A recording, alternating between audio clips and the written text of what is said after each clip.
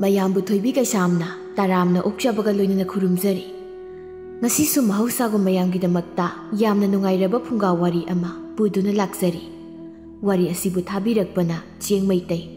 ꯍꯧꯖꯤꯛ ꯃꯌꯥꯝ ꯄꯨꯟꯅ ꯋꯥꯔꯤ ꯑꯁꯤ ꯇꯥꯃꯤꯟꯅꯔꯁꯤ꯫ ꯃꯊꯥꯏ ꯊꯥꯏꯅ ꯃꯇꯝ ꯑꯃꯒꯤ ꯁꯥꯃꯨ ꯀꯧꯕ ꯌꯥꯝꯅ ꯉꯥꯎꯁꯤꯟꯅꯕ ꯃꯁꯨ ꯂꯩꯔꯕ ꯑꯍꯜ ꯑꯃꯒꯤ ꯋꯥꯔꯤꯅꯤ꯫ ꯁꯥꯃꯨꯒꯤ ꯃꯆꯥ 5 ꯂꯩ, ꯅꯨꯄꯤ 4ꯅꯤ, ꯅꯨꯄꯥ 1꯫ ꯅꯨꯄꯤꯁꯤꯡꯗꯤ ꯂꯣꯏꯅ ꯃꯌꯨꯝ ꯃꯀꯩ ꯄꯥꯟꯅꯈ꯭ꯔꯦ꯫ ꯃꯆꯥꯅꯨꯄꯥꯁꯨ ꯅꯨꯄꯤ ꯊꯤꯗꯨꯅ ꯆꯍꯤ 5ꯒꯤ ꯑꯉꯥꯡ ꯅꯨꯄꯤ ꯃꯆꯥ ꯑꯃ ꯌꯥꯎꯔꯤ꯫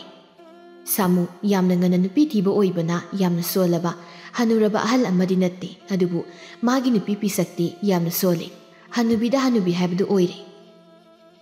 ꯁꯥꯃꯨꯅ ꯏꯔꯨꯁꯦ ꯐꯖꯅ ꯂꯨꯊꯣꯛꯂꯒ ꯏꯆꯥ ꯏꯃꯧ ꯎꯗ꯭ꯔꯤꯉꯩꯗ ꯂꯩꯕꯥꯛ ꯂꯩ ꯎꯅꯕ ꯆꯠꯂꯨꯒꯦ꯫ ꯃꯃꯧ ꯅꯨꯄꯤꯅ ꯕꯦꯃꯥ ꯁꯤꯗ ꯂꯥꯛꯑꯣ, ꯏꯃꯥ ꯋꯥ ꯍꯥꯏꯒꯦ꯫ ꯀꯩ ꯍꯥꯏꯒꯦ ꯏꯃꯥ? ꯄꯨꯄꯨꯅ ꯅꯁꯥ ꯅꯥꯟꯅ ꯂꯣꯏꯁꯤꯜꯂꯒ ꯆꯠꯇꯣꯏꯁꯦ ꯉꯥꯃꯨꯛ ꯆꯥꯕꯅꯤ, ꯑꯗꯨꯅ ꯅꯪꯁꯨ ꯄꯨꯄꯨꯒꯤ ꯃꯅꯥꯛꯇꯅꯦ ꯂꯥꯛꯀꯦꯅ ꯍꯥꯏꯔꯒ ꯏꯅꯧꯁꯣ꯫ ꯑꯦ ꯑꯁꯦꯡꯕꯒꯤꯔꯣ ꯏꯃꯥ? ꯃꯥꯅꯤ, ꯄꯨꯄꯨꯅꯕꯨ ꯃꯁꯥ ꯅꯥꯟꯅ ꯊꯣꯛꯈ꯭ꯔꯕ ꯑꯗꯨꯝ ꯏꯟꯅꯔꯗꯧꯕ, ꯈꯪꯕ꯭ꯔꯥ? ꯉꯥꯃꯨꯛ ꯆꯥꯕ ꯐꯪꯂꯗꯕꯅꯤ꯫ ꯅꯪꯕꯨ ꯉꯥꯃꯨꯛ ꯑꯍꯥꯎꯕꯗꯨ ꯆꯥꯅꯤꯡꯗ꯭ꯔꯣ? ꯆꯥꯅꯤꯡꯉꯤ ꯏꯃꯥ꯫ ꯁꯥꯃꯨ ꯏꯁꯩ ꯉꯪꯗꯨꯅ ꯊꯣꯛꯅꯕ ꯇꯧꯏ꯫ ꯂ ꯂ ꯂ ꯂꯩꯕꯥꯛ ꯂꯩꯒꯤ ꯃꯤꯅꯣꯛ ꯐꯖꯕꯅꯤꯗ, ꯂꯩꯕꯥꯛ ꯂꯩꯒꯤ ꯃꯤꯅꯣꯛ ꯉꯥꯎꯕꯅꯤꯗ꯫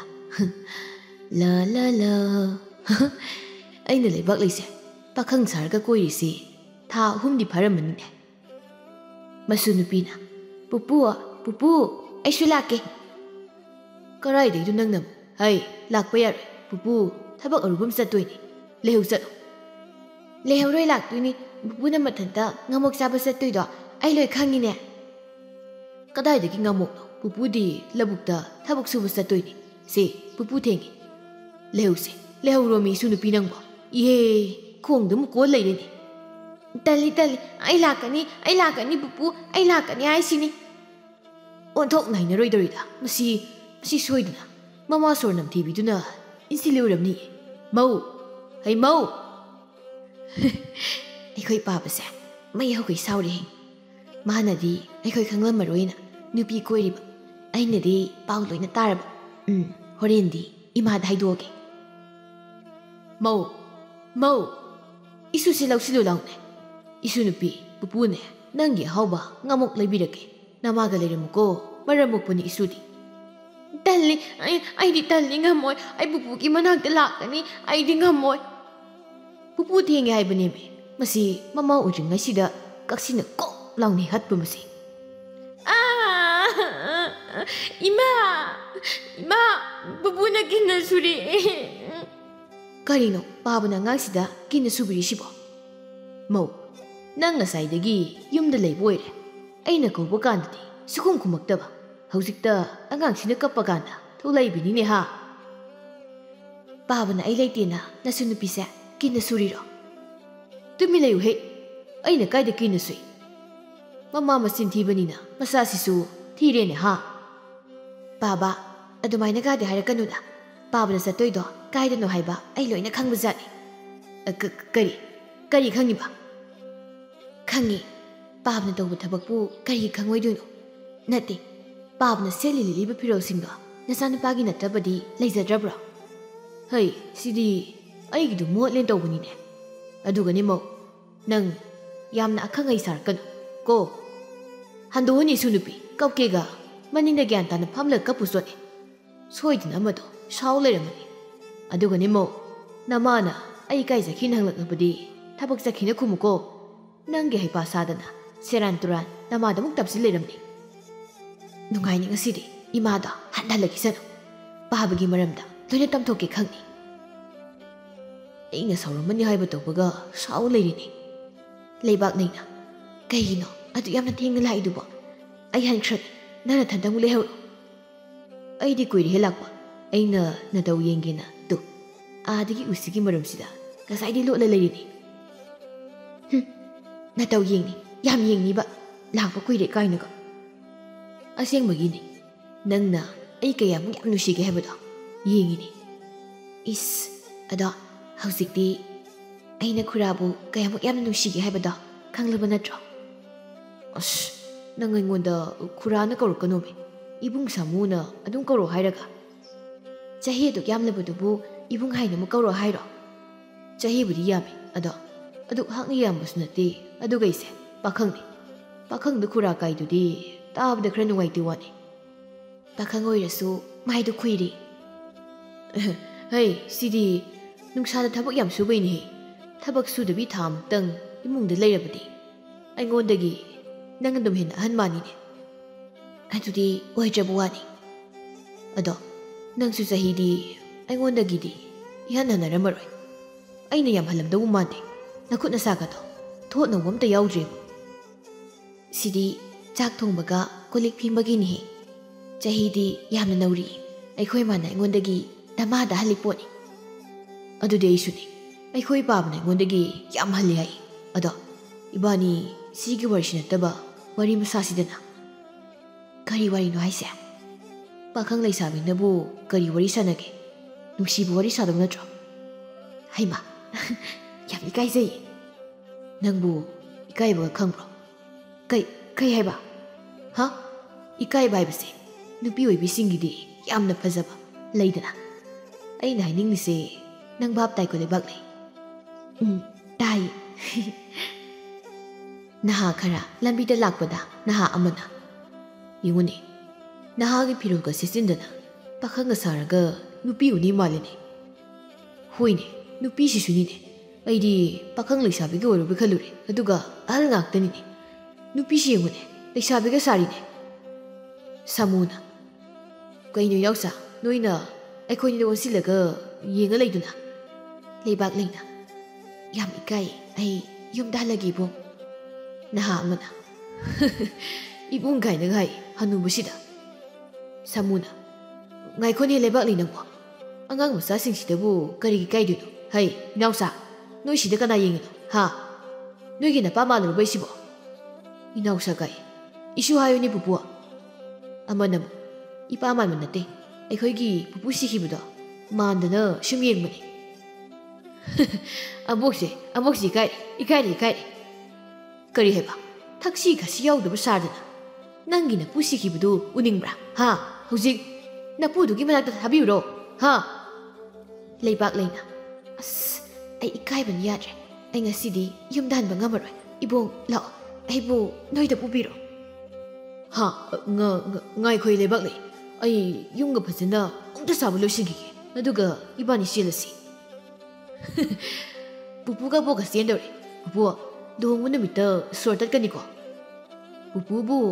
ꯌꯥꯕ ꯃꯁꯤꯡ ꯁꯨꯅ ꯍꯧꯔꯤꯕ꯭ꯔꯣ ꯅꯨꯡꯁꯤꯅ ꯊꯥꯔꯒ ꯍꯥꯠꯀꯦ ꯃꯄꯥ ꯌꯥꯏꯕꯤ ꯃꯆꯥꯁꯤꯡꯁꯦ ꯅꯍꯥꯁꯤꯡꯗꯨ ꯂꯛꯄ ꯌꯥꯕ ꯂꯛꯅꯔꯝꯂꯒ ꯆꯦꯟꯅꯈ꯭ꯔꯦ ꯂꯩꯕꯥꯛ ꯂꯩꯗꯤ ꯁꯥꯃꯨꯒꯤ ꯃꯇꯨꯡ ꯏꯟꯅꯔꯛꯂꯅꯤ ꯍꯥꯏꯗꯨꯅ ꯅꯤꯡꯉꯥꯏ ꯇꯧꯔꯒ ꯂꯩꯈ꯭ꯔꯦ ꯉꯁꯤꯗꯤ ꯇꯥꯟ ꯆꯥꯔꯤꯉꯩꯁꯤꯗ ꯁꯥꯃꯨꯗ ꯆꯦꯜꯍꯧꯔꯒꯦ ꯅꯠꯇ꯭ꯔꯗꯤ ꯑꯩ ꯌꯨꯝ ꯄꯥꯟꯕ ꯁꯨꯛꯈꯪ ꯈꯪꯂꯔꯣꯏ ꯂꯥꯛꯑꯣ ꯑꯩꯕꯨ ꯌꯨꯝꯗ ꯄꯨꯕꯤꯔꯣ ꯑꯩ ꯏꯀꯥꯏꯕꯅ ꯌꯨꯝꯗꯤ ꯂꯥꯏꯗꯅ ꯈꯨꯜ ꯐꯥꯎꯕ ꯆꯪꯕ ꯉꯝꯂꯔꯣꯏ ꯑꯩ ꯅꯣꯏꯒꯤ ꯌꯨꯝ ꯁꯥꯗ꯭ꯔꯁꯨ 이bun기 ꯂꯩꯔꯤꯕ ꯁꯦꯒꯥꯏꯕ ꯑꯇꯦꯛꯄ ꯌꯨꯝꯗ ꯑꯣꯏꯔꯕꯁꯨ ꯑꯩ ꯂꯩꯖꯔꯒꯦ ꯀꯃꯥꯏ ꯇꯧꯅꯤ ꯁꯤꯗꯤ ꯄꯥꯈꯪ ꯁꯥꯕ꯭ꯔꯕꯨ ꯉꯁꯤ ꯁꯥ ꯂꯥꯟ ꯁꯥꯟꯅꯅꯤꯁꯦ ꯑꯩꯒꯤ ꯅꯨꯄꯤꯒꯤ ꯃꯇꯧꯗꯨꯒ ꯃꯆꯥꯅꯨꯄꯤ ꯃꯌꯥꯝꯗꯣ ꯀꯧꯔꯒ ꯑꯩꯁꯦ ꯍꯦꯛꯇ ꯐꯨꯍꯟꯒꯗꯧꯔꯤꯕꯅꯤꯅꯦ ꯂꯩꯕꯥꯛ ꯂꯩ ꯌꯨꯝ ꯁꯥꯔꯒ ꯐꯖꯅ ꯒ꯭ꯌꯥꯟ ꯇꯥꯅ ꯑꯩ ꯅꯪꯕꯨ ꯂꯧꯕ ꯂꯥꯛꯂꯒꯦꯕ ꯍꯧꯖꯤꯛꯇꯤ ꯑꯩ ꯐꯤꯕꯝ ꯌꯥꯝꯅ ꯆꯥꯗ꯭ꯔꯦ ꯍꯥꯏꯕ ꯐꯤꯕꯝ ꯆꯥꯗ꯭ꯔꯁꯨ ꯌꯥꯅꯤꯌꯦ ꯑꯩꯒꯤꯗꯤ 이bun ꯁꯥꯃꯨꯅ ꯅꯆꯜ ꯑꯩꯒꯤ ꯏꯅꯥꯛꯇ ꯂꯦꯡꯗꯅ ꯂꯩꯕꯤꯔꯒ ꯂꯣꯏꯔꯦ ꯌꯨꯝ ꯂꯩꯇ꯭ꯔꯕꯁꯨ ꯃꯄꯥꯟꯗ ꯇꯨꯝꯂꯕꯁꯨ ꯑꯩ ꯀꯩꯝ ꯀꯥꯏꯗꯦ ꯅꯆꯜ ꯑꯩꯅ ꯄꯥꯝꯖꯕꯗꯤ 이bunꯒꯤ ꯅꯨꯡꯁꯤꯕꯗꯣ ꯃꯗꯨ ꯈꯛꯇ ꯐꯪꯖꯔꯒ ꯂꯣꯏꯔꯦ ꯂꯥꯛꯑꯣ 이bun ꯁꯥꯃꯨ ꯑꯩꯕꯨ ꯅꯣꯏꯗ ꯄꯨꯕꯤꯔꯣ ꯂꯩꯕꯥꯛ ꯂꯩ ꯌꯥꯔꯣꯏꯃꯤ ꯍꯧꯖꯤꯛꯇꯤ ꯐꯤꯕꯝ ꯌꯥꯝꯅ ꯆꯥꯗꯦꯃꯤ ꯈꯪꯗꯦ ꯑꯩ ꯉꯁꯤꯗꯤ ꯅꯪꯒꯤ ꯅꯇꯨꯡꯗ ꯂꯥꯛꯀꯅꯤ ꯋꯥ ꯂꯣꯏꯔꯦ ꯃꯁꯤꯒꯤ ꯅꯨꯄꯤꯁꯦ ꯏ ꯁꯨꯝ ꯀꯥꯔꯛꯇꯅ ꯈꯣꯡꯄꯥꯛꯁꯤꯅ ꯈꯣꯡꯋꯥꯟꯁꯤꯗ ꯀꯥꯎꯊꯔꯝꯅꯤꯀꯣ ꯀꯔꯤ ꯍꯥꯏꯕ ꯏꯕꯣ ꯀꯩꯁꯨ ꯍꯥꯏꯗꯦꯅꯦ ꯂꯩꯕꯥꯛ ꯂꯩ ꯑꯩꯅ ꯍꯥꯏꯕꯗꯤ ꯉꯁꯤꯗꯤ ꯅꯨꯃꯤꯠꯁꯨ ꯐꯠꯇꯦ ꯍꯌꯦꯡꯗꯤ ꯐꯩ ꯍꯌꯦꯡ ꯑꯣꯏꯅ ꯆꯦꯜꯂꯁꯦ ꯍꯥꯏꯕꯅꯤꯅꯦ ꯉꯁꯤꯁꯦ ꯀꯔꯤꯒꯨꯝꯕ ꯅꯨꯄꯥ ꯅꯨꯄꯤ ꯆꯦꯟ ꯆꯣꯡꯕ ꯇꯧꯔꯕꯗꯤ ꯆꯦꯜꯂꯤꯕ ꯅꯨꯄꯥ ꯅꯨꯄꯤꯗꯣ ꯍꯌꯦꯡ ꯂꯨꯍꯣꯡꯗꯨꯅ ꯂꯩꯃꯤꯟꯅꯔꯕ ꯀꯥꯟꯗ ꯏꯀꯨꯏ ꯀꯨꯏꯗꯅ ꯃꯄꯨꯔꯣꯏꯕꯅ ꯃꯗꯨꯗꯣ ꯁꯣꯏꯗꯅ ꯍꯥꯠꯂꯦ ꯍꯥꯏꯗꯅ ꯂꯩꯐꯥꯎ ꯂꯩꯅꯤ ꯑꯗꯨꯅ ꯉꯁꯤꯗꯤ ꯅꯨꯃꯤꯠ ꯌꯥꯝꯅ ꯐꯠꯇꯦꯀꯣ ꯂꯩꯕꯥꯛ ꯂꯩ ꯆꯠꯂꯣ ꯌꯨꯝꯗ ꯍꯜꯂꯣ ꯃꯥꯅ ꯍꯥꯏꯕ ꯋꯥꯁꯤꯕꯨ ꯑꯁꯦꯡꯕ ꯑꯣꯏꯔꯖꯥꯠꯂꯣ ꯇꯜꯂꯦ ꯗꯣꯟꯊꯣꯛꯅ ꯑꯗꯨꯗꯤ ꯍꯌꯦꯡ ꯁꯨꯡꯁꯣꯏ ꯁꯣꯏꯗꯕꯤ ꯆꯠꯂꯁꯤꯀꯣ ꯍꯣꯏꯅꯦ ꯍꯌꯦꯡꯁꯦ ꯃꯁꯤꯒꯤ ꯃꯐꯝꯁꯤꯃꯛꯇꯗ ꯅꯪ ꯑꯩꯕꯨ ꯉꯥꯏꯔꯝꯃꯨ ꯑꯩ ꯉꯟꯅ ꯂꯥꯛꯀꯦ ꯑꯗꯨꯒ ꯉꯟꯅ 이반이 ꯆꯦꯜꯂꯁꯤ ꯍꯌꯦꯡꯁꯦ 이반이ꯒꯤ ꯅꯨꯡꯁꯤ ꯄꯟꯊꯨꯡ ꯌꯧꯕ ꯅꯨꯃꯤꯠꯅꯤꯅꯦ ꯑꯗꯨꯗꯤ ꯄꯨꯡ ꯍꯌꯦꯡꯁꯦ ꯁꯣꯏꯗꯕꯤ ꯂꯥꯛꯎꯀꯣ ꯍꯣꯏ ꯍꯥꯏꯕꯅꯤ ꯂꯩꯕꯥꯛꯂꯤ ꯍꯧꯖꯤꯛꯀꯤꯗꯤ ꯅꯪ ꯌꯨꯝꯗ ꯆꯠꯂꯣ ꯑꯩꯁꯨ ꯌꯨꯝꯗ ꯆꯠꯂꯒꯦ ꯆꯠꯂꯣ ꯅꯪꯁꯨ ꯌꯨꯝꯗ ꯃꯁꯤꯒꯤ ꯅꯨꯄꯤꯁꯦ ꯑꯃꯨꯛ ꯍꯟꯅꯨꯅꯕ ꯌꯥꯕ ꯅꯨꯄꯤ ꯅꯠꯇꯦ ꯏꯀꯥꯏꯕ ꯁꯨꯈꯪ ꯈꯪꯗꯕꯤ ꯃꯥꯅ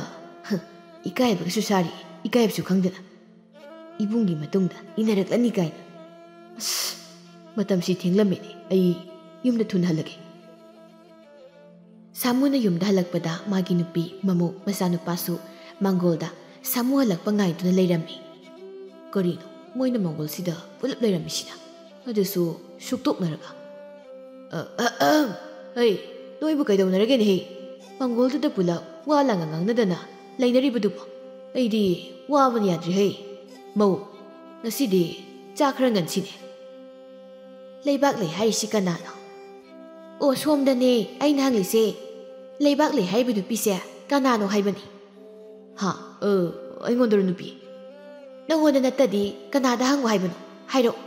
ꯂꯩꯕꯥꯛꯂꯩ ꯍꯥꯏꯔꯤꯁꯦ ꯀꯅꯥꯅꯣ ꯍꯥꯏꯕꯅꯤ ꯑꯩꯅ ꯈꯪꯕ꯭ꯔꯅꯦꯍꯦ ꯅꯪꯉꯣꯟꯗ ꯂꯩꯕꯥꯛꯂꯩ ꯀꯅꯥꯅꯣ ꯍꯪꯂꯤꯕꯗꯨꯕꯣ ꯏꯁꯥꯅꯒ ꯋꯥꯕꯅꯤ ꯗꯥꯎꯅꯒ ꯌꯥꯗꯕꯅꯤ ꯃꯁꯤꯗ ꯑꯃꯨꯛ ꯂꯩꯕꯥꯛꯂꯩ ꯀꯅꯥꯅꯣ ꯍꯟꯗꯣꯛꯁꯦ ꯏꯃꯨꯡ ꯆꯪꯒꯦ ꯆꯪꯈꯤꯕꯒ ꯌꯥꯔꯣꯏ ꯂꯩꯕꯥꯛꯂꯩ ꯈꯪꯗꯦ ꯀꯒꯥꯏꯗꯅ ꯅꯪꯅ ꯍꯧꯖꯤꯛ ꯎꯅꯔꯨꯔꯒ ꯍꯜꯂꯛꯂꯤꯕ ꯅꯨꯄꯤꯗꯨꯅꯤ ꯂꯩꯕꯥꯛꯂꯩ ꯍꯥꯏꯔꯤꯕꯁꯦ ꯀꯅꯥꯅ ꯍꯥꯏꯗꯅ ꯈꯪꯂꯤꯕꯖꯥꯠꯅꯣ ꯉꯁꯥꯏꯒꯤ ꯑꯉꯥꯡꯁꯤꯡꯗꯨꯅ ꯍꯥꯏꯔꯤꯕꯖꯥꯠꯂ ꯃꯆꯥꯅꯨꯄꯥꯅ ꯏꯃꯥꯅ ꯍꯥꯏꯁꯦ ꯈꯨꯝꯃꯨꯗꯅ ꯄꯥꯕ 이bungo ꯅꯪꯁꯨ ꯅꯃꯥꯒꯤ ꯃꯤꯆꯪ ꯆꯪꯂꯛꯂꯕ꯭ꯔꯥ ꯑꯩꯗꯤ ꯏꯃꯥꯟꯅꯕꯤꯒꯤ ꯑꯅꯥꯕ ꯍꯪꯕ ꯆꯨꯝꯅ ꯆꯠꯂꯨꯕ ꯈꯛꯇꯅꯤ ꯑꯗꯨꯒ ꯀꯗꯥꯏꯗ ꯅꯨꯄꯤꯅꯣ ꯅꯣꯏꯅ ꯂꯩꯕꯥꯛꯂꯩ ꯎꯅꯔꯨꯕ꯭ꯔꯥ ꯍꯥꯏꯔꯤꯕꯗꯨꯕꯣ ꯅꯄꯥ ꯁꯥꯎꯍꯜꯂꯛꯀꯅꯨꯀꯣ ꯑꯩ ꯁꯥꯎꯔꯛꯂꯕꯗꯤ ꯀꯩꯗꯧꯏ ꯍꯥꯏꯕ ꯅꯣꯏꯅ ꯍꯦꯟꯅ ꯈꯪꯂꯝꯒꯅꯤ ꯅꯪꯅ ꯁꯥꯎꯔꯒ ꯀꯩꯗꯧꯒꯦ ꯍꯥꯏꯕꯅꯣ ꯅꯪꯅ ꯄꯥꯈꯪ ꯁꯥꯔꯒ ꯅꯨꯄꯤ ꯀꯣꯏꯕꯗꯣ ꯑꯩ ꯈꯪꯂꯝꯃꯣꯏ ꯍꯥꯏꯅ ꯈꯟꯕꯔꯣ ꯍꯥ ꯅꯪ ꯆꯪꯈꯤꯕ ꯌꯥꯔꯣꯏ ꯅꯪꯅ ꯄꯥꯈꯪ ꯁꯥꯔꯒ ꯅꯨꯄꯤ ꯀꯣꯏꯔꯤꯁꯦ ꯁꯤꯅ ꯑꯍꯥꯟꯕꯁꯨ ꯅꯠꯇꯦ ꯃꯃꯥꯡꯗꯁꯨ ꯀꯌꯥꯔꯛꯅꯣ ꯑꯩꯅ ꯐꯥꯈꯤꯕꯗꯣ ꯃꯇꯝꯗꯨꯗꯗꯤ ꯑꯉꯥꯡ ꯄꯤꯛꯂꯤꯕꯅꯤꯅ ꯑꯩꯒꯤ ꯃꯤꯆꯪ ꯂꯩꯇꯕꯅꯤ ꯍꯧꯖꯤꯛꯇꯤ ꯅꯪ ꯏꯄꯨꯔꯣꯏꯕ ꯑꯣꯏꯔꯕꯁꯨ ꯐꯨꯊꯕ ꯇꯥꯔꯦ ꯍꯦꯔꯥ ꯃꯁꯨ ꯂꯩꯔꯕ ꯃꯥꯅ ꯏꯔꯥꯡ ꯇꯧꯗꯅ ꯍꯩ ꯃꯃꯥ ꯇꯧꯍꯩꯗꯦꯅꯦ ꯅꯪꯕꯣ ꯅꯪꯅ ꯍꯥꯏꯔꯤꯕꯗꯨ ꯑꯔꯥꯟꯕ ꯄꯥꯎꯅꯤꯅꯦ ꯃꯤꯅ ꯑꯩꯈꯣꯏꯒꯤ ꯏꯃꯨꯡ ꯊꯨꯒꯥꯏꯅꯕ ꯇꯧꯔꯒ ꯀꯔꯤꯒꯤ ꯅꯣꯏꯅ ꯊꯥꯖꯔꯤꯕꯅꯣ ꯇꯧꯍꯩꯗꯦ ꯐꯨꯔꯛꯀꯅꯨ ꯍꯥꯏꯕꯅꯤꯅꯦꯍꯦ ꯃꯃꯥ ꯅꯪꯕꯣ ꯑꯣ ꯄꯥꯕꯅ ꯄꯥꯈꯪ ꯁꯥꯔꯒ ꯀꯣꯏꯔꯤꯕ ꯂꯩꯕꯥꯛꯂꯩ ꯍꯥꯏꯕ ꯅꯨꯄꯤꯗꯣ ꯏꯃꯥꯟꯅꯕꯤꯒꯤ ꯃꯃꯥꯅꯤ ꯑꯗꯨꯅ ꯄꯥꯎ ꯂꯣꯏꯅ ꯑꯩꯈꯣꯏꯁꯨ ꯈꯪꯖꯩ ꯀꯔꯤ ꯂꯩꯕꯥꯛꯂꯩꯕꯨ ꯅꯃꯥꯟꯅꯕꯤꯒꯤ ꯃꯃꯥꯅꯤ ꯍꯥꯏꯕ ꯑꯗꯨꯒ ꯃꯥꯅ ꯑꯩꯉꯣꯟꯗ ꯂꯩꯁꯥꯕꯤꯅꯤ ꯍꯥꯏꯔꯤꯕ ꯈꯪꯉꯤꯗꯅ ꯃꯗꯨꯒꯤ ꯆꯤꯟꯊꯤꯕꯤꯗꯣ ꯃꯆꯥꯅꯨꯄꯥꯅ ꯄꯥꯕꯕꯨ ꯂꯩꯕꯥꯛꯂꯩ ꯀꯅꯥꯅꯣ ꯈꯪꯗꯦ ꯍꯥꯏꯔꯝꯗꯥꯏꯅꯦ ꯍꯧꯖꯤꯛꯇꯤ ꯈꯪꯉꯕ꯭ꯔꯣ ꯅꯪꯗ ꯍꯥꯠꯂꯒꯦ ꯅꯪꯗ ꯍꯥꯠꯂ ꯐꯗꯧꯅꯤ ꯑꯌꯣ ꯃꯃꯥ ꯌꯥꯅ ꯆꯤꯛꯂꯛꯀꯅꯨꯅꯦꯍꯦ ꯅꯥꯏꯅꯦ ꯑꯌꯣ ꯁꯤ ꯅꯨꯄꯤꯁꯤ ꯃꯃꯧ ꯅꯨꯄꯤꯅ ꯑꯕꯦꯝꯃ ꯄꯨꯄꯨꯁꯦ ꯅꯕꯣꯛꯅ ꯌꯥꯝꯅ ꯆꯤꯛꯏꯁꯦ ꯌꯦꯡꯉꯣ ꯉꯁꯤꯗꯤ ꯁꯥꯃꯨ ꯃꯥꯒꯤ ꯅꯨꯄꯤꯒ ꯃꯆꯥꯅꯨꯄꯥꯒꯅ ꯋꯥꯔꯛꯄꯗꯒꯤ ꯃꯇꯝ ꯈꯔ ꯒ꯭ꯌꯥꯟ ꯇꯥꯅ ꯌꯨꯝꯗ ꯂꯩꯔꯝꯃꯤ ꯑꯗꯨꯕꯨ ꯐꯠꯇꯕ ꯍꯩꯅꯕꯤ ꯍꯥꯏꯕꯁꯤ ꯄꯥꯛ ꯍꯦꯛꯇ ꯊꯥꯗꯣꯛꯄ ꯌꯥꯗꯕꯅꯤꯅ ꯈꯔ ꯂꯩꯔꯒ ꯆꯥꯎꯕꯤ ꯀꯧꯕꯤ ꯃꯋꯥ ꯀꯥꯏꯅꯈ꯭ꯔꯕꯤ ꯑꯄꯥꯝ ꯅꯂꯛꯂꯒ ꯂꯩꯕꯤ ꯅꯨꯄꯤ ꯑꯃꯃꯨꯛ ꯀꯣꯏꯔꯝꯃꯤ ꯆꯥꯎꯕꯤ ꯈꯪꯗꯦꯗ ꯄꯨꯟꯁꯤꯁꯦ ꯈꯟꯕꯅ ꯑꯃ ꯑꯣꯏꯔꯛꯄꯅ ꯑꯃ ꯍꯥꯏꯕꯗꯨꯅꯤ ꯍꯣꯏ ꯑꯗꯣ ꯀꯩ ꯃꯇꯥꯡꯒꯤꯅꯣ ꯍꯥꯏꯁꯤꯕꯣ ꯑꯩꯁꯨ ꯈꯪꯗꯦ ꯑꯩꯅ ꯅꯪ ꯋꯥ ꯉꯥꯡꯗꯕꯗꯨꯗ ꯁꯨꯝ ꯍꯥꯏꯕꯅꯤ ꯑꯗꯣ 이반이ꯕꯨ ꯁꯨꯃꯥꯏꯅ ꯁꯨꯝ ꯀꯌꯥꯝ ꯀꯨꯏꯅ ꯇꯨꯃꯤꯟ 우나두나 ꯂꯩꯈꯤꯁꯦ ꯍꯥꯏꯕꯅꯣ ꯀꯩꯅꯣꯗ 이반이 ꯈꯪꯅꯕꯗꯤ ꯊꯥ ꯑꯃ ꯐꯥꯎ ꯐꯥꯗ꯭ꯔꯤ ꯑꯗꯨꯒ ꯀꯌꯥꯝ ꯀꯨꯏꯅ ꯍꯥꯏꯕꯨ ꯀꯩꯅꯣ ꯀꯩ ꯍꯥꯏꯅꯣꯗꯨꯕꯣ ꯈꯪꯗꯦ ꯑꯩꯗꯤ ꯅꯪꯒ ꯑꯍꯥꯟꯕ ꯍꯦꯛ ꯎꯅꯈꯤꯕ ꯅꯨꯃꯤꯠꯇꯨꯗꯒꯤ 이반이ꯁꯦ ꯆꯍꯤ ꯀꯌꯥꯗꯒꯤ ꯈꯪꯅꯔꯛꯂꯕ ꯃꯔꯤ ꯂꯩꯅꯔꯛꯂꯕ ꯑꯃꯒꯨꯝꯅ ꯈꯜꯂꯤ ꯁꯤꯗ ꯅꯠꯇꯦ 이반이ꯁꯦ ꯃꯃꯥꯡꯒꯤ ꯃꯄꯣꯛꯇꯁꯨ ꯌꯥꯝ ꯅꯛꯅꯕ ꯃꯔꯤ ꯑꯃ ꯑꯗꯨꯝ ꯂꯩꯅꯔꯝꯗꯧ ꯃꯥꯜꯂꯤ ꯑꯗꯨꯅꯅꯤ ꯑꯩꯅ ꯅꯪ ꯌꯥꯝ ꯅꯨꯡꯁꯤꯔꯤꯁꯤ ꯑꯩꯁꯨ ꯅꯪꯅ ꯍꯥꯏꯔꯤꯗꯣ ꯆꯨꯝꯂꯝꯗꯧꯕ ꯃꯥꯜꯂꯤ 이반이ꯁꯦ ꯃꯃꯥꯡ ꯃꯄꯣꯛꯇ ꯏꯄꯥ ꯏꯆꯥ ꯑꯣꯏꯔꯝꯗꯧ ꯃꯥꯜꯂꯤ ꯃꯨꯠꯀ ꯂꯣꯏ ꯍꯜꯂꯤ ꯑꯩ ꯌꯨꯝꯗ ꯍꯜꯂꯒꯦ ꯉꯥꯏꯈꯨꯋꯣ ꯃꯃꯥꯡ ꯃꯄꯣꯛꯅ ꯃꯄꯣꯛ ꯑꯣꯏꯔꯕꯁꯨ ꯍꯟꯗꯛꯀꯤ ꯃꯄꯣꯛꯁꯤꯃꯗꯤ 이반이ꯁꯦ ꯑꯁꯦꯡꯕ ꯅꯨꯡꯁꯤꯕ ꯃꯇꯩ ꯃꯅꯥꯎ ꯍꯥꯏꯕꯗꯣ ꯑꯣꯏꯍꯜꯂꯁꯤ ꯀꯩꯗꯧꯕꯒꯦ ꯃꯁꯛꯁꯤꯒ ꯑꯗꯨꯃꯥꯏꯅ ꯍꯥꯏꯔꯛꯂꯕꯗꯤ ꯋꯥꯈꯜꯁꯦ ꯈꯔ ꯅꯨꯡꯉꯥꯏꯗꯅ ꯆꯥꯎꯕꯤꯒ ꯁꯥꯃꯨꯒ ꯇꯣꯏꯅ ꯇꯨꯃꯤꯟ ꯇꯨꯃꯤꯟ ꯎꯅꯕ ꯑꯃꯨꯛ ꯍꯧꯔꯛꯂꯝꯃꯤ ꯅꯨꯡꯁꯤꯅꯕꯗꯁꯨ ꯂꯣꯏꯔꯝꯃꯤ ꯁꯣꯝꯗꯅ ꯈꯨꯂꯩꯀꯥꯏꯒꯤ ꯃꯤꯁꯤꯡꯅ ꯁꯥꯃꯨꯒ ꯆꯥꯎꯕꯤꯒꯁꯤ ꯃꯤꯠ ꯅꯥꯕꯅ ꯂꯣꯏꯔꯝꯃꯤ ꯁꯥꯃꯨꯅ ꯃꯃꯥ ꯉꯁꯤꯗꯤ ꯍꯦꯟꯖꯥꯡ ꯑꯍꯥꯎꯕ ꯑꯝꯇꯪ ꯆꯥꯁꯤꯗꯅ ꯀꯔꯤ ꯑꯍꯥꯎꯕ ꯑꯃꯨꯛ ꯆꯥꯅꯤꯡꯂꯤꯕꯒꯦ ꯊꯕꯛꯇꯤ ꯃꯅꯥꯝꯇ ꯁꯨꯕꯁꯨ ꯅꯠꯇꯅ ꯑꯍꯥꯎꯕ ꯆꯥꯕꯁꯤꯕꯨ ꯊꯕꯛ ꯁꯨꯕ ꯁꯨꯗꯕꯅ ꯑꯃꯨꯛ ꯂꯩꯕ꯭ꯔꯣ ꯃꯃꯥ ꯑꯗꯣ ꯀꯔꯤ ꯆꯥꯁꯤ ꯍꯥꯏꯕꯅꯣ ꯆꯥꯅꯤꯡꯂꯕꯗꯤ ꯆꯥꯔꯣ ꯀꯩꯅꯣ ꯑꯁꯦꯡꯕ꯭ꯔꯣ ꯃꯃꯥ ꯑꯗꯨꯗꯤ ꯑꯩ ꯀꯩꯊꯦꯜꯗꯒꯤ ꯉꯥ ꯑꯆꯧꯕ ꯑꯝꯇꯪ ꯂꯩꯔꯨꯒꯦꯍꯦ ꯀꯌꯥꯗ ꯍꯔꯥꯎꯅ ꯆꯤꯡꯈ꯭ꯔꯤꯕꯅꯣꯅꯦꯁꯦ ꯑꯁꯨꯃꯥꯏꯅꯕꯨ ꯒ꯭ꯌꯥꯟ ꯇꯥꯔꯕꯗꯤ ꯐꯩꯗꯅ ꯃꯥꯅ ꯆꯥꯅꯤꯡꯕꯗꯣ ꯆꯥꯖꯧ ꯍꯥꯏꯔꯤꯕꯅꯤ ꯑꯩꯒꯤ ꯅꯨꯄꯤꯁꯦ ꯀꯔꯝ ꯀꯥꯟꯗ ꯁꯤꯗꯣꯏꯖꯥꯠꯅꯣ ꯈꯔ ꯊꯨꯅ ꯁꯤꯈ꯭ꯔꯗꯤ ꯐꯗꯧꯕꯅꯤꯅꯦ ꯌꯥꯝꯅ ꯁꯤꯍꯟꯅꯤꯡꯕꯒꯤꯕꯨꯗꯤ ꯅꯠꯇꯦ ꯑꯗꯨ ꯑꯣꯏꯔꯕꯁꯨ ꯃꯥꯗꯤ ꯍꯤꯡꯕꯩ ꯀꯥꯟꯅꯗ꯭ꯔꯦ ꯆꯍꯤꯁꯨ ꯌꯥꯝꯂꯦ ꯑꯍꯜꯁꯨ ꯑꯣꯏꯔꯦ ꯑꯗꯨꯅ ꯍꯥꯏꯕꯅꯤꯀꯣ ꯑꯗꯨ ꯑꯣꯏꯔꯗꯤ ꯆꯧꯕꯤꯁꯦ ꯂꯧꯁꯤꯜꯍꯧꯔꯒꯦ ꯇꯧꯕꯅꯤꯗ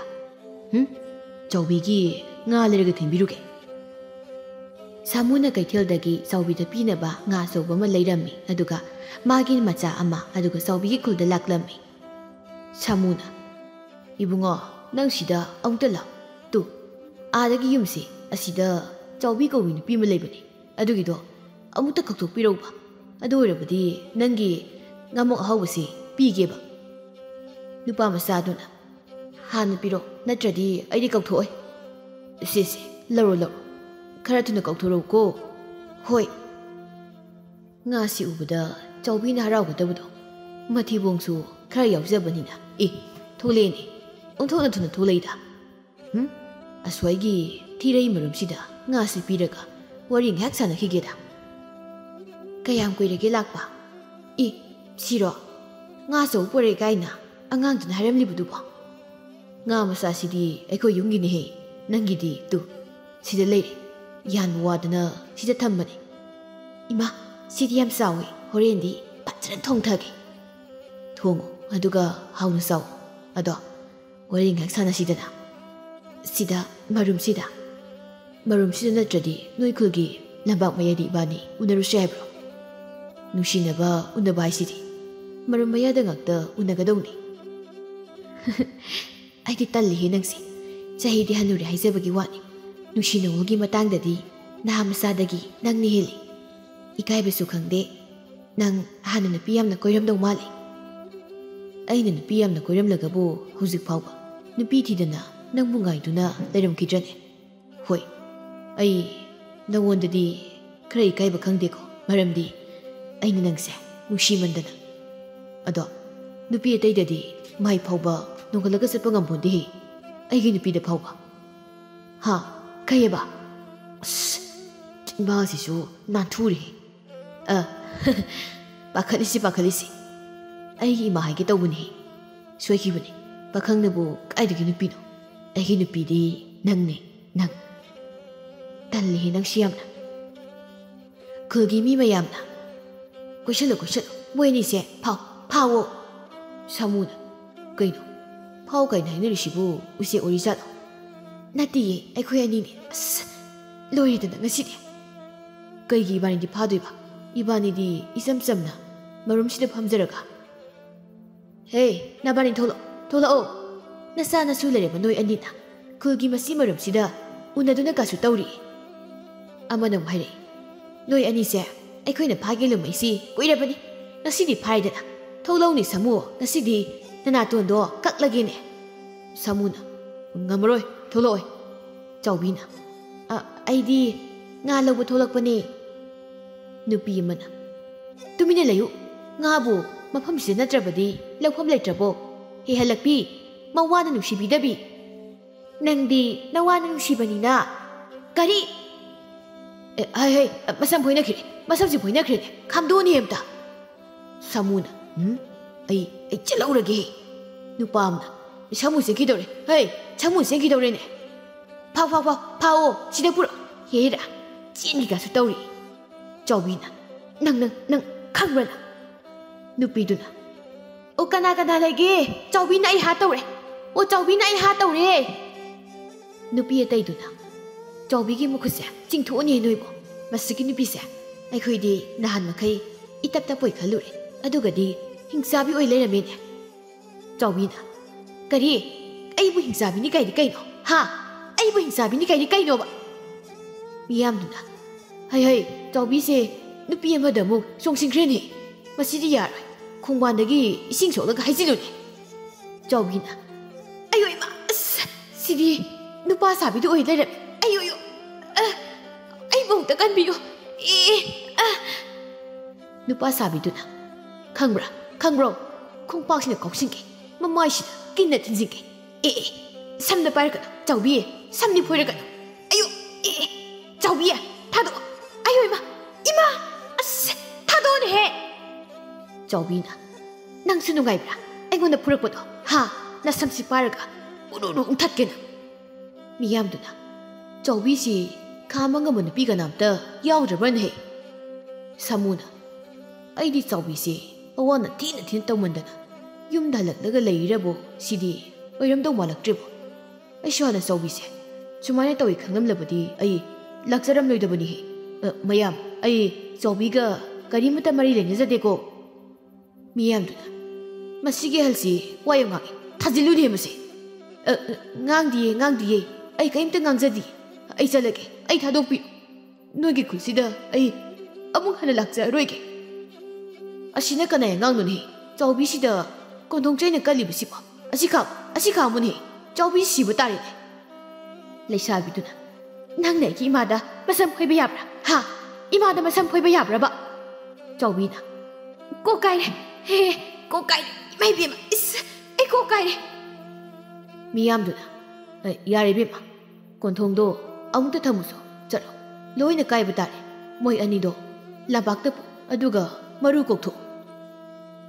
ꯈꯨꯜꯒꯤ ꯃꯤꯁꯤꯡꯗꯨꯅ ꯁꯥꯃꯨꯒ ꯆꯥꯎꯕꯤꯒꯗꯨ ꯃꯔꯨ ꯀꯣꯛꯊꯣꯛꯇꯨꯅ ꯋꯥꯔꯛ ꯋꯥꯇꯦꯝꯂꯒ ꯊꯥꯗꯣꯛꯂꯝꯃꯤ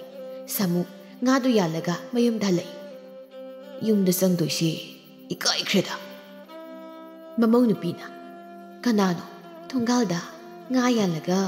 ꯃꯔꯨ ꯀꯣꯛꯄ ꯑꯍꯜ ꯑꯃ ꯆꯪꯉꯛꯏꯁꯤꯅ ꯏꯃꯥ ꯃꯤ ꯂꯥꯛꯄ ꯃꯥꯜꯂꯤ ꯑꯩꯈꯣꯏ ꯄꯥꯕ ꯂꯩꯕ꯭ꯔꯣ ꯅꯄꯥꯗꯤ ꯀꯩꯊꯦꯜꯗ ꯉꯥ ꯂꯩꯕ ꯆꯠꯈꯤꯕꯅꯤꯅꯦ ꯁꯣꯝꯅ ꯀꯅꯥ ꯑꯩꯈꯣꯏ ꯅꯨꯄꯥꯅ ꯉꯥ ꯄꯤꯔꯩꯔꯥ ꯃꯥꯗꯤ ꯀꯥꯏꯗ ꯑꯃꯨꯛ ꯂꯩꯍꯧꯔꯦ ꯍꯩ ꯑꯩ ꯁꯥꯃꯨꯅꯤꯅꯦ ꯅꯪꯒꯤ ꯅꯨꯄꯥ ꯐꯥꯎꯕ ꯃꯁꯛ ꯈꯪꯗ꯭ꯔꯕꯣ ꯅꯪ ꯍꯩꯃꯥ ꯃꯥꯅꯦ ꯑꯩꯈꯣꯏ ꯄꯥꯕꯅꯦ ꯅꯌꯥꯗꯨꯗ ꯉꯥ ꯑꯆꯧꯕꯁꯤ ꯅꯝꯁꯤꯜꯂꯛꯂꯕꯗꯤ ꯍꯤꯒꯠꯂꯤꯕ ꯅꯌꯥꯗꯣ ꯍꯤꯗꯅꯤꯅ ꯌꯥꯔꯦ ꯍꯩ ꯅꯃꯧ ꯅꯨꯄꯤꯁꯤꯗꯕꯨ ꯑꯗꯨꯃꯥꯏꯅ ꯀꯅꯥꯅ ꯍꯥꯏꯅꯒꯦ ꯑꯗꯣ ꯀꯩꯒꯤꯅꯣ ꯉꯥ ꯂꯩꯕ ꯆꯠꯈ꯭ꯔꯒ ꯂꯨ ꯀꯣꯛꯂꯒ ꯍꯜꯂꯛꯂꯤꯕꯁꯤꯕꯣ ꯍꯣꯏꯅꯦꯍꯦ ꯑꯩꯗꯤ ꯂꯨ ꯀꯣꯛꯄꯒꯤ ꯋꯥꯔꯤꯁꯦ ꯂꯤꯗ꯭ꯔꯤꯅꯦ ꯅꯪꯉꯣꯟꯗ ꯁꯨꯝꯗꯧꯕꯅꯤ ꯃꯃꯥ ꯉꯁꯤꯁꯦ ꯀꯩꯊꯦꯜꯗ ꯉꯥ ꯑꯃꯠꯇ ꯂꯩꯔꯝꯗꯕ ꯂꯩꯔꯝꯂꯤꯕ ꯍꯥꯏꯕꯕꯨ ꯇꯨ ꯑꯩꯅ ꯄꯨꯔꯛꯂꯤꯕ ꯑꯆꯧꯕ ꯉꯥꯁꯦ ꯃꯁꯤ ꯈꯛꯇꯪ ꯂꯩꯔꯝꯕ ꯑꯣ ꯑꯗꯨꯒꯤ ꯂꯨ ꯀꯣꯛꯏꯔꯣ ꯋꯥꯔꯤꯁꯦ ꯂꯣꯏꯐꯥꯎ ꯇꯥꯛꯀꯣꯅꯦꯍꯦ ꯉꯥꯁꯤꯗꯤ ꯁꯤꯗ ꯂꯩꯗꯣꯏ ꯃꯤꯗꯤ 50 ꯑꯗꯨꯗꯒꯤ ꯑꯩꯈꯣꯏ 50ꯁꯤꯗ ꯉꯥꯁꯦ ꯍꯦꯛꯇ ꯃꯨꯟꯅꯕꯅꯦꯃꯤ ꯑꯩꯅ ꯂꯩꯅꯤ ꯍꯥꯏꯗꯅ ꯑꯣ ꯑꯗꯨꯒ ꯂꯨ ꯑꯗꯨꯝ ꯀꯣꯛꯑꯕ ꯃꯁꯤ ꯏ ꯀꯥꯔꯛꯇꯧꯔꯦ ꯋꯥꯔꯤꯁꯦ ꯂꯣꯏꯕꯐꯥꯎ ꯇꯥꯒꯦ ꯍꯥꯏꯕ꯭ꯔꯥ ꯅꯠꯇ꯭ꯔꯒ ꯆꯪꯈ꯭ꯔꯣ ꯍꯥꯏꯕ꯭ꯔꯣ ꯑꯗꯨꯗꯤ ꯀꯣꯛ ꯂꯩꯔꯣꯗꯅ ꯑꯩꯈꯣꯏ 50ꯗꯨꯒꯤ ꯃꯇꯧꯗꯣ ꯃꯗꯨ ꯎꯕꯗ ꯉꯥꯌꯣꯟꯕꯤꯗꯨ ꯁꯥꯎꯗꯅ ꯐꯨꯛ ꯍꯧꯒꯠꯂꯛꯂꯒ ꯃꯃꯧ ꯅꯨꯄꯤꯅ ꯉꯥꯌꯣꯟꯕꯤꯗꯨꯅ ꯁꯥꯎꯗꯅ ꯐꯨꯛ ꯍꯧꯒꯠꯂꯛꯂꯒ ꯄꯥꯕꯒꯤ ꯂꯨ ꯀꯣꯏꯔꯣ ꯑꯗꯨꯒ ꯃꯣꯏ ꯑꯇꯩꯗꯨꯗꯤ ꯃꯣꯏ ꯑꯇꯩꯗꯣ ꯏꯃꯧꯒꯤ ꯁꯣꯔ ꯅꯝꯊꯤꯕꯤꯗꯨꯗ ꯇꯟꯗꯅ ꯂꯣꯏꯅ ꯆꯦꯟꯈ꯭ꯔꯦ ꯁꯤꯔꯗꯤ ꯐꯔꯝꯃꯅꯤ ꯍꯩꯃꯥ ꯏꯃꯧ ꯅꯪꯁꯨ ꯉꯥ ꯂꯩꯕ ꯆꯠꯄꯗꯣ ꯌꯥꯎꯔꯨꯕ꯭ꯔꯣ ꯌꯥꯎꯔꯨꯏ ꯏꯅꯦꯕꯣꯏ ꯏꯀꯨꯕꯣꯛꯀ ꯂꯣꯏꯃꯛ ꯈꯤꯔꯦ ꯏꯃꯥ ꯑꯩꯈꯣꯏ ꯇꯣꯉꯥꯟꯅ ꯆꯥꯔꯅꯤ ꯆꯥꯔꯣ ꯀꯩꯅꯣ ꯍꯥꯟꯅꯁꯨ ꯄꯨꯟꯅ ꯆꯥꯗꯕꯒ ꯆꯞ ꯃꯥꯟꯅꯩꯗꯨꯕꯣ ꯆꯥꯛ ꯄꯨꯟꯅ ꯊꯣꯡꯉꯦ ꯍꯥꯏꯕꯩ ꯋꯥꯅꯤ ꯆꯥꯕꯗꯤ ꯅꯇꯩ ꯅꯅꯥꯎ ꯀꯥꯗ ꯄꯨꯁꯤꯜꯂꯒ ꯆꯥꯕꯗꯥꯏꯅꯦ ꯊꯕꯛꯅ ꯑꯩꯅ ꯑꯗꯨꯝ ꯇꯧꯍꯧꯕ ꯑꯗꯣ ꯅꯨꯄꯥ ꯂꯨ ꯀꯣꯛꯄꯩ ꯃꯇꯥꯡꯗꯣ ꯑꯩꯕꯨ ꯚꯥꯞ ꯑꯃ ꯏꯇꯥ ꯇꯥꯗ꯭ꯔꯤꯅꯦ ꯌꯥꯝꯅ ꯈꯪꯅꯤꯡꯂꯕꯗꯤ ꯆꯥꯎꯕꯤꯗ ꯍꯪꯉꯨꯔꯣ ꯍꯥ ꯆꯥꯎꯕꯤ ꯍꯥꯏꯗꯤ ꯀꯅꯥ ꯑꯩꯁꯤꯁꯨꯕꯀꯣ ꯆꯥꯎꯕꯤ ꯍꯥꯏꯗꯤ ꯉꯥꯌꯣꯟꯕꯤꯗꯣ ꯑꯗꯨꯗ ꯑꯁ ꯉꯝꯃꯔꯣꯏꯗ ꯀꯩꯊꯦꯜ ꯇꯥꯅ ꯑꯃꯨꯛ ꯆꯠꯄꯒ ꯀꯗꯥꯏ ꯉꯥꯗꯣ ꯑꯩ ꯁꯦꯝꯂꯒ ꯊꯣꯡꯗꯣꯛꯂꯨꯔꯒꯦ ꯉꯥꯁꯤꯁꯨ ꯌꯥꯝ ꯊꯣꯡꯗ꯭ꯔꯕꯁꯨ ꯌꯥꯔꯅꯤ ꯃꯣꯏ ꯇꯣꯉꯥꯟꯅ ꯆꯥꯅꯤ ꯍꯥꯏꯔꯕꯅꯤꯅ ꯍꯌꯦꯡꯗꯒꯤ ꯍꯥꯏꯕꯅꯤ ꯏꯃꯥ ꯉꯁꯤꯗꯤ ꯄꯨꯟꯅ ꯆꯥꯈꯤꯅꯤ ꯁꯛꯇꯥꯁꯤꯒ ꯁꯥꯃꯨꯅ ꯑꯩꯅ ꯃꯃꯥꯡ ꯃꯄꯣꯛꯇ ꯀꯔꯤ ꯑꯔꯥꯟꯕ ꯊꯕꯛ ꯇꯧꯔꯨꯕꯒꯤꯅꯣ ꯍꯟꯗꯛꯀꯤ ꯃꯄꯣꯛꯁꯤꯗ ꯑꯩꯅ ꯅꯨꯄꯤ 10ꯃꯨꯛ ꯂꯣꯟꯕꯁꯦ ꯁꯨꯡ ꯉꯝꯗ꯭ꯔꯤꯕꯁꯤꯕꯣ ꯍꯦ ꯂꯥꯏ ꯅꯣꯏꯅ ꯑꯩꯒꯤ ꯊꯃꯣꯏꯗ ꯑꯣꯠꯄꯁꯤ ꯑꯣꯠꯂꯤꯗꯀꯣ ꯂꯩꯕꯥꯛ ꯂꯩꯁꯨ ꯃꯥꯁꯨ ꯐꯪꯍꯧꯗ ꯆꯥꯎꯕꯤꯁꯨ ꯐꯪꯗ ꯌꯥꯗꯤ ꯁꯨꯝ ꯅꯝꯁꯤꯜꯂꯛ ꯄꯣꯛꯇꯤ ꯁꯨꯝ ꯍꯧꯖꯤꯜꯂꯛ ꯃꯤꯁꯤꯁꯨ ꯁꯨꯝ ꯎꯔꯛꯇ ꯑꯗꯨꯕꯨ ꯑꯩ ꯊꯧꯅꯥꯗꯤ ꯍꯜꯂꯣꯏ ꯁꯤꯗ꯭ꯔꯤ ꯐꯥꯎꯕ ꯑꯩ ꯍꯣꯠꯅꯈꯤꯅꯤ ꯅꯨꯄꯤ ꯀꯣꯏꯈꯤꯅꯤ ꯅꯠꯇ꯭ꯔꯒ ꯑꯩꯒꯤ ꯅꯨꯄꯤꯁꯦ ꯁꯨꯝ ꯂꯩꯕꯒꯤ ꯗꯥꯎ ꯌꯥꯗ꯭ꯔꯤꯕ꯭ꯔꯥ ꯑꯗꯨ ꯑꯣꯏꯔꯕꯗꯤ ꯃꯣꯟꯅ ꯅꯝꯂꯒ ꯍꯥꯠ ꯑꯣ ꯐꯃꯨꯡꯗꯨꯗ ꯀꯔꯤ ꯆꯣꯏꯔꯣꯜ ꯑꯃꯨꯛ ꯂꯣꯜꯂꯤꯕꯅꯣ ꯍꯩ ꯀꯩꯁꯨ ꯅꯠꯇꯦꯗ ꯉꯥꯗꯣ ꯈꯔ ꯍꯥꯎꯅ ꯊꯣꯡꯉꯨ ꯃꯁꯤ ꯍꯥꯏꯒꯦ ꯇꯧꯕꯅꯤꯗ ꯑꯣ ꯊꯣꯡꯅꯤꯌꯦ ꯊꯥ 1-2 ꯑꯃꯨꯛ ꯍꯧꯖꯤꯟꯈ꯭ꯔꯦ ꯁꯥꯃꯨ ꯌꯨꯝꯗꯒꯤ ꯃꯄꯥꯟ ꯊꯣꯛꯂꯝꯗꯦ ꯑꯗꯨꯕꯨ ꯌꯨꯝꯗ ꯁꯨꯝ ꯂꯩꯕꯁꯨ ꯉꯝꯗꯕꯅꯤꯅ ꯑꯃꯨꯛ ꯃꯄꯥꯟ ꯊꯣꯛꯇꯨꯅ ꯃꯧ ꯍꯜꯂꯛꯄꯤ ꯃꯋꯥ ꯀꯥꯏꯅꯔꯕꯤ ꯃꯧ ꯊꯤꯗꯨꯅ ꯃꯦꯝꯃ ꯀꯧꯕꯤ ꯅꯨꯄꯤ ꯑꯃꯃꯨꯛ ꯀꯣꯏꯔꯝꯃꯤ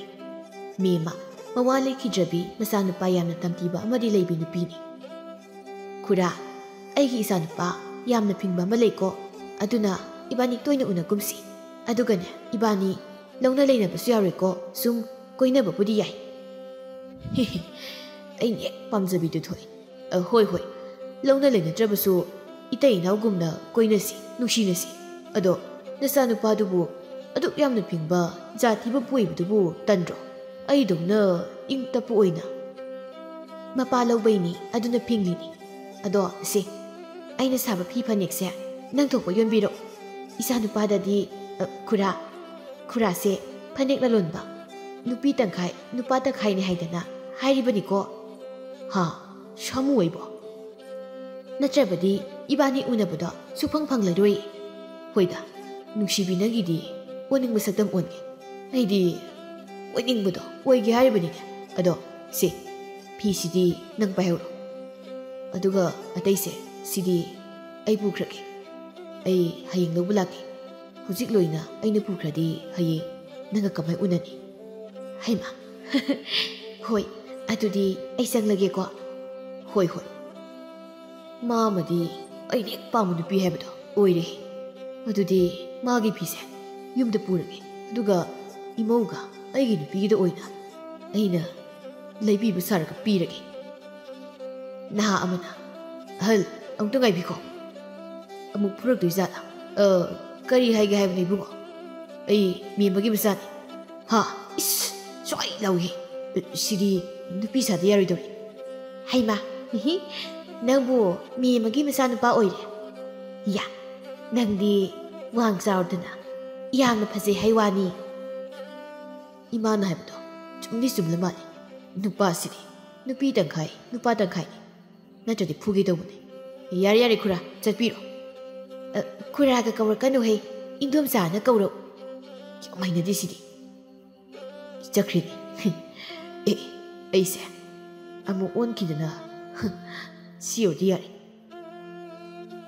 ꯁꯨꯃꯥꯏꯅ ꯇꯣꯏꯅ ꯃꯦꯝꯃꯒꯤ ꯐꯤꯁꯤꯡꯗꯨ ꯁꯥꯃꯨꯅ ꯂꯧꯗꯨꯅ ꯃꯥꯒꯤ ꯅꯨꯄꯤꯒ ꯃꯃꯧ ꯅꯨꯄꯤꯒꯗ ꯂꯩꯕꯤꯔꯛꯄ ꯁꯥꯔꯒ ꯁꯨꯝ ꯄꯤꯔꯝꯃꯤ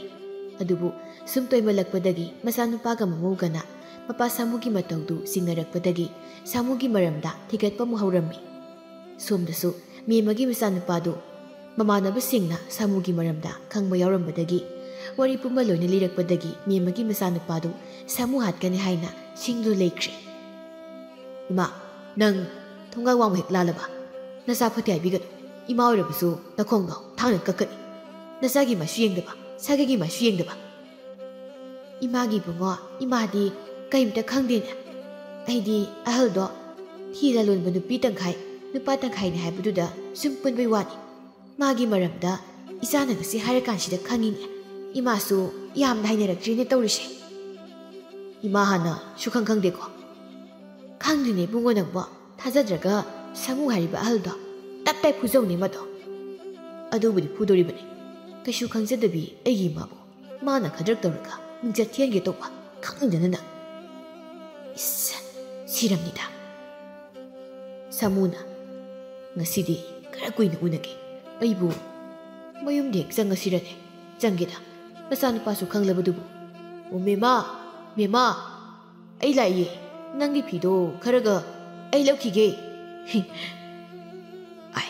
Masiga halse yumdaga zangaini aina somna wana ngairaga era masi thongak jesina ita sallage masi is karino masana pasin tori bisina hai sidi chin bada garoine mi magi masana pa nahaduna samudu tap takai futharaga mi khara tawraga sagai hubtuna mayumgi thongal tamna puraklaga thanami ayo Puni puradi imung phaba tinjilamba yabni thongal si thadaramga chakri basibu nati moi sibu minungsi machen ama phau yawdraba za ayo ai mama ibungo mau aibu amukda thangjilu launi he masanu pana babudo lakta lakhijanuba asuk phataba asuk yam oktaba iba mana low phauba tumini yonthoklaga pakhang sarga nupi koiba khangni dana mabuni yam ka chena mapan thokpa ngamjatre asuk yamna nupi de sokpa oktabi ko boksibu kari no haibani suman sum tong do redi ai ipam dan jakrani ko mamana lakta laki sat makhong thu deklaga pullaga thamge bama masu nupina abo pupudo thongai da kapaga lehowe mamai du yam nu pome isu thoi masana pana napubo khangdina pabana shamuna launi noibo aibo imungda amukta pusilune lambi da lakpada iroina wai ni kari iroina wai ba pabana oktaba thabak tawbagi mine proporangoni natro hai ayo chinganu ni bungu nabo mamana makhong makhuto punsiloi bungu aduga sekpi yanbugumna yalaga thamune ai nasi mayamda koge thabak tawge bama samu Mina purakpadu lengmo phawba ngamjringai masanupaga mamagana pullaga muk thammi aduga masanupi singlaklaga amuk saibo inbo tawduna loire asumna samu tha ahumuk phamungdagi haugatpa phawba ngamdana yamna phibam soklami masa mamaunasu hanna yengbidre adubu magi nupinadi mabureiba kawbanina phana phatre hairabasu adumuk yengsinbirami samu gyan taraktuna phamungduda higi kapai aduna haujikti samu gyan tari masa khara phagatli aduna magi nupibu luna tawduna masu nupibu senaduna yumdagi mapan kaya thoktana gyan tana dumak leikirami leikai amada misi sadan sikhiba yum ama lei yumda hausi kanagumba miyoi amata leiba ngamnadabadagi yumda thadoktuna loina satnakre aduba yum adu masak mataw yamna phajaba maramna tinki laikidaba miyoi kharadi marakta yum adugi ingkhol amadi yum adubu sitok sengdokpa adum sangnari nongma laikai moirang jaw koba miyai jalaba nupa amana yum adugi sumangdu wai sitna imung sisu pumsai sairam tare ngaiko sumang sikon silage imung siana amta silukhige moirang jawdu yumgi thongjawda yengbaga yumgi thongdu tapna haidok haijin gamga tawre moirang jawdu masada thoidokpa akiba leitana yenglaga tamnari bahai doir male aina kanada kari laludana yumse sangba kigadoino kari hauzik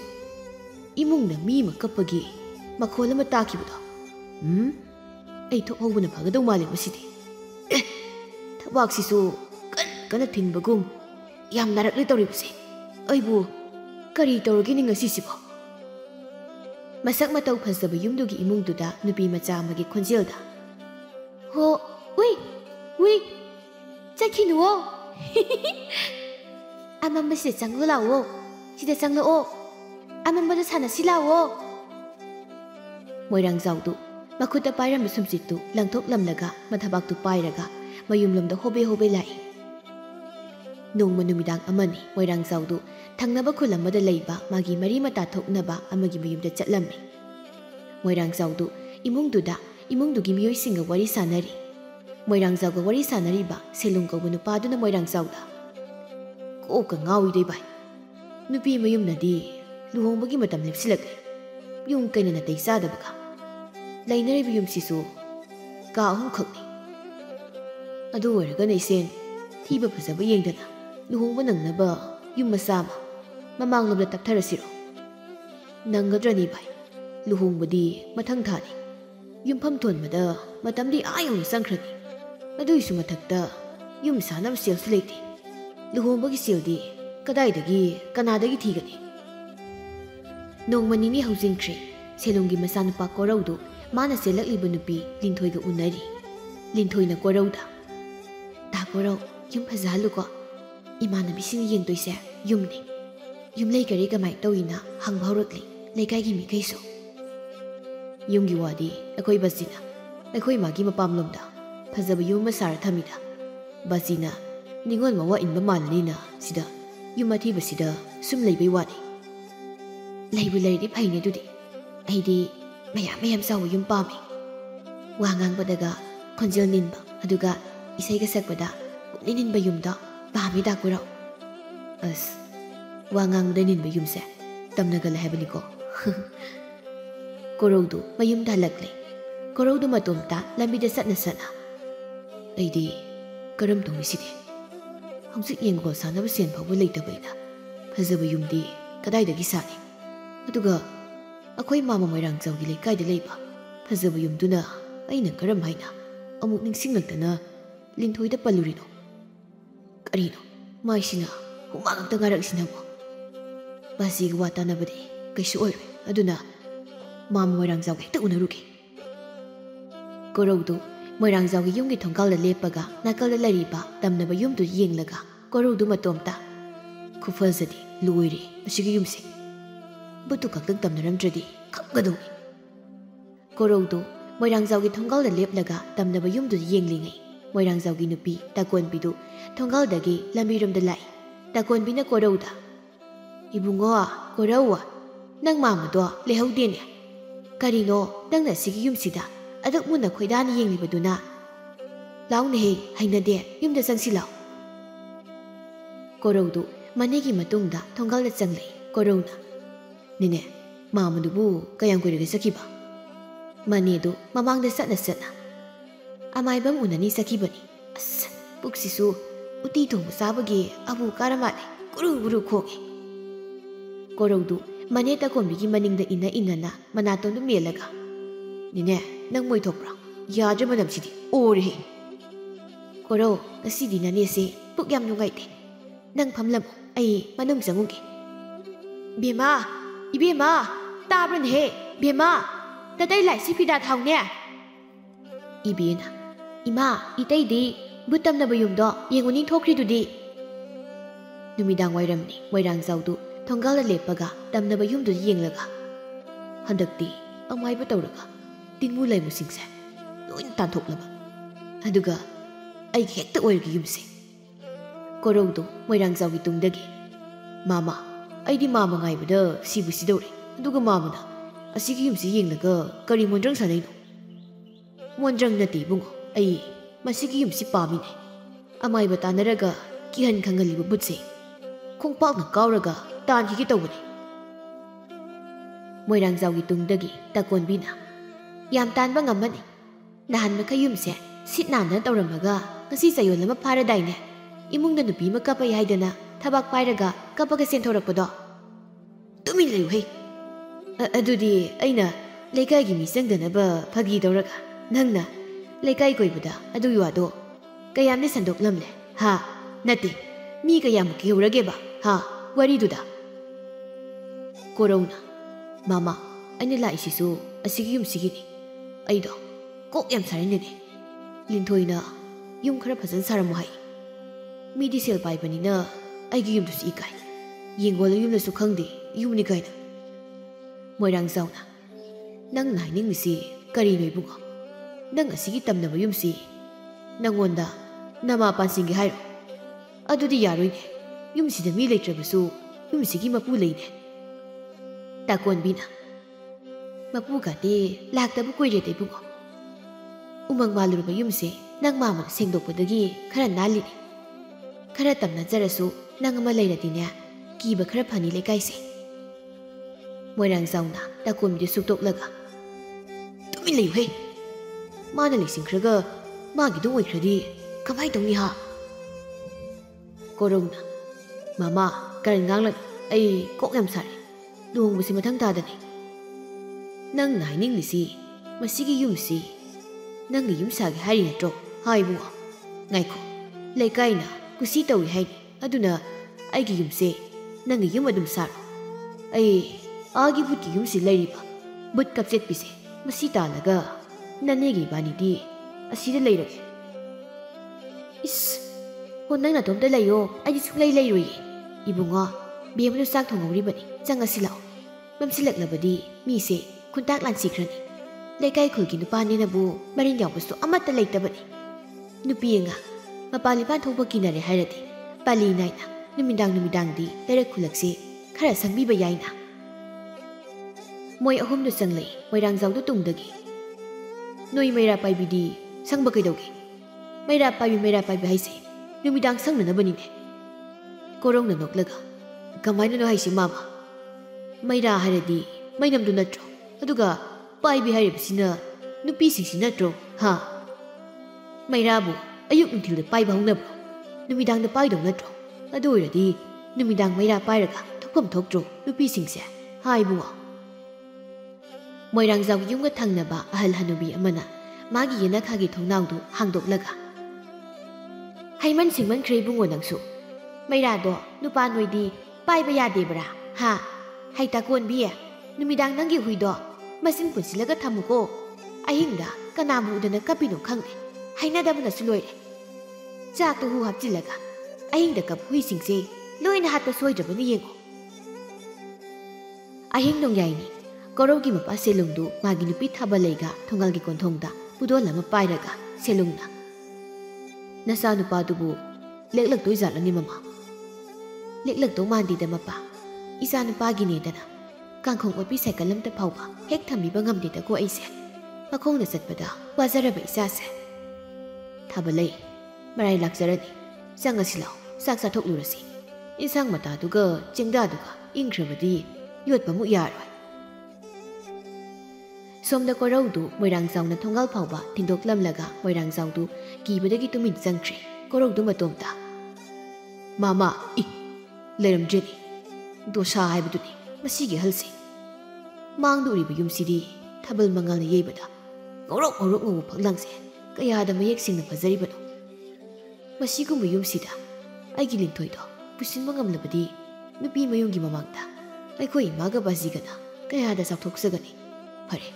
ꯍꯌꯦꯡꯃꯨꯛ ꯂꯥꯛꯂꯒꯦ ꯉꯁꯤꯒꯤꯗꯤ ꯆꯠꯂꯒꯦ ꯀꯣꯔꯧꯗꯨ ꯐꯖꯕ ꯌꯨꯝꯗꯨꯗ ꯈꯣꯏꯗꯥꯅ ꯌꯦꯡꯂꯝꯂꯒ ꯃꯌꯨꯝꯗ ꯍꯟꯈꯤꯕꯒ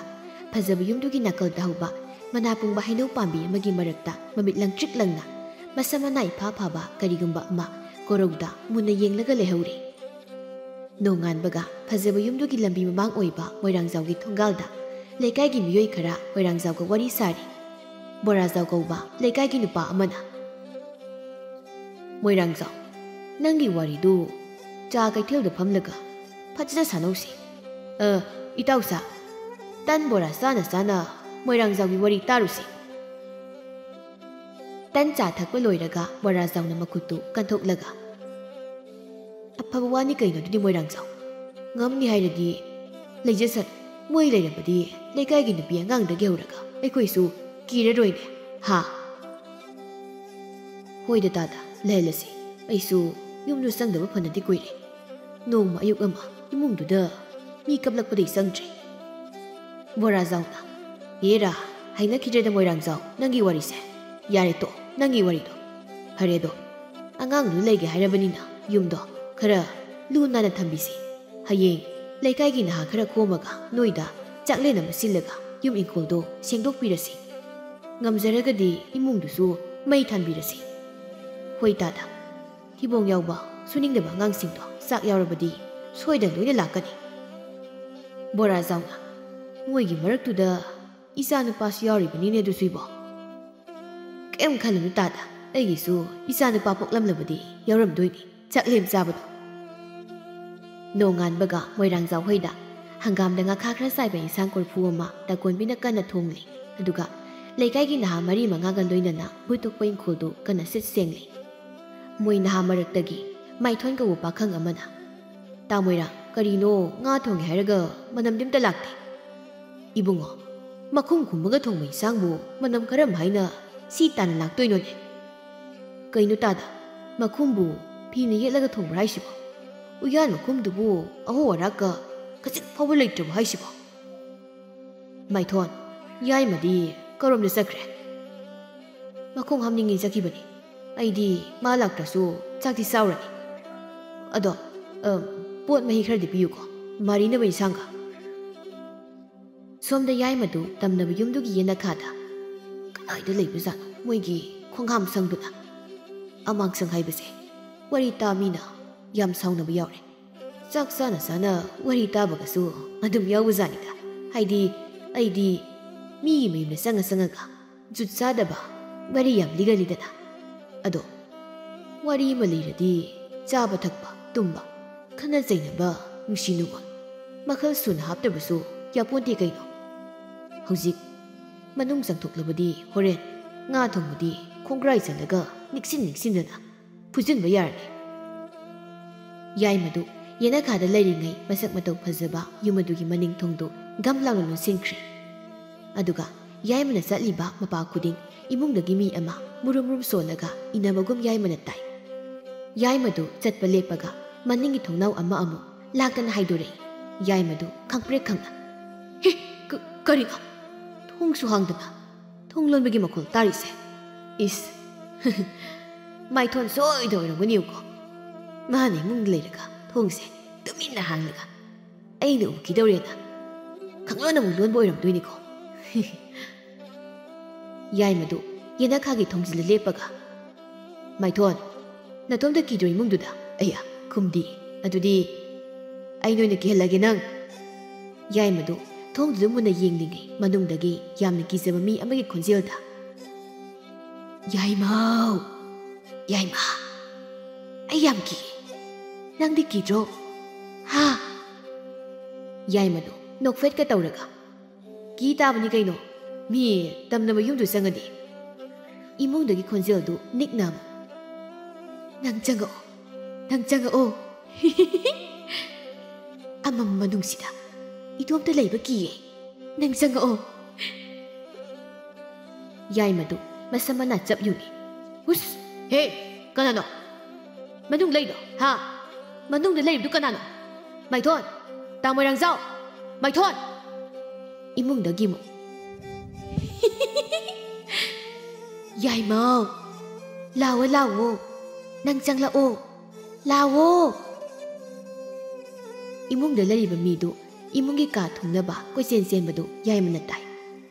Yaim do Kimandana, Mapi Mangi, Adubu, Yaimadu, Alake. Yaimadu Kimandana Mapi Mangi, Adubu Yaimadu, me do get conceal tabada, Imung the Sangingly. Som the way Marie Mangadi, Moirangza Hoida, Jaka Nasari, now Sako with the Palmana.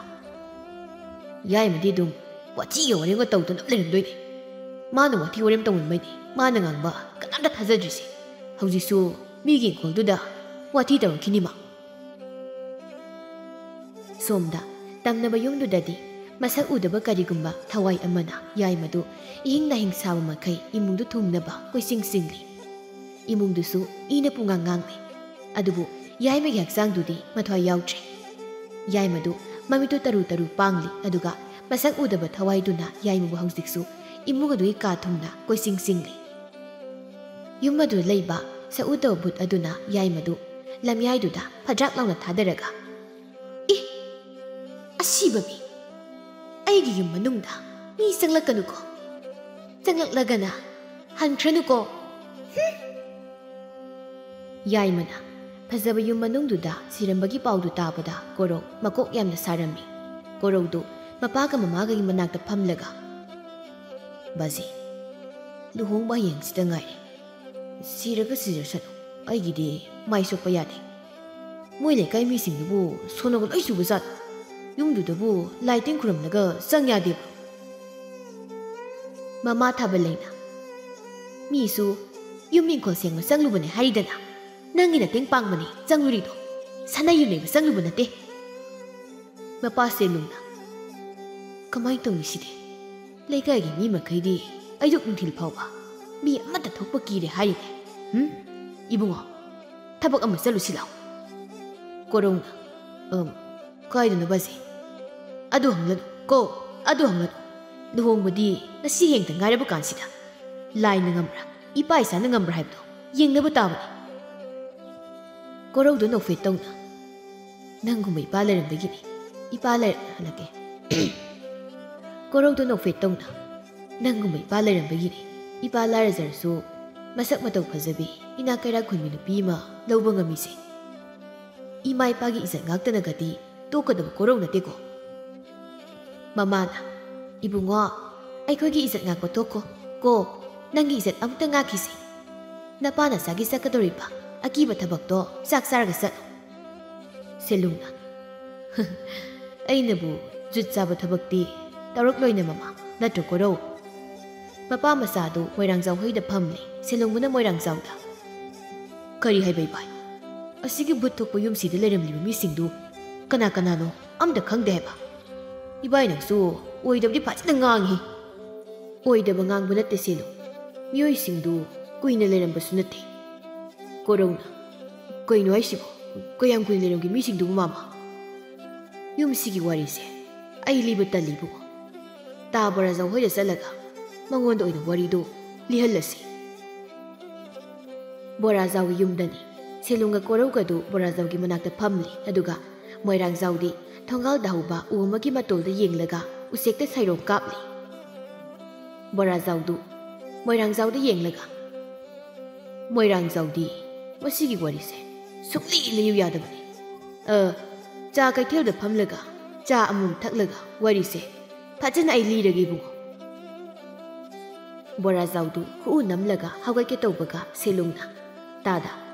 ꯇꯥꯗꯒꯤ ꯁꯤꯗ ꯑꯗꯨꯝ ꯂꯤꯕꯤꯔꯣ ꯑꯩ ꯆꯥ ꯕꯣꯔꯥꯗꯣ ꯑꯩꯈꯣꯏ ꯏꯕꯥꯏꯗ ꯂꯤꯍꯜꯂꯨꯔꯒꯦ ꯕꯣꯔꯥꯖꯥꯎꯗꯨ ꯐꯝꯊꯔꯒ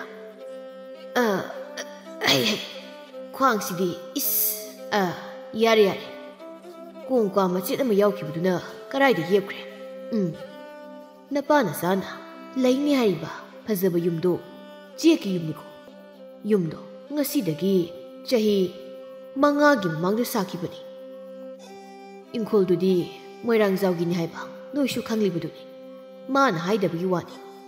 ꯑꯗꯨꯒꯤꯅꯤ ꯃꯥꯅ ꯆꯤꯠ ꯁꯦꯡꯗꯅ ꯊꯝꯖꯔꯤꯕꯗꯣ ꯌꯨꯝꯗꯨꯒꯤ ꯃꯄꯨꯅ ꯑꯇꯣꯞꯄ ꯂꯝ ꯑꯃꯗꯒꯤ ꯌꯨꯝ ꯍꯣꯡꯂꯒ ꯏꯪꯈꯣꯜꯗꯣ ꯅꯣꯏꯒꯤ ꯃꯣꯏꯔꯥꯡꯖꯥꯎꯗꯒꯤ ꯂꯩꯔꯒ ꯐꯖꯕ ꯌꯨꯝꯗꯣ ꯁꯥꯔꯕ ꯃꯇꯨꯡ ꯌꯨꯝꯕꯨꯗꯨꯒꯤ ꯏꯃꯨꯡ ꯄꯨꯟꯅ ꯂꯩꯔꯦꯀꯣ ꯑꯗꯣ ꯃꯣꯏ ꯑꯅꯤ ꯈꯛꯇꯅꯤ ꯌꯨꯝꯗꯨꯗ ꯂꯩꯕꯗꯨꯗꯤ ꯃꯃꯥꯒ ꯃꯆꯥꯅꯨꯄꯤ ꯑꯃꯒ ꯅꯣꯡꯃ ꯌꯨꯝꯗꯨꯗ ꯅꯨꯄꯥ ꯅꯍꯥ ꯑꯃ ꯂꯥꯛꯈꯤ ꯅꯨꯄꯥ ꯅꯍꯥꯗꯨꯁꯨ ꯅꯣꯡꯃꯈꯛ ꯂꯥꯛꯂꯝꯕꯗꯒꯤ ꯇꯣꯏꯅ ꯂꯥꯛꯄ ꯍꯧꯔꯛꯂꯦ ꯑꯩꯈꯣꯏꯅꯁꯨ ꯂꯩꯀꯥꯏꯅꯁꯨ ꯇꯣꯏꯅ ꯑꯗꯨꯃꯛ ꯎꯔꯦ ꯀꯣꯔꯧꯅ ꯅꯨꯄꯥꯗꯣ ꯅꯨꯄꯤꯗꯨꯒꯤ ꯃꯆꯥꯅꯨꯄꯤꯗꯨ ꯀꯣꯏꯕ ꯂꯥꯛꯏ ꯑꯣꯏꯔꯅꯤ ꯅꯠꯇꯦ ꯃꯆꯥꯅꯨꯄꯤꯒ ꯃꯔꯤ ꯂꯩꯅꯕ ꯅꯨꯄꯥ ꯅꯍꯥ ꯅꯠꯇꯦ ꯂꯥꯛꯂꯤꯕꯗꯣ ꯁꯦꯂꯨꯡꯅ ꯁꯣꯏꯗ꯭ꯔꯦ ꯅꯨꯄꯤ ꯃꯆꯥꯗꯨꯒꯤ ꯃꯃꯥꯒ ꯑꯔꯣꯟꯕ ꯃꯔꯤ ꯊꯝꯕ ꯅꯨꯄꯥ ꯁꯣꯏꯗ ꯑꯣꯏꯔꯝꯂꯅꯤ ꯑꯗꯨꯗꯤ ꯅꯨꯄꯥꯗꯨ ꯇꯥꯗ ꯕꯣꯔꯥꯖꯥꯎꯅ ꯅꯣꯏ ꯑꯅꯤ ꯀꯣꯛ ꯌꯥꯝꯅ ꯂꯤꯡꯉꯤ ꯑꯗꯨꯕꯨ ꯅꯣꯏ ꯑꯅꯤꯅ ꯍꯥꯏꯔꯤꯕ ꯈꯜꯂꯤꯕꯗꯣ ꯂꯣꯏꯅ ꯂꯥꯜꯂꯤ ꯅꯨꯄꯥꯗꯣ ꯅꯨꯄꯤ ꯃꯆꯥꯗꯨꯒꯤ ꯃꯄꯥꯅꯤ ꯅꯨꯄꯤ ꯃꯆꯥꯗꯨꯒꯤ ꯃꯃꯥꯗꯣ ꯃꯄꯥꯒ ꯈꯥꯏꯅꯔꯒ ꯂꯣꯟꯅ ꯌꯨꯝ ꯍꯣꯡꯂꯛꯄꯅꯤ ꯌꯨꯝꯗꯨꯅ ꯅꯨꯄꯤꯗꯨꯅ ꯍꯥꯟꯅ ꯁꯥꯔꯒ ꯊꯝꯕ ꯃꯥꯜꯂꯤ ꯑꯗꯨꯕꯨ ꯅꯨꯄꯤ ꯃꯆꯥꯗꯨꯒꯤ ꯃꯃꯥꯅ ꯃꯄꯥꯒ ꯈꯥꯏꯅꯔꯕꯅꯤꯅ ꯃꯌꯨꯝꯗꯨꯗ ꯑꯃꯨꯛ ꯍꯟꯁꯤ ꯌꯥꯗ꯭ꯔꯦ ꯋꯥꯔꯤꯁꯦ ꯃꯣꯏꯔꯥꯡꯖꯥꯎ ꯂꯤꯔꯕꯗꯤ ꯍꯦꯟꯅ ꯃꯃꯨꯠ ꯇꯥꯒꯗꯕꯅꯤꯁꯦ ꯃꯣꯏꯔꯥꯡ ꯏꯍꯦ ꯎ ꯃꯇꯣꯟꯁꯤꯗ ꯑꯃꯨꯛ ꯀꯥꯔꯒ ꯂꯩꯔꯝꯂꯦꯅꯦ ꯑꯍꯜ ꯑꯣꯏꯔꯒ ꯑꯣꯟꯊꯣꯛꯅ ꯂꯦꯝꯖꯈꯤꯗ꯭ꯔꯦꯗꯀꯣ ꯑꯋꯣꯏꯕ ꯀꯣꯔꯧꯗꯨ ꯃꯣꯏꯔꯥꯡꯖꯥꯎꯅ ꯎ ꯃꯇꯣꯜꯗ ꯇꯣꯡꯈꯤꯕꯗꯨꯗ ꯌꯦꯡꯂꯝꯂꯒ ꯕꯣꯔꯥꯖꯥꯎꯗ ꯈꯨꯔꯥꯅ ꯋꯥꯔꯤꯗꯣ ꯆꯥꯎꯔꯥꯛꯄ ꯑꯗꯨꯝ ꯂꯤꯕꯤꯔꯣ ꯅꯨꯄꯥꯗꯨꯅ ꯇꯣꯏꯅ ꯂꯥꯛꯂꯤꯕꯗꯨꯗꯤ ꯃꯆꯥꯅꯨꯄꯤꯗꯣ ꯂꯧꯕ ꯂꯥꯛꯂꯤꯕ ꯑꯣꯏꯔꯖꯥꯠꯅꯤꯗꯅ ꯑꯗꯩꯗꯤ ꯅꯨꯄꯤ ꯃꯆꯥꯗꯨꯒꯤ ꯃꯔꯝꯗꯒꯤ ꯅꯣꯡꯃ ꯃꯇꯩ ꯃꯅꯥꯎꯗꯣ ꯌꯥꯝ ꯊꯤꯅ ꯈꯠꯅꯕ ꯃꯣꯏꯔꯥꯡꯖꯥꯎꯅ ꯇꯥꯏ ꯍꯥꯏ ꯕꯣꯔꯥꯖꯥꯎꯗꯨ ꯅꯨꯃꯤꯠꯇꯨꯒꯤ ꯋꯥꯔꯤ ꯂꯤꯔꯛꯏ ꯅꯨꯃꯤꯠꯇꯨ ꯁꯅꯥꯔꯩꯒꯤ ꯃꯄꯥ ꯂꯨꯈꯣꯏꯒ ꯁꯅꯥꯔꯩꯒꯤ ꯃꯃꯥ ꯁꯅꯥꯖꯥꯎꯕꯤꯒ ꯌꯥꯝ ꯊꯤꯅ ꯈꯠꯅꯔꯤ ꯂꯨꯈꯣꯏꯅ ꯁꯅꯥꯖꯥꯎꯕꯤ ꯑꯉꯥꯡꯁꯦ ꯑꯩꯅ ꯌꯣꯛꯄ ꯌꯥꯔꯕ ꯆꯍꯤꯅꯤ ꯑꯗꯨꯒ ꯑꯩꯈꯣꯏ ꯑꯅꯤ ꯌꯥꯅꯈꯤꯕꯗꯤ ꯅꯪꯅ ꯆꯍꯤ 5 ꯌꯣꯛꯄ ꯑꯗꯨꯒ ꯑꯩꯅ ꯆꯍꯤ 5 ꯌꯣꯛꯄ ꯍꯥꯏꯕꯅꯤ ꯑꯗꯨꯒ ꯅꯪꯅ ꯅꯪꯒꯤ ꯃꯇꯝ ꯂꯣꯏꯔꯕ ꯀꯥꯟ ꯑꯉꯥꯡꯁꯦ ꯁꯤꯗ ꯂꯣꯟꯅ ꯌꯨꯝ ꯁꯥꯔꯒ ꯇꯨꯃꯤꯟꯅ ꯆꯦꯟꯕ ꯌꯥꯕ꯭ꯔꯣ ꯍꯥ 이베마 ꯅꯪ ꯅꯄꯥꯒꯤ ꯃꯅꯥꯛꯇ ꯂꯩꯅꯤꯡꯕ꯭ꯔꯥ ꯅꯠꯇ꯭ꯔꯒ ꯑꯩꯒꯤ ꯅꯥꯛꯇ ꯑꯗꯨꯝ ꯂꯩꯅꯤꯡꯕ꯭ꯔꯣ ꯁꯅꯥꯔꯩꯅ ꯏꯃꯥ ꯑꯩꯗꯤ ꯏꯃꯥꯁꯨ ꯅꯨꯡꯁꯤ ꯑꯗꯨꯒ ꯄꯥꯕꯨꯡꯁꯨ ꯅꯨꯡꯁꯤꯌꯦ ꯑꯗꯨꯅ ꯅꯣꯏꯅꯤ ꯄꯨꯟꯅ ꯂꯩꯃꯤꯟꯅꯕ ꯄꯥꯝꯃꯤ ꯑꯩꯗꯤ ꯁꯅꯥꯖꯥꯎꯕꯤꯗꯨ ꯈꯪꯁꯥꯎ ꯁꯥꯎꯒꯠꯂꯤ ꯍꯦ ꯑꯩꯅ ꯍꯪꯉꯤꯁꯦ ꯑꯗꯨ ꯅꯠꯇꯦ ꯅꯪ ꯑꯩꯒ ꯂꯩꯃꯤꯟꯅꯅꯤꯡꯕ꯭ꯔꯥ ꯅꯠꯇ꯭ꯔꯒ ꯅꯄꯥꯒ ꯂꯩꯃꯤꯟꯅꯅꯤꯡꯕ꯭ꯔꯥ ꯍꯪꯕꯅꯤ ꯂꯨꯈꯣꯏꯅ ꯍꯩ ꯁꯅꯥꯖꯥꯎꯕꯤ ꯅꯪ ꯃꯗꯨ ꯇꯧꯒꯅꯨ ꯅꯪꯅ ꯑꯉꯥꯡꯁꯤꯗ ꯑꯗꯨꯃꯥꯏꯅ ꯇꯧꯗꯅ ꯀꯤꯍꯟꯗꯅ ꯅꯪꯅ ꯑꯉꯥꯡꯁꯦ ꯀꯣꯏꯄꯨ ꯄꯨꯕꯅꯤ ꯑꯩ ꯂꯣꯏꯅ ꯈꯪꯕꯖꯥꯠꯅꯤ ꯁꯅꯥꯖꯥꯎꯕꯤꯅ ꯂꯨꯈꯣꯏꯗ ꯀꯞꯄꯒ ꯂꯥꯎꯔꯛꯏ ꯍꯦ ꯅꯪꯅ ꯑꯣꯛꯄ ꯂꯝꯆꯠ ꯆꯠꯂꯝꯂꯒꯗꯤ ngasi ibani khainaribase khainaramloine aidi isa nupi phauba oktaba nangina hakta thamba kirene sanaraidu mamada sound yenglaga ima nang adugi wahaidu di haimandra imagi wahaidu di isai topna tabada hangoyu phawi sanazaubidu sanaraide khana yenglaga hira masisu mapau oktaba ski misanga sangladana masidi tumda yebliba thangsina mangak samtuda Sanazaubidu magi tumi yeplama thangaduna masanpi sanaregi mangaksamda sakhum thangduna job launa thinjillaga sanaregi ngaksam utongdu sat launa lenkhai lukhoidu masanupi di yenglaga o khongai kapkhalai Sanazaubina sanaregi mangaksamda thangdu lena phajaraba yum adugi ka thungnaba koising singi aduga lukhoina masanupi gi asiba haksang adubu phanaba koitan tanari Sanazaubidi masanupi to hatop lamlaga mafam khangdana mangtre Moirangzauga tokon bigi sanglakpada lukhoidi masanpi sanaraibu kollaga wantha kaplaga leirami adubu sanarigi mangaksamdu tali humdra yali borazaugi waridu taribudagi selungdi phajaba yumdu hainadabana loire selungna adudi matai manaududi hauzik kaide legi tada nupidudi khangde adubu moirangzaudi angangdugi mapaga ingkoldo leina yonabanina mafam khanglamgani hauzik korauga selunga moirangzawgadu lukhoigi yumda leire lukhoina korauda kaishu kaiba leite de ibungo nang mamani yarabadi nangi dum oizarabasu yarba ingkolni aduda isa nupina natai masadana tamnaraklaga leiba ngamloidra adu khaki wanida moirangzawna adu ibungo angangdugi mamadudi kadaide leikre Lukhoina Sanazaubira tata madi angauba thampham da leibani ado aidi mabu yingsilutre yingsinbagi mathausu tatre siraga sijakrasan angauba thampham dagi jegre kaina pau laklambani korona o jengkreba adudi miga hatlure pharak amu tanaroidra khura isa nupigi mamado laibak thiba gari longbagi thodok amada chahi amabu makok layeng lurga leirubani madudagi layeng lambatu masabudi layeng mphare adubu makok to hanglubudagi wakhalena soikre aibusu nupi amataga jamna kauna ngangnaba yade oktabu nupa haidana adubak sawi adagidi mana ise khainarase haidana khainare mabu layeng maminasu mana pamudo khara tawbiyu hairakpadagi maga ga khainare adubu angauba mi amagi manakta sahi tara kharada ngairibi isa nupina manakta leibadudi aisu isa kaubanina thamba ngamlaktre phatta nungda thokotra haidana lukhoidu mapi tap tare lukhoi makha tare aisu isa nupsi ko Sanazaubbi ga aiga khaina baibase isa nupi gi punsida akaiba yamna lakadoi Sanazaubina isa nupi bo mahi masik taman kadaba nate maramdi madi adugi wakhal leiba nate mana pamlibase supnatagi mapa igondagi masanupibu lotlaga thamma masi khaktani maramdi aise oktaba mapani masanupida katu karan tauba yaurakani haidana kayadi tukat chakraba Sanazaubbi gi wakhalno adubu madi wakhal soirabini mana ibu angangda yamna sopa nupi angangda sopa oktaba mapa ama oina ukrabanina mama masa tukhaina thamkre aisu mama masa gi manakta toina sani awat apa haibadi aigi itu isa oibanina aina Sanazaubbi bu senazai isa nupisu aina lona sen thillaga mahai tamhalibani haijabagi wani tada phajaba yumdusu aina lona sabirini ꯃꯃꯥꯒꯩꯒ ꯈꯥꯏꯅꯕꯒꯤ ꯅꯤꯡꯉꯥꯏ ꯍꯧꯔꯛꯄꯗꯒꯤ ꯃꯥꯅ ꯃꯆꯥꯅꯨꯄꯤꯕꯨ ꯀꯣꯏꯆꯦꯟ ꯆꯦꯜꯂꯒ ꯂꯣꯠꯄꯗꯨꯗ ꯇꯥꯗ ꯃꯣꯏꯔꯥꯡꯖꯥꯎꯒ ꯇꯥꯟꯅꯔꯒ ꯇꯥꯗꯒꯤ ꯏꯪꯈꯣꯜꯗꯣ ꯑꯩꯅ ꯂꯩꯔꯒ ꯁꯅꯥꯖꯥꯎꯕꯒꯤ ꯌꯨꯝꯗꯣ ꯃꯥꯅ ꯄꯥꯝꯖꯕ ꯃꯑꯣꯡꯗꯣ ꯂꯣꯟꯅ ꯈꯪꯗꯣꯛꯂꯒ ꯁꯥꯔꯤꯅꯤ꯫ ꯁꯦꯂꯨꯡꯒ ꯀꯣꯔꯧꯒꯗꯨ ꯃꯣꯏꯔꯥꯡꯖꯥꯎꯗ ꯌꯦꯡꯂꯤ꯫ ꯃꯣꯏꯔꯥꯡꯖꯥꯎꯅ ꯑꯗꯨꯅꯤ ꯏꯕꯨꯡꯉꯣ, ꯋꯥꯔꯤꯁꯨ ꯈꯪꯂꯕꯅꯤꯅ ꯍꯧꯖꯤꯛ ꯀꯔꯤ ꯇꯧꯁꯤꯒꯦꯗꯣ ꯅꯣꯏ ꯌꯨꯝꯕꯨꯒ ꯇꯥꯟꯅꯖꯔꯣ ꯀꯣꯔꯧ꯫ ꯑꯗꯣ ꯏꯕꯨꯡꯉꯣ ꯂꯨꯈꯣꯏ, ꯅꯪꯒꯤ ꯏꯪꯈꯣꯜꯗꯣ ꯀꯣꯔꯧ ꯃꯄꯥ ꯃꯆꯥꯗ ꯄꯤꯊꯣꯛꯈ꯭ꯔꯕꯁꯨ ꯌꯨꯝꯗꯨꯗꯤ ꯑꯩꯉꯣꯟꯗ ꯄꯤꯌꯨꯅꯤꯕꯣ꯫ ꯂꯨꯈꯣꯏꯅ ꯇꯥꯗ, ꯇꯝꯅꯔꯤꯕꯗꯨꯗꯤ ꯏꯪꯈꯣꯜꯗꯨ ꯅꯠꯇꯦꯀꯣ, ꯌꯨꯝ ꯃꯅꯨꯡꯗꯨꯅꯤꯀꯣ꯫ ꯁꯦꯂꯨꯡꯅ ꯋꯥꯈꯜ ꯏꯆꯣꯛ ꯆꯣꯛꯊꯅ ꯉꯔꯥꯡ ꯅꯍꯥꯟꯗꯁꯨ ꯅꯍꯥ ꯑꯃ ꯌꯨꯝ ꯃꯅꯨꯡꯗꯨꯗ ꯂꯩꯇ꯭ꯔꯦꯅꯤ ꯇꯥꯎ꯫ ꯂꯨꯈꯣꯏꯗꯨ ꯀꯣꯛꯆꯥꯎꯕꯤ ꯀꯥꯏ꯫ ꯏꯁ, ꯀꯔꯤꯅꯣ ꯍꯥꯏꯔꯤꯕꯁꯤꯕꯣ? ꯑꯣ, 이비에만 낭수 미 핫라보이르고 이붕어 낭부 윰도 레이루라누다 낭이 윰도 아이기시 시진하게 시진하자로 나트라가 낭이 윰 아마 아이 낭기 이코다 누홍바 낭나바 사비라게 셀룽나 이붕어 낭의 윰두다 레이타바 마tamda 타베 강사키 마tamda 이모우다 다사 타호바 야이 कोरोंग नोक लगा बाजी गई मागा नमौ संग लगा ले दोई सिटी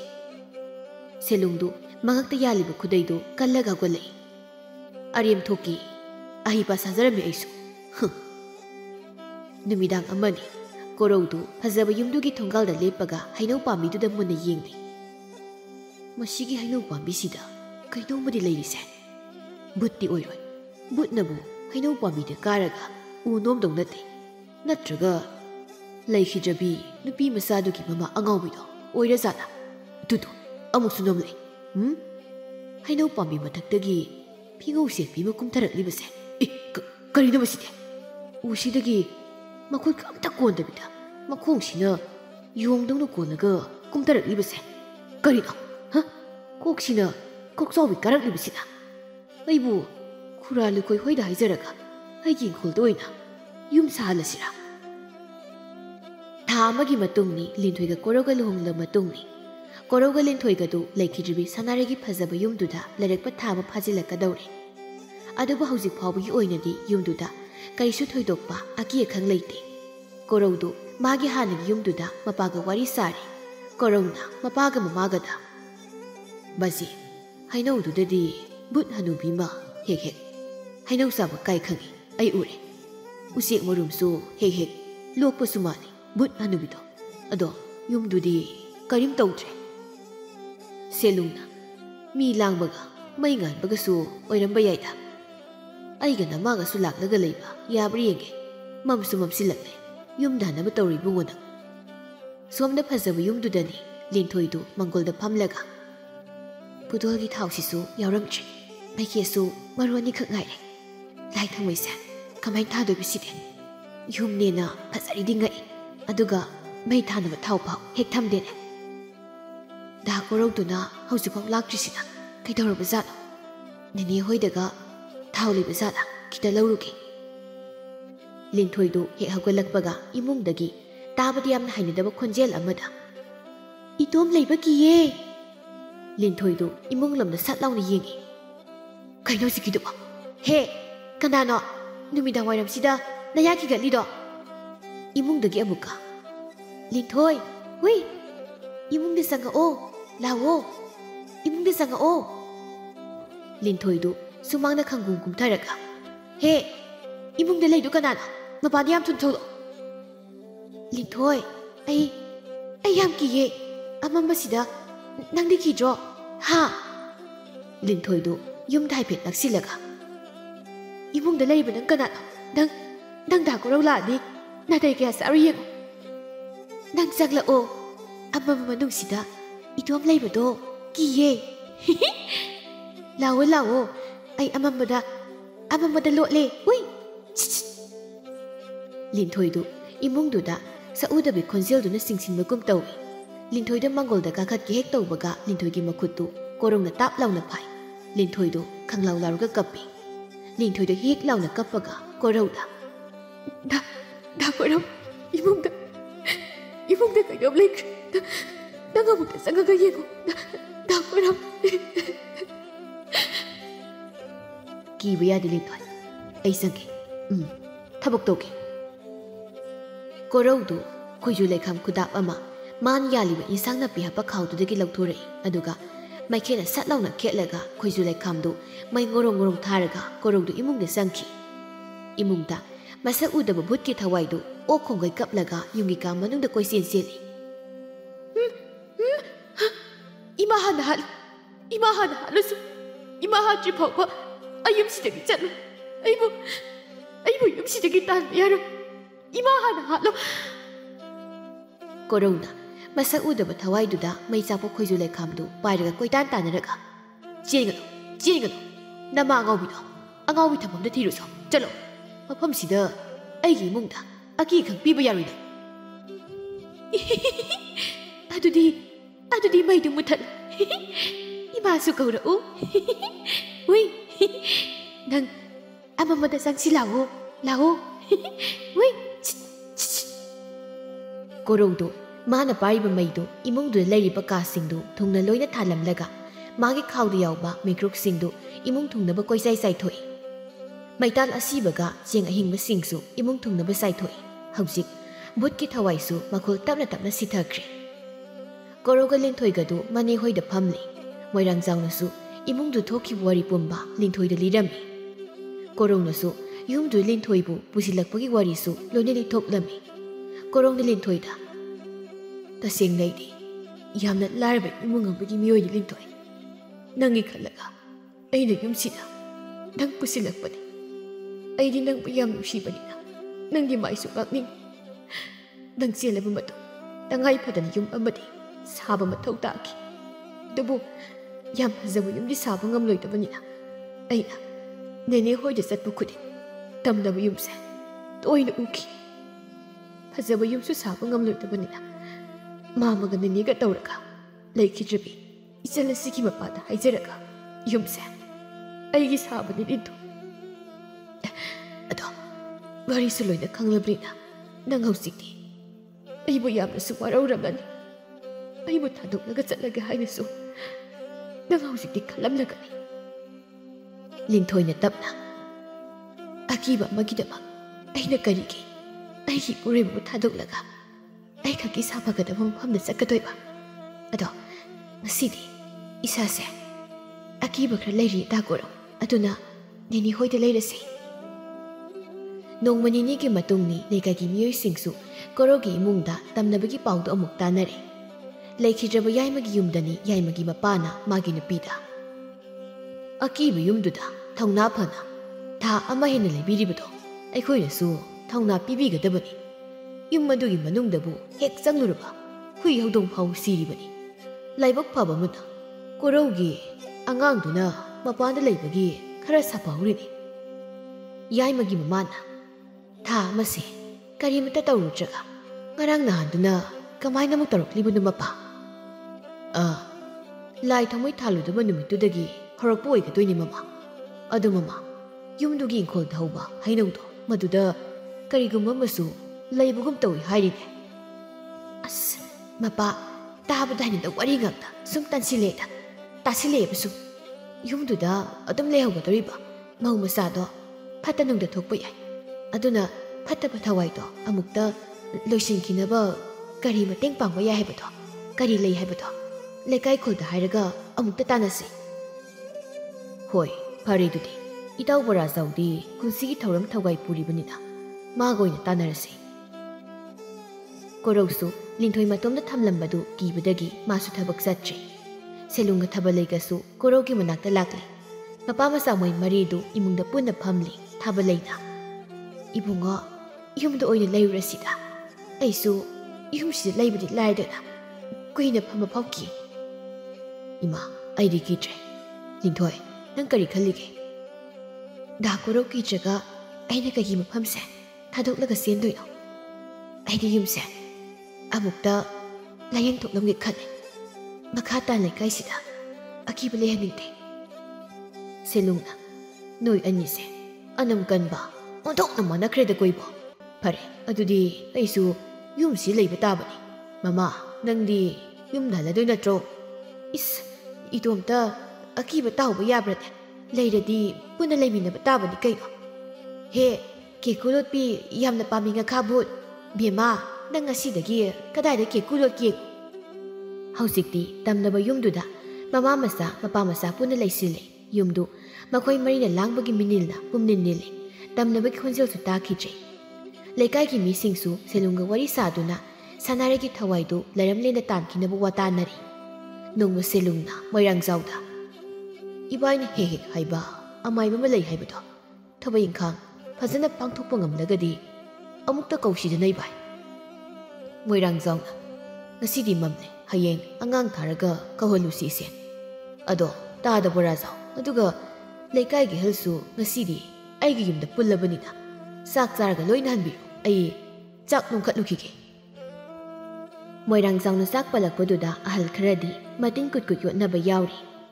ꯃꯣꯏꯔꯥꯡꯖꯥꯎꯒ ꯊꯪꯅꯕꯗ ꯂꯩꯕ ꯍꯟꯅꯨꯕꯤꯗꯨꯅ ꯃꯥꯒꯤ ꯌꯦꯅꯈꯥꯒꯤ ꯊꯣꯡꯅꯥꯎꯗꯨ ꯍꯥꯡꯗꯣꯔꯛꯂꯒ ꯍꯩꯇꯥ ꯀꯣꯟꯕꯤ ꯅꯣꯏꯒꯤ ꯌꯦꯟꯁꯥꯡꯗꯣ ꯅꯣꯏꯒꯤ ꯈꯣꯡꯗꯕ ꯍꯨꯏꯗꯣ ꯃꯗꯨ ꯑꯣꯏꯅ ꯊꯣꯡꯗꯣꯛꯂꯒ ꯆꯥꯎ ꯈꯣꯡꯗꯕ ꯍꯨꯏꯕꯨ ꯂꯣꯏꯌꯦꯕ꯭ꯔꯣ ꯍꯣꯏ ꯑꯩꯈꯣꯏꯒꯤ ꯍꯨꯏꯗꯨꯗꯤ ꯏꯕꯣꯡꯅ ꯆꯥꯛꯇ ꯍꯨ ꯊꯥꯛꯂꯒ ꯄꯤꯖꯗꯅ ꯍꯥꯠꯇꯣꯛꯄꯤꯈ꯭ꯔꯕꯗꯨꯗꯤ ꯏꯍꯦ ꯍꯨ ꯊꯥꯛꯄꯗ ꯅꯪꯒꯤ ꯍꯨꯏꯗꯨꯁꯨ ꯌꯥꯎꯈ꯭ꯔꯕ ꯑꯣꯏꯔꯦꯗꯣ ꯊꯤꯗꯥ ꯑꯉꯥꯎꯕꯤ ꯍꯨꯏꯗꯣ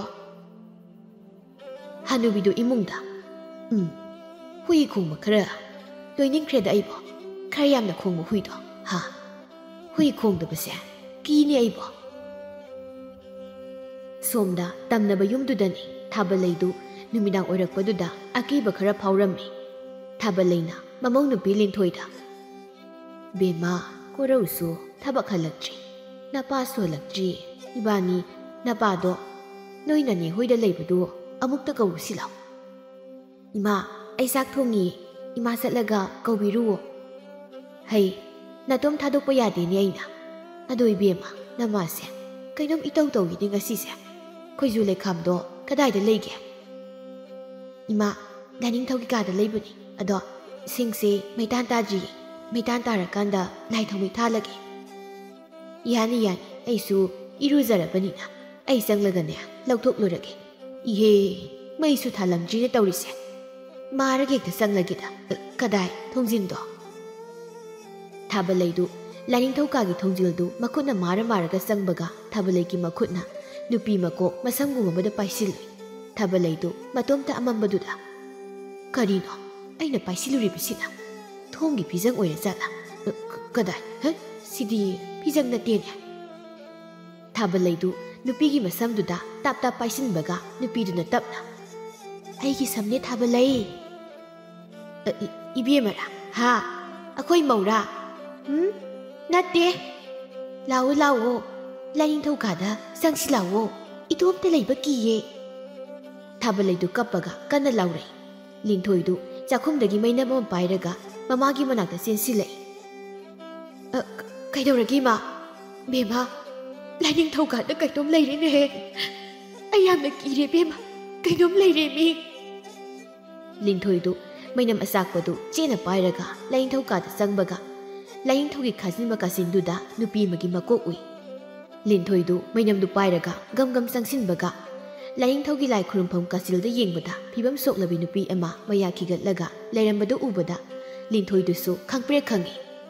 ꯑꯗꯨꯕꯨ ꯅꯨꯄꯤꯗꯨꯗꯤ ꯂꯩꯈꯤꯗ꯭ꯔꯕꯤ ꯁꯅꯥꯔꯩꯒꯤ ꯃꯃꯥ ꯑꯉꯥꯎꯕꯤꯅꯤ ꯂꯨꯈꯣꯏꯒꯤ ꯅꯨꯄꯤ ꯑꯉꯥꯎꯕꯤꯗꯨ ꯃꯌꯥꯗꯨ ꯈꯤꯒꯠꯂꯒ ꯂꯥꯏꯅꯤꯡꯊꯧ ꯀꯥꯗꯒꯤ ꯃꯄꯥꯟꯂꯣꯝꯗ ꯀꯟꯅ ꯆꯦꯟꯊꯣꯛꯈꯤꯕꯒ ꯌꯨꯝꯌꯥꯏꯗ ꯃꯁꯛ ꯎꯗꯕ ꯊꯋꯥꯏ ꯑꯃꯅ ꯁꯅꯥꯔꯩꯒꯤ ꯃꯃꯥ ꯑꯉꯧꯕꯤꯗꯨ ꯌꯨꯝꯒꯤ ꯀꯥ ꯊꯨꯡꯅꯕ ꯃꯁꯝꯗꯨ ꯄꯥꯏꯔꯒ ꯊꯣꯡꯖꯤꯟꯗ ꯊꯣꯝ ꯊꯣꯝꯗꯨꯅ ꯀꯣꯏꯆꯤꯡ ꯆꯤꯡꯕ ꯍꯧꯈ꯭ꯔꯦ ꯊꯥꯕꯜꯂꯩꯒ ꯂꯤꯟꯊꯣꯏꯒꯁꯨ ꯂꯥꯎꯔꯒ ꯆꯦꯟꯊꯣꯔꯛꯏ ꯊꯥꯕꯜꯂꯩꯅ ꯃꯀꯣꯛꯇ ꯄꯥꯏꯁꯤꯜꯂꯨꯕꯗꯨꯅ ꯁꯅꯥꯔꯩꯒꯤ ꯕꯨꯠꯇꯨꯗꯅꯤ ꯑꯗꯨꯒ ꯂꯥꯏꯅꯤꯡꯊꯧꯗ ꯂꯣꯠꯂꯝꯂꯤꯕꯗꯨꯅ ꯃꯃꯥ ꯑꯉꯥꯎꯕꯤꯗꯨꯅꯤ ꯁꯦꯂꯨꯡꯍꯣꯏꯁꯨ ꯂꯩꯀꯥꯏꯒꯤ ꯅꯨꯄꯤ ꯑꯉꯥꯡꯁꯤꯡꯒ ꯂꯣꯏꯅꯅ ꯆꯦꯟꯁꯤꯜꯂꯛꯏ ꯁꯦꯂꯨꯡꯅ ꯊꯥꯕꯜꯂꯩ ꯀꯩꯗꯧꯔꯦ ꯊꯥꯕꯜꯂꯩꯅ ꯌꯥꯝ ꯁꯥꯎꯅ ꯌꯨꯝꯁꯤꯗꯒꯤ ꯂꯥꯎꯔꯒ ꯆꯦꯟꯊꯣꯔꯛꯂꯕꯗꯤ ꯂꯤꯟ ꯂꯩꯔꯝꯕꯒꯤꯗꯤ ꯑꯣꯏꯔꯝꯂꯔꯣꯏꯗꯅ ꯀꯩꯅꯣꯝꯒꯤ ꯅꯨꯄꯤꯅꯤ ꯁꯤꯗꯤ ꯃꯣꯏꯔꯥꯡꯖꯥꯎꯅ ꯍꯩ ꯃꯌꯥꯝ ꯏꯃꯨꯡꯗ ꯇꯧꯔꯤꯕꯁꯤ ꯀꯔꯤꯅꯣꯅꯦ ꯂꯩꯀꯥꯏꯒꯤ ꯃꯤ ꯀꯧꯔꯝꯅꯤ ꯅꯣꯏꯕꯣ ꯕꯣꯔꯥꯖꯥꯎꯅ ꯇꯞꯅ ꯃꯌꯥꯝ ꯆꯪꯕꯤꯔꯨꯈꯤꯅꯨ ꯏꯃꯨꯡꯗ ꯂꯥꯎꯔꯤꯕꯁꯦ Masa hatpi mama angawbiduni ma oigani nahan makai hainau mathana tonglaga u nom duna lekai mi ki halibase Linthoina Khura magi se mi hat ke tawbo mal yai masu mana hat masu aidana oigani tabnari ba thawai sidi kem taw taba mal aduga angawbi mi sina tabnari bi thawai sigi magi ba taw tamnaga ibongda kausilaga mi hat masu aidana oigani khura Sanaregi thawaina angawbi mamadu numidang adu hatoklaga mapalomda lakna langthore Angawbi mamadu su mangolda sitlaga inga ka sumangduda humdrak taraga mayam maraktuda amuk sisilai mayam dusu angawbi nupiduge asibu phibamdu ubada legaigi nupi angangsing kai du senai Sanaregi mama angawbi sibadagi phajaba yumdu tamna khidaba thamasing yamlakle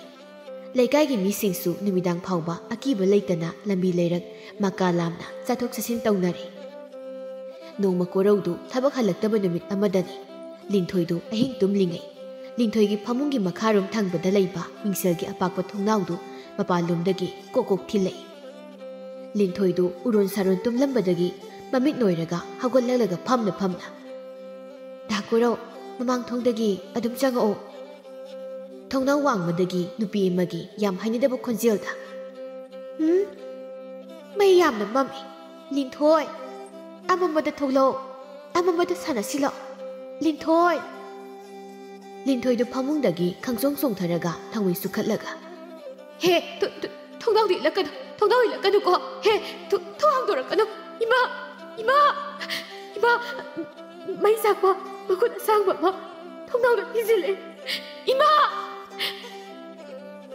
Selunga thabalai gadu sensile Linthoidu mamaga mapagana ising thadu laknarami Nongan baga koroga Linthoiga selunga thabalai gadu mayum asengbada mapiyomlaga hankhirami Matam kharagi matung Sanaregi mapana korogdu magi lalon itiki thabak asauba mahapirami maramdi korongna thongna leina thakaya ama mama masagi yumda leirambagi aduga lukhoina amu korogi yum phajaba asauba masu selungi ingkholda sabirami Hauzikti Tamnavayum adugi manakta laisang ama ingkholdu saraga thamkre ingkhol adusu kanamta sangna khitre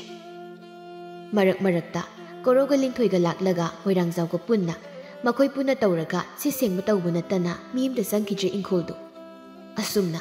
phajabayum adugi mapalna korosu matik saba thabak ama phangjare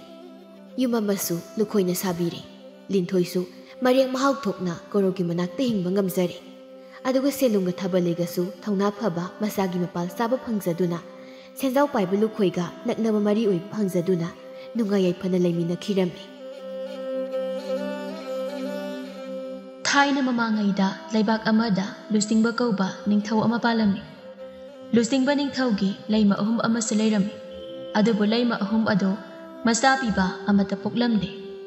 maram asina mantri singna ningthauda mari subi leima ama thinaba kana taklami Leima hanna machaningol ama poklami Leima yaina machaningol ani aduga leima tonsu machaningol ahum poklami Leima kon haina khangnaba lusingba ningthaugi leima ahum na leiba mafam aduda leima singdo makhoigi mapureba ningthauna nupi ama amuk thinaba tawri tabada watanarami Leima hanna Inaw nakhoi iningthaugi luhongbagi wafam asi tarabra Isem han nanawdi dazare Isem yaidi taramgani thajade mapamda naminini humni leiruni haiduna lanmi kharaga chakhibani masigi yaima sina namit masing kangdi mapamda jatliba arubuwa amatana bagi matam yoroklaba mapamda hekka satlamgani konongi pukaida leiba sana lupana mapamda thaibana marol amakaliba aruba tanfamdana chit hekta nanthoki Isem han Isem ya yaudraso karino Hagadaba thabak ama poram pomit yalase Isem yai halak pangai tuna leirabadi aikoi ahumgi ining thause migi oikiba soidri aduni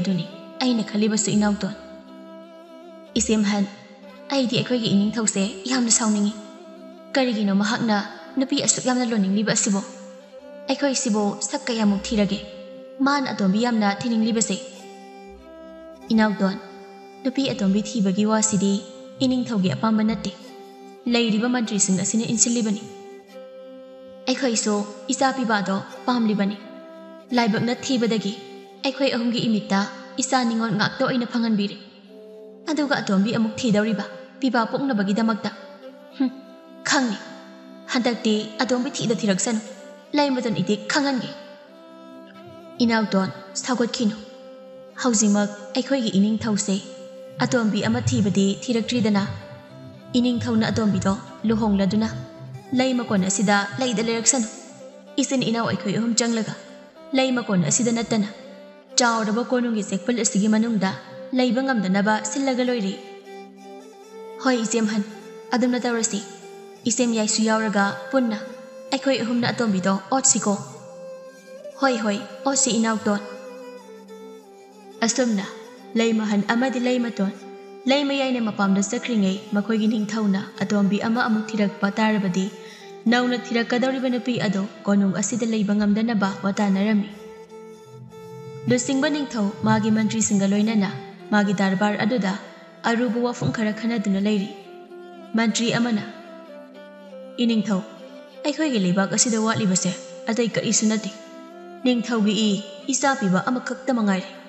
ꯏꯆꯥ ꯅꯤꯉꯣꯜꯗꯤ 6 ꯁꯨꯔꯦ꯫ ꯃꯟꯇ꯭ꯔꯤ, ꯅꯪꯅ ꯍꯥꯏꯔꯤꯕꯗꯣ ꯆꯨꯝꯃꯤ꯫ ꯑꯗꯨꯕꯨ ꯑꯩꯅ ꯏꯆꯥ ꯄꯤꯕ ꯄꯥꯝꯕꯒꯤꯗꯃꯛ ꯂꯩꯃ ꯑꯃ ꯑꯃꯨꯛ ꯊꯤꯔꯛꯄ ꯍꯥꯏꯕꯁꯤ ꯑꯩꯒꯤ ꯂꯩꯃ ꯑꯍꯨꯝꯅꯗꯤ ꯑꯄꯥꯝꯕ ꯄꯣꯛꯇꯦ꯫ ꯏꯅꯤꯡꯊꯧ, ꯂꯩꯃ ꯑꯍꯨꯝꯅ ꯂꯩꯃ ꯑꯃ ꯊꯤꯕꯗ ꯑꯄꯥꯝꯕ ꯄꯣꯛꯇꯦ ꯍꯥꯏꯗꯨꯅ ꯑꯩꯈꯣꯏꯒꯤ ꯅꯤꯡꯊꯧ ꯁꯥꯒꯩ ꯑꯁꯤ ꯃꯨꯠꯄꯗ ꯃꯇꯥꯔꯒꯗ꯭ꯔꯥ? ꯆꯨꯝꯃꯤ, ꯅꯪꯅ ꯍꯥꯏꯔꯤꯕꯗꯨꯁꯨ ꯃꯟꯇ꯭ꯔꯤ꯫ ꯑꯩ ꯑꯃꯨꯛꯇꯒ ꯃꯨꯟꯅ ꯈꯟꯈꯤꯒꯦ꯫ ꯃꯟꯇ꯭ꯔꯤ ꯑꯃꯅ ꯑꯃꯨꯛ, ꯏꯅꯤꯡꯊꯧ, ꯏꯅꯤꯡꯊꯧꯅ ꯀꯥꯎꯕꯤꯗꯕ ꯐꯩ ꯂꯥꯏꯒꯤ ꯂꯩꯐꯥꯎ ꯑꯗꯨ꯫ ꯀꯔꯤꯒꯨꯝꯕ ꯏꯅꯤꯡꯊꯧꯅ ꯂꯩꯃ ꯑꯃ ꯑꯃꯨꯛ ꯊꯤꯗꯕ ꯇꯥꯔꯕꯗꯤ ꯂꯩꯃ ꯑꯍꯨꯝꯒꯤ ꯍꯥꯛꯇꯛꯇ ꯅꯤꯡꯊꯧ ꯁꯥꯒꯩ ꯃꯨꯠꯀꯅꯤ ꯍꯥꯏꯗꯨꯅ ꯄꯥꯎꯇꯥꯛ ꯄꯤꯔꯝꯕꯗꯣ꯫ ꯅꯤꯡꯊꯧ ꯂꯨꯆꯤꯡꯕ ꯑꯀꯤꯕ ꯄꯣꯛꯄꯅꯤ ꯍꯦꯛ ꯍꯦꯛ ꯂꯩꯐꯥꯎ ꯑꯗꯨꯒꯤ ꯃꯇꯥꯡꯗ꯫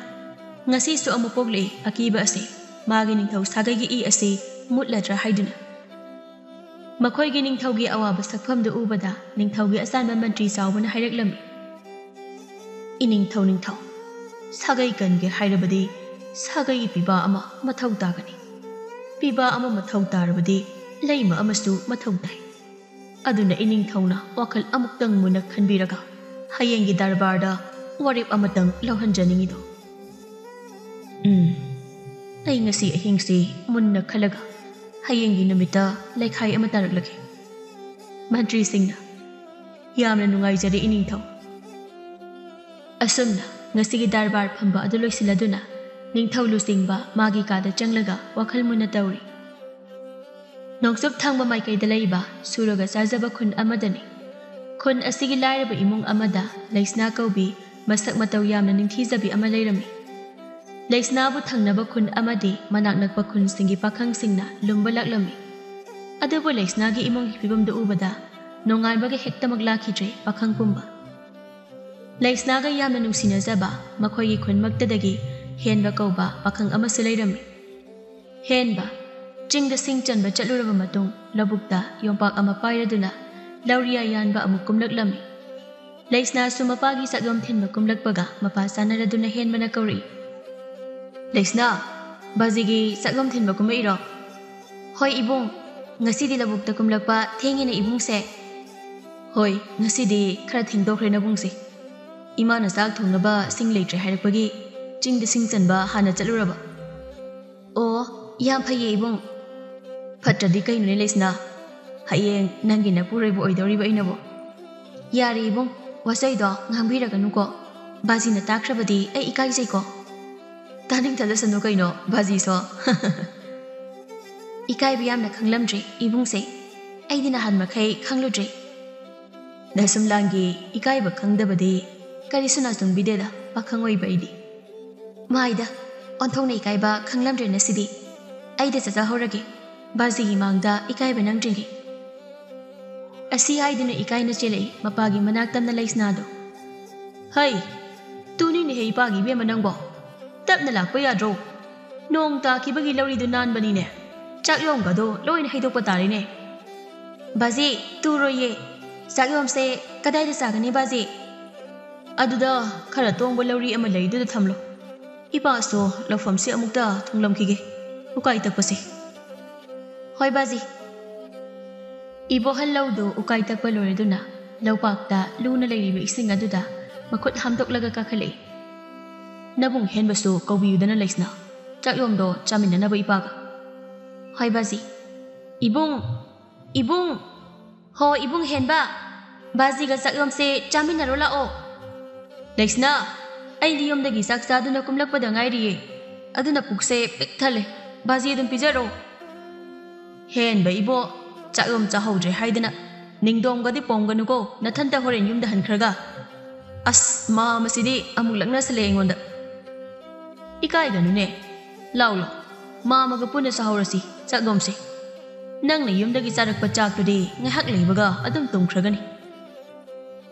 ibo halna haimanbadagi henba leisnana purakpa chakyomdo chabada matare makhutta pairamba yom pangto thanamlaga ibo halgi manakta laklaga chakyomdo hauna chaminari makhoi ani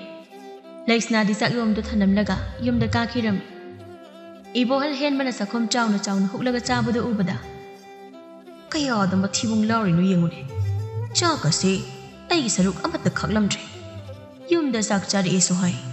aduga aingondagi heni yamna chathokhreni chakyom siso oh sidabu hayeng aigi isa na pi asina marai buktina danaga leirabadi chi thongdira siba soiro mana loina chathokibada ibo hana murum sonbado haifet taraduna henbana hairi kari haibana mama tadri ha kari su haideda henba angang na tagom nana singba sanuda furakaniko karigina mama furaktoiba ingonda nana singba sabagini dana ibo onthokpagi ahani masidi hayang ikubo kada oiradi khonda yamna thiba hano idori karino henba ibo nangna murum soliduna aigi matau tamliro kaishin ateda mama henja yam hawi haibanida mama gi matau ga tamba itikna chadeda hauni aina ngasaina khangkhrabani ado mama gi mating amata pangamgero nangbo mama kari mating no aina pangdoibo aina ngamba mating oirabadi nasa pangjage adunidana ha yamna wabdi nateda mama gi san paposina haidom ama watliba ukai takpase nangna khara mateng pangamo mama se wadana tawbani hayeng nangi lau ukai takpa kanda nangna aigi san pabose wairaga dum takso hoi mama ta amge adudi yam laiba thabaknida aidi yamna wagadaba luba thabaka oiraboi khalluri ibo nang ningol mawadi sengi hey mama sidi chakyomdo saba loibaga kondo labuki ising leiriba aduda chup luptuna samthulaga thamkhirami henbana aduga ibo halna ukai taklamo haibado amuk taknaba labuk mayaida kumthakirami ningthau lusingba khanba yaba khalaba matungda magi ningthau sagaibu mutanaba leima ama thibada warep tarami leima ahumna phana yaningdrabasu ningthau sagaidi kandaba yadabana leima atombi ama thirage haina leple leima ahumna mabu atopa leima ama amuk thiba pamdi haidunasu makhoina sagai asibu kannaba piba ama piba ngamdabanina lohongbata tabani kanale lanmi ama sangakjuna makoknona leplaga nanai ehak leisi kari takpigadabano iningthau manji sawbado aigi nakta khonglei thuna lao haiduna pawpiru chalu phagani iningthau lanmi adulu singbagi kadagi tholaklaga manji sawbagi nakta lakladuna hairi manji bu iningthau na magi kada khonglei thuna laknaba yathang tang thabiri karigini haige aibu kawbu lanmi madudi haibirakti manji bu khonglei thuna da lau takpiri khangle phare nathak dawjoro chatlo lanmi na hak ai hak iningthau gi manakta chatlagi phagani manji bu lanmi du chakhiram aikhoi gi iningthau sibu laima ama thige khallaba zara ha khangdreda aikhoi iningthau gi matause amuksu laima atombi ama amuk thiningi leima hongi matawsida amuksu thiningde mantri sauba ningthau lusingbagi kagi thongjinda leplaga iningthau nanai mantri amukta changjarake amuk haidrabasu changa uni chauba mine hek ubada nungairida thabak tudi nanaisu hek tawjaningdaba iningthau. Chumida nahakna haridusu. Mantri Chauba fidadu lengsilu wari sanasi aiga. Hoi iningthau. Kari matangi oirabano iningthau nanaibu kaubibabo. Chauba aihak laima ama thiraki. Iningthau madugi wadudi ningthau sagai asigida natana leibak pumbagi yamna phaba wanina. Aina wakan wari bagi maramdi aigi mabuk phatraba laima ahumsina laima atombi adubu kari tawbirakani sini. Hera iningthau madugidi karisu khanbiganu. Aikhoi mayam leiribasidi ningthau leiringaidabu laima makhoina kaidawba ngamgadoino. Madugi wafam adugira aikhoi iningthauna laima ama thibada wakhan wabiribasidi. Natini Chauba aihak konung asida adumak leigani haibadi leitedana. Umangda sadan machalakani. Asida natana matam kuina konung asi thadoktuna leibak kayaga lal tawba chalakani. Aina konung asi thadoktuna chatlingai aigi laima atombi aduna wagadabado madusu khandaba yadabani ni Chauba. Chummi iningthauna haibiriba wadusu adubu yamna laiba wafam amadi leire. Iningthau laima ahum aduga hadak thigadoriba laima atombi asiga khatnadanaba. Laima atombi asidi laima konda thamlaroisi. Maga iningthaugi yum ama tongana sarasi. Kari kaibagi iningthau nanaina haijariba wafam asibu. Hoine yaine Mantri Chauba nangna hairiba wafam ado. Aigi Mantri Chauba leiringaida ningthau aina karigi wazaruni ha. Adumna wakhal chakthopiyudana iningthau. Hoi laima atombisi aigi motadi Mantri Chauba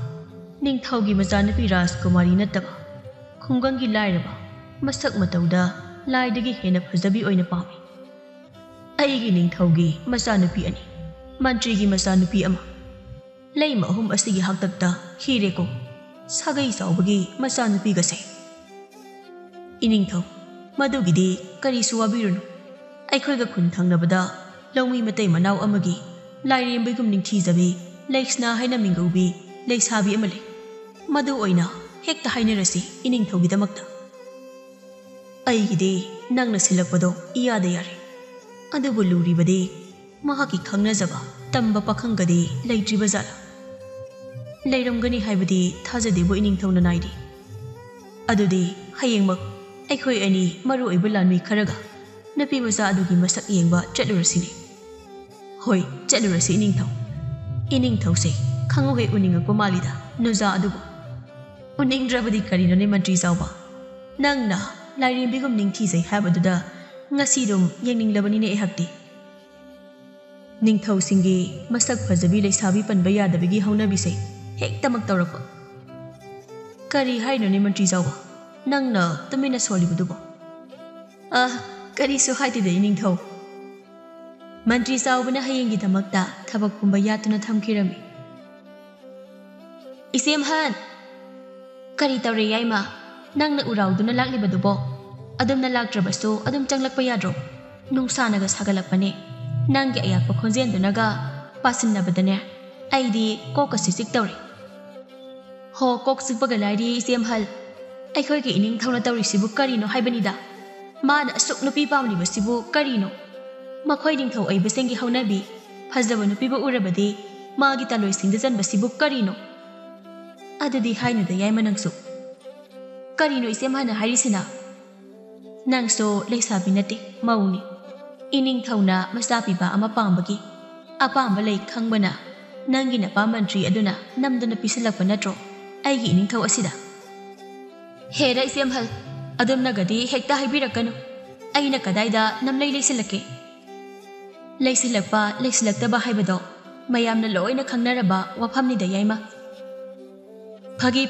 leimahanga leimayaiga oina khannarakle khut yauna dedak makhai. Leimaton propap sangaktuna masem anigi mayai lepselaga. Isemhanga Isemyaiga na somda khannaringai. Iningthaudi hayengi namita nupi yengba chatkidawre. Leimahana kaino harisibu leimaton asengbara haiba nangna haribado. Hoi asengbani Isemhal aigi inai amana hairakpani akupa marondi aisu khangdi. Karamba leibaki ningthaugi macha Rajkumari ni haige. अदुदी खंगदी इसेम हल इनाय अदुसो माने inning थौगी का लांदुना लाकपदा मंत्री चावबगा सानबा वारीदा चटकनी हाइबो वफम बसे खक्तमक्ता होबनी हाय लई मयाइना मदुगी inning थौगी असानबा मनाय मंत्री चावबा हाइबदा अरोनबा मी थादोलगा खुनेक्ता हातो हनखिदबा याररोय मा लेबदा अखोइदे यामना मांगजै चुमी याइमा नंगना हाइरिबा वफम अदो लौसिंग खरा लैबा अतोंबी लई मतोना पाखना हाइरी तपना ngango इचेम हल इसेम याय अतोपा मीना दाख्रबदी अखोइ अहुम सारंगदा बंदी ओइबा सोइरेको होइने चुम्मीने अतोंबी नंगना हाइरिबदो साउनिंगबगी मयाइना मीना तानी तारोइ खंगदखै ngang इसु इसेम याय अखोइना लैरिबा लैमकोन असिदा सानबा वारी पुंबा अखोइ इसन इनाव अहुम नतना कनानासु तहलोइसिंग असिदगी लई महन आई मपानदा मी लेब्रा हाइदुना अमुक्ता येंगलुगे असी हाइदुना हुरानबिगुमना चेंथोरक्लगा मंगक्तो लई मकोनगी अकोइबदा कना कना लई हाइदुना येंगे कनासु लैत्रबदा अमुक चंगलक्लगा कनासु लेहौदे मनाक नक्पा स्वाइददी नाउसा लई मतोना इसेम हन निंगथौगी मना फक्लांगदा थेटली हाइबा परमान अमसु लैबनी मधु खंगना इखोइ चसिको होय अतोंबी इसेम हन इसेम याय आइदी थवाइसे यामना नुंगाइतेदा आइना अतोंबी ओइदुना लैजरंबसे आइगी मखादा अतोंबी लैमा अमुक लाक्लनी खनबदा इस अदुगिबु करीसु खलुनुसे अतोंबी अखोइगी लैमा कोनसिगी लैमा अतोंबीदी नहाकनी लाकदौरिबु नुपीदो अदुदी लैमा अतोंबी खक ओहेलोय इसेम हल अमदी अयहकना नत्रने इसेम हल मानी मानी याइमा नुमिना चिंया यौरप मतम नुमित मागी मंगाना सना मचुगुम पुकनिंग हुना फजरबा पुंगचा अदुदा हेनबा अमदी लैसना चिंयागी लंपाक मचा अदुदा ngasi सुहानगुम उनादुना वरी सानरी लैसना फजद्रा नुमित मागी मंगाना चिंगी मरुमदा लैसिलमदागी सक्तमसे यामना फजै इबुंग हयेंसो बाजीगी चगम थिनबा लाक्तोय नत्रो होय लाक्तोयने इबुंगी चक्यमसो नचना पुरु हाइरिरो काइदुदा आइगी लैसनानाबु पुरके हाइरबदी बाजीना यामना नोकनाबनी इबुंग नंग आइना करी तौरगे नोय बाजीना नोकनरिदुबो हो युमदा चाक चारि ए हाइरगा चाक मयाम मयाम चाथोई हाइदना अस अदुदि ओंथौना इकाइ जख्रेदा आइदि नंगना थोंबो ओइबुददा हाउमंदना मयाम चाथोखिबनी ए आइदि इकाउ काविने इबुंग हयेंग अयुक येंदा अंगनबदा बाजीना अखोइदा लाओ हायो हाइदना हाइरकपनी करिगिने हाइगे मामना आई लाओबो लांगोलदो सेमिनासे हाइबनी चाकसु अखोइदा चासी युमदा चाक हाफलुरनुसो हाइरमो हाइ कहिनो हंदक्ति मामसे